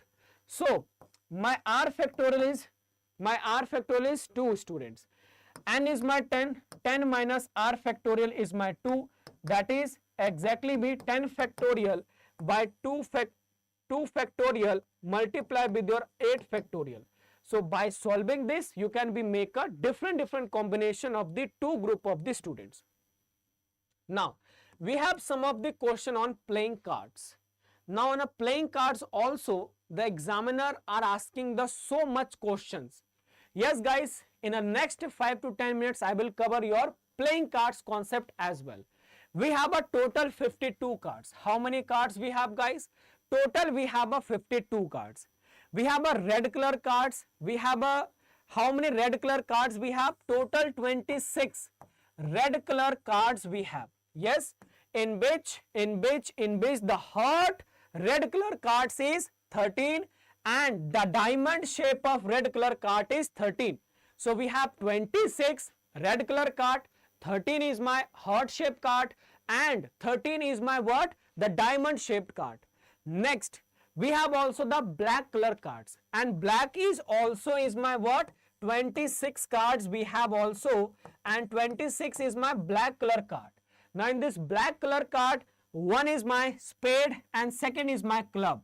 So 13 I have spade black color cards and 13 I have club black color cards. But apart from it, we have also the 13 cards. In this 13 cards, guys, make sure in this 13 cards, 1 to 10, we have a number card. Like 1 to ace, we have a number card and the 3 cards we have also which is known as picture card. That is your jack, queen and king. These are the 3 cards which are included in this 52 cards. So total we have a 52 cards. But the 10 cards are totally be reserving for your 1 to 10 number. 3 cards are picture card. One is queen, one is black, one is jack and one is king we have. Now, what type of question exactly the institute are asking here? You know very well, probability is your favorable outcome by total number of outcome. So, what is the question exactly the institute will ask you? The institute will ask you what is the probability of red cards. You know very well how many red cards we have. We have a red card of 26. 13 is heart red card and 13 is your diamond red cards. So total we have a 26. My favorable outcome is 26. My total number of outcome is 52. So my probability is 0.5. Next we have what? Next we have a what is the probability of black picture cards. Now the question is talking about black picture cards. How many picture we have? Guys, picture we have 3. 3 picture card we have. But this 3 picture card we have also for spades. We have also for the club. So total 3 pictures card we have. But this 3 picture card we have also for spade, also for club. So total 6 picture black cards we have. So what is the probability? Probability is 6 by 52, 0.11. Next we have what is the probability of red diamond card. Guys, what is the red diamond card? Red diamond card, how much? How much red diamond card we have? Total 13. The question is not be talking about the red card. The question is talking about red diamond card. So total 13 red diamond card we have. So the probability is 13 by 52. Next we have the probability of king picture card. Now the question is not be talking about the king black picture card, king red picture card. So right now the question is talking about king picture card. So king we have what? One king we have picture card which is common in our what? Right? You can be see here. One king picture card we have. So one king is red hearts card we have. One king diamond card we have. One king spade card we have. One king club card we have. So total 4 king card, 4 king picture card we have. So 4 by 52 is your exactly the probability. So like these type of question you can be find on an examination. That is the reason I am saying this session is covering your entire module. So don't be worried about, guys. I have also be covered the card question. What is the important? The only requirement is to be remember this particular portion. If you will remember this part, everything is very simple for all of you guys. So in a 52 cards, 26 is my black card, 26 is my red card. In a red card we have further bifurcation, heart card and your diamond card. In a second we have spade and club cards, which is a black color cards. Out of this 26 cards, 10 cards we have a number cards and 3 cards we have a picture card, king, queen and jack. Yes, so if you will remember this slide, you can solve any type of question. Now we are moving forward to the next portion. The next portion we have a credit risk. Now the question is, what do you mean by credit risk? Risk means a chances of loss. It is not a loss, it's a chances of loss. Happening of anything which is adverse for me, it's a risk. Credit risk is your what? Bank having a responsibility to granting a loans advances. So if the borrower will unable to make a payment on the due date, so it will become my what? Credit risk. So credit risk is your what? It's a risk or chances of the loss due to the what? Non-payment of the principal and the interest amount by the borrower. It's a credit risk. Now credit risk can impact the bank significantly. They can be create a liquidity problem. So that is the reason behind it. We should be manage the credit risk very frequently. Now credit risk are further be classified into 3 more part: credit default risk, concentration risk and your country risk. So the credit risk are classified into the 3 parts. First is your credit risk, second is your concentration risk, third is your country risk. When I am talking about the credit default risk is your what? It is consist with the default of the obligation by a borrower on a specific due date and the 90 days has been gone. Simple. Credit default risk is a risk that the borrower will going to be become a non-performing assets. And you know very well, when a borrower will going to be become a non-performing assets, the only when the borrower will going to become a non-performing assets when he is unable to make a payment on the due date and the 90 days has been gone. So it is your credit default risk. Concentration risk is your what? Let's take an example. Let's say suppose we are a Kotak Mahindra Bank. Now Kotak Mahindra Bank has given an extensive credit only to a one department, that is to a technological department, that is to a Reliance Industry. So Kotak Mahindra Bank, out of their total tier 1 capital, tier 2 capital, the 70% of the credit they have given to only one segment, that is to the Reliance Industry. Now the Kotak Mahindra Bank profitability, their continuous operations are totally be depending upon the performance of Reliance Industry. If the Reliance Industry makes a default on the due date and they will become a non-performing assets, the Kotak Mahindra Bank even though go for a bankrupt situation. So concentration risk is your what? When you have taken an extensive exposure only for one entity or a group of entity, for a one industry or a group of industry, that is your concentration risk. Concentration risk is your when a significant impact on the day-to-day operation of the lender due to the default of the obligation of one individual or group of borrower. If the one individual or group of the borrower makes a default on the due date, it will impact my day-to-day operation because I have taken an extensive relation in relation to in this particular borrower. When I have given a too much excessive loan to a one specific industry, it will my concentration risk. Third is your country risk. Country risk is your what? Like Pakistan. Pakistan recently has obtained the loan from the IMF. So when a one particular borrower is taking a loan from the different country, so that will become your sovereign risk or country risk. It is also sovereign risk. So the risk of default made by any government or any country, it's a country risk. Now guys, we are going to be cover the expected default. This is your what? It's an expected default. Let's take an example. We have a Kotak Mahindra Bank. Kotak Mahindra Bank has granted 100 crore of the loan. How much? Kotak Mahindra Bank has granted the 100 crore of the loan for a 1 year purpose. Now, XYZ Bank has also been offered the 110 crore of this security. Okay. Now, the Kotak Mahindra Bank right now wants to be access. What is the expected loss if this XYZ Limited will make a default on the due date?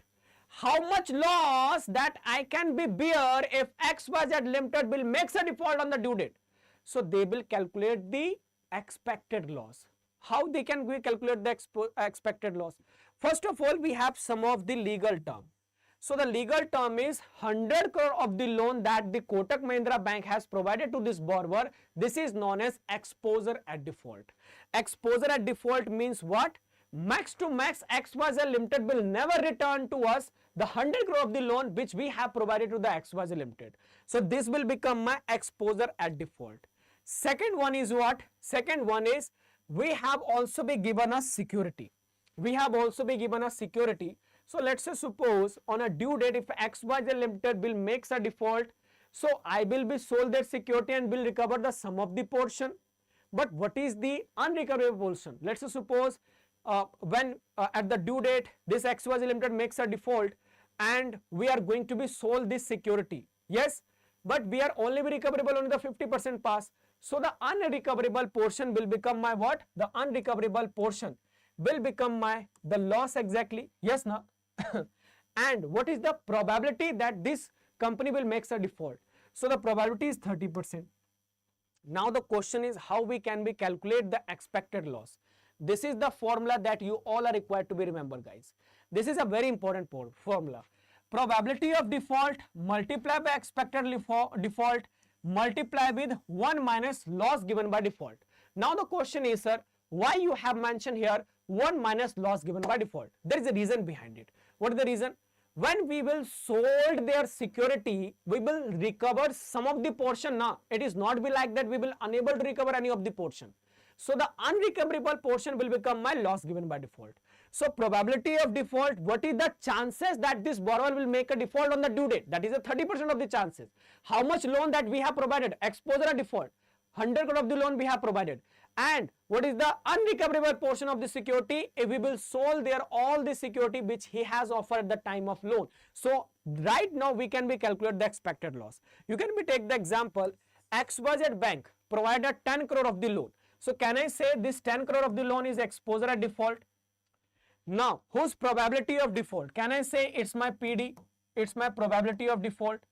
Now, and you can also be see here we have 40%. We can be recover 40% only. So, can I say my loss given by default is 60%? We can recover only the 40% of the part. So, 0.65 multiply by 10 crore multiply 1 minus loss given by default. So, if this borrower will make a default on the due date, I have the loss of total 2.6 crore rupees. This is expected loss that we have exactly we find out. So, credit risk is your what? Credit risk is your nothing but it's the chances or probability of the losses that will occur due to the borrower failure to repay loan on the due date.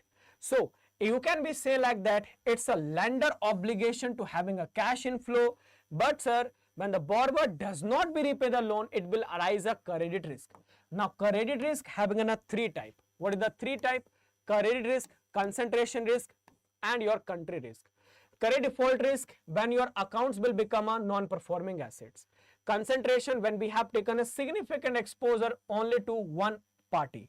Country risk when we have granted a loan to the one of the country and their government and they are unable to pay the loan amount, it's become your country risk. Expected default. What do you mean by sir expected default? Expected default when the borrower may default on the loan payment. We are calculating expected loss. We have granting the loan of 10 lakh rupees. We have granted the loan of 1 crore rupees. But on the due date, if the borrower will unable to pay, how much of the loss that I can be expect? Because somehow the bank is providing the loan. Yes, of course, he can be take a security at the due date when the borrower unable to pay, he will realize the security, but fully we cannot be realize the security. So what is the unrecoverable portion? What is the unrecovered portion? That will become my expected loss. So expected loss is based upon the value of loan, which is also be known as exposure at default.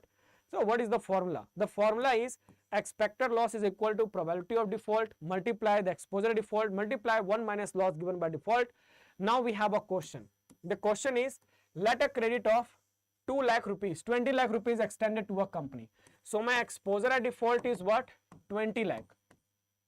Determine the expected loss for the exposure where the default is going to be completely. My probability of default is what? 100%. So the bank is assuming this particular company will make a default completely on the due date. My loss given by default is what? My loss given by default is 0.50%, 50%. Now the question is talking about to be calculate expected loss. How we can be calculate? Exposure at default is my 20 lakh, probability of default is 100%, and my loss given default is 1 minus 0.50. So can I say 10 lakh rupees is exactly my expected loss that we can be face if this borrower will make a default on the due date? Absolutely yes, guys. Yes, now.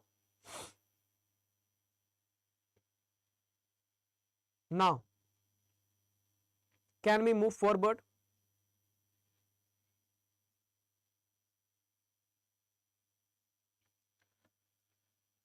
Now this is the question. This is the problem number 2. What is the problem?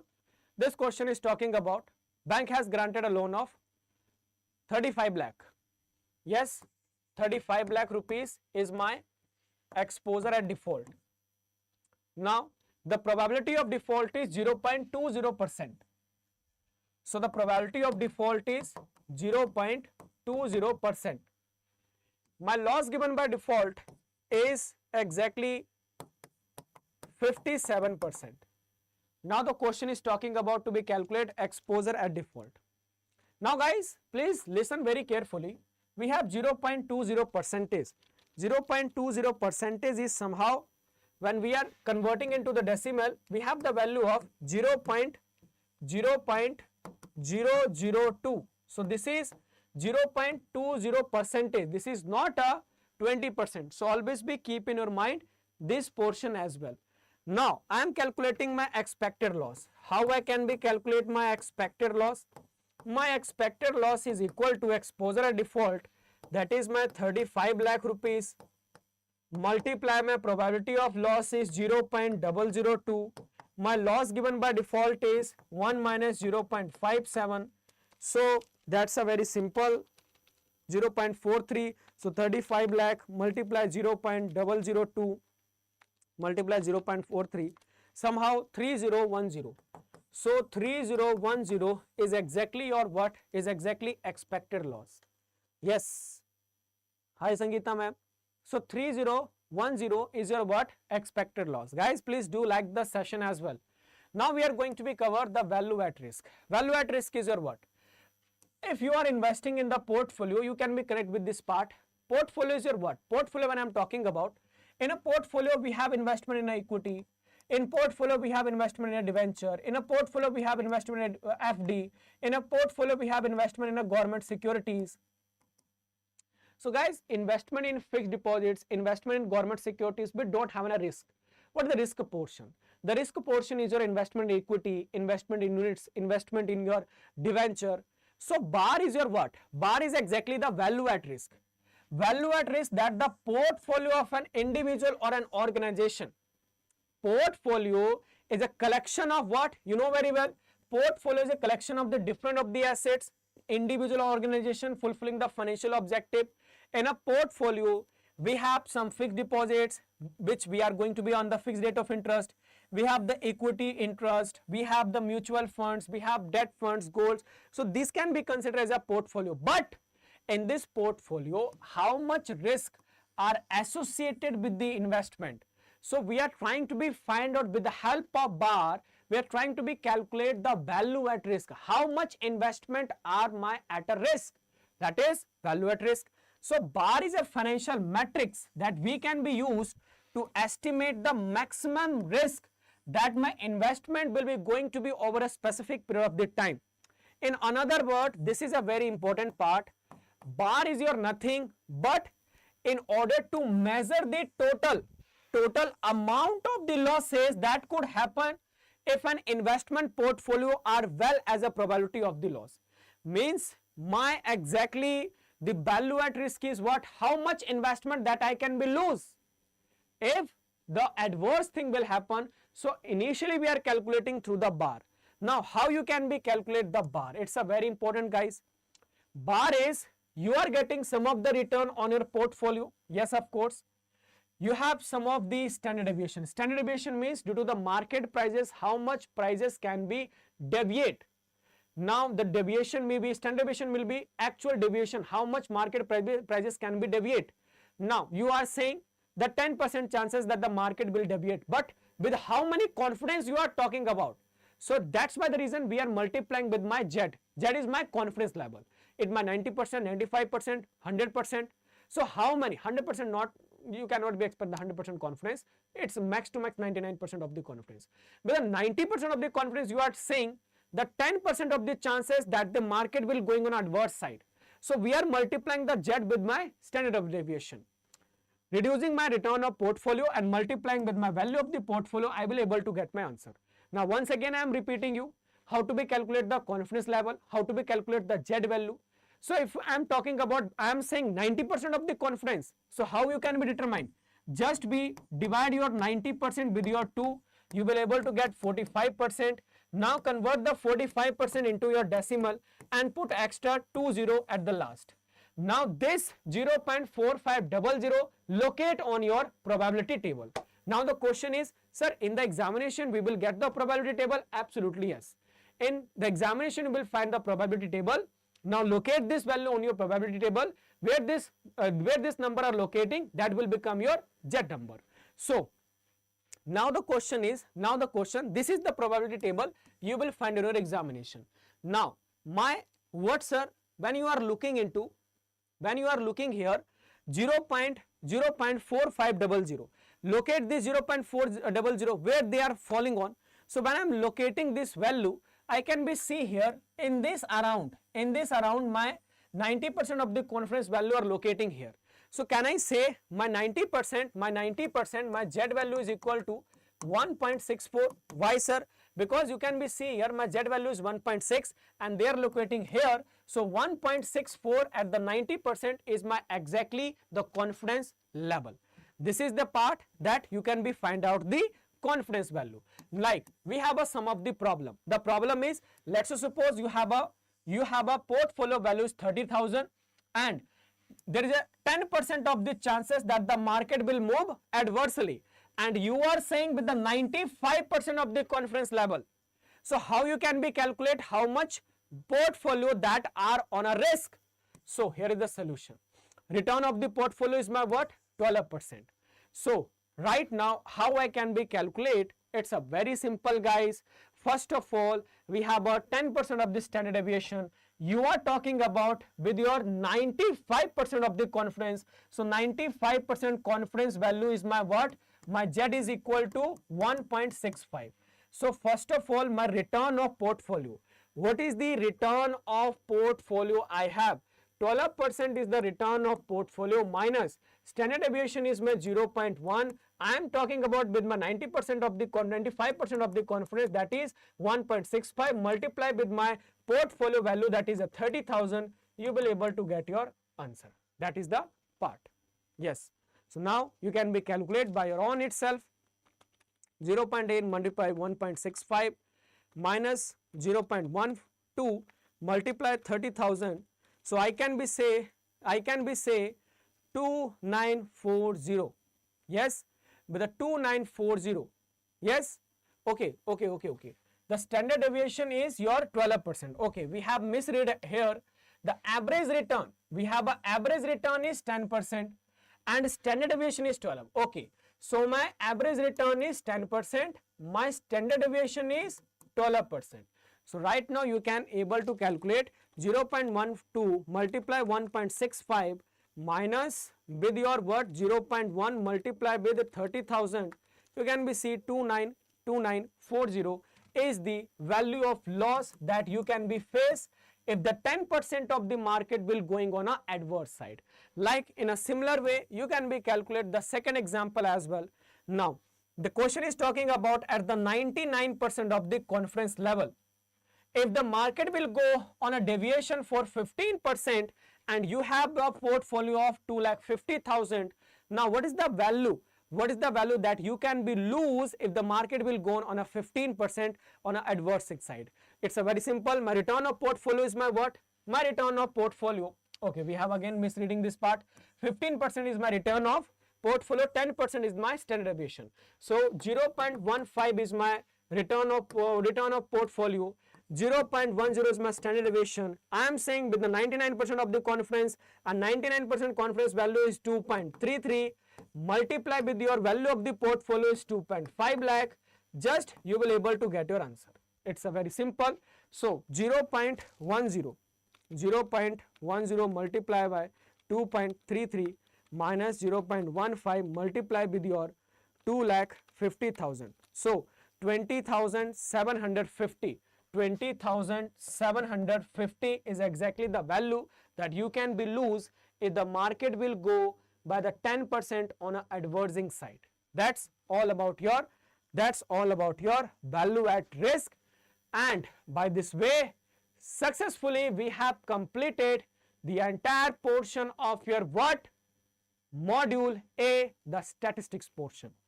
Thank you very much guys for your valuable time and support. Now we have left with what? We have left with the practice set of questions.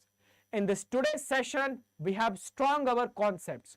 All those concepts that are truly be important for all of you to be understand.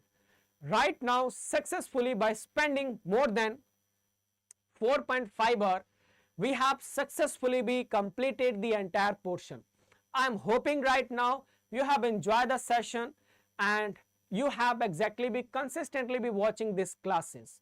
If you really like the session, if you are watching this session on a YouTube, click on thumbs up button and give the valuable rating of this session. If you are watching on an application in a paid class, so you can be give your valuable feedback how you enjoy the session by clicking on thumbs up button. That's all about the today's session guys. By successfully spending about 4.5 hours, we have completed the entire portion of Module A, the statistics. Wish you all the best guys. Before the examinations, you have the sufficient time right now. The most important is your conceptual understanding. If you have done the conceptual understanding, the rest is very easy to all of you guys. Yes, believe me, if in the today's session, if you are, frankly speaking, if you are very consistent and if you have understood each and every of the concept, now after the 2 days, we have a practice set session of Module A. Then you will literally be enjoy this session a lot and you will extremely be enjoying in participating with the question as well. So today we have strong our concepts and we have successfully be completed the entire session. We will meet in the next class after 2 or 3 days when we have a Module A mega marathon where we will practice the MCQs, case studies and numerical based type of questions. We will meet in the next class. Till then, take care. Thank you very much. Bye bye to all of you guys. If you like the session, please don't forget to click upon thumbs up button and like the session. You can be put the valuable comments as well. We will meet in the next class. Till then, take care. Thank you very much. Good night to all of you.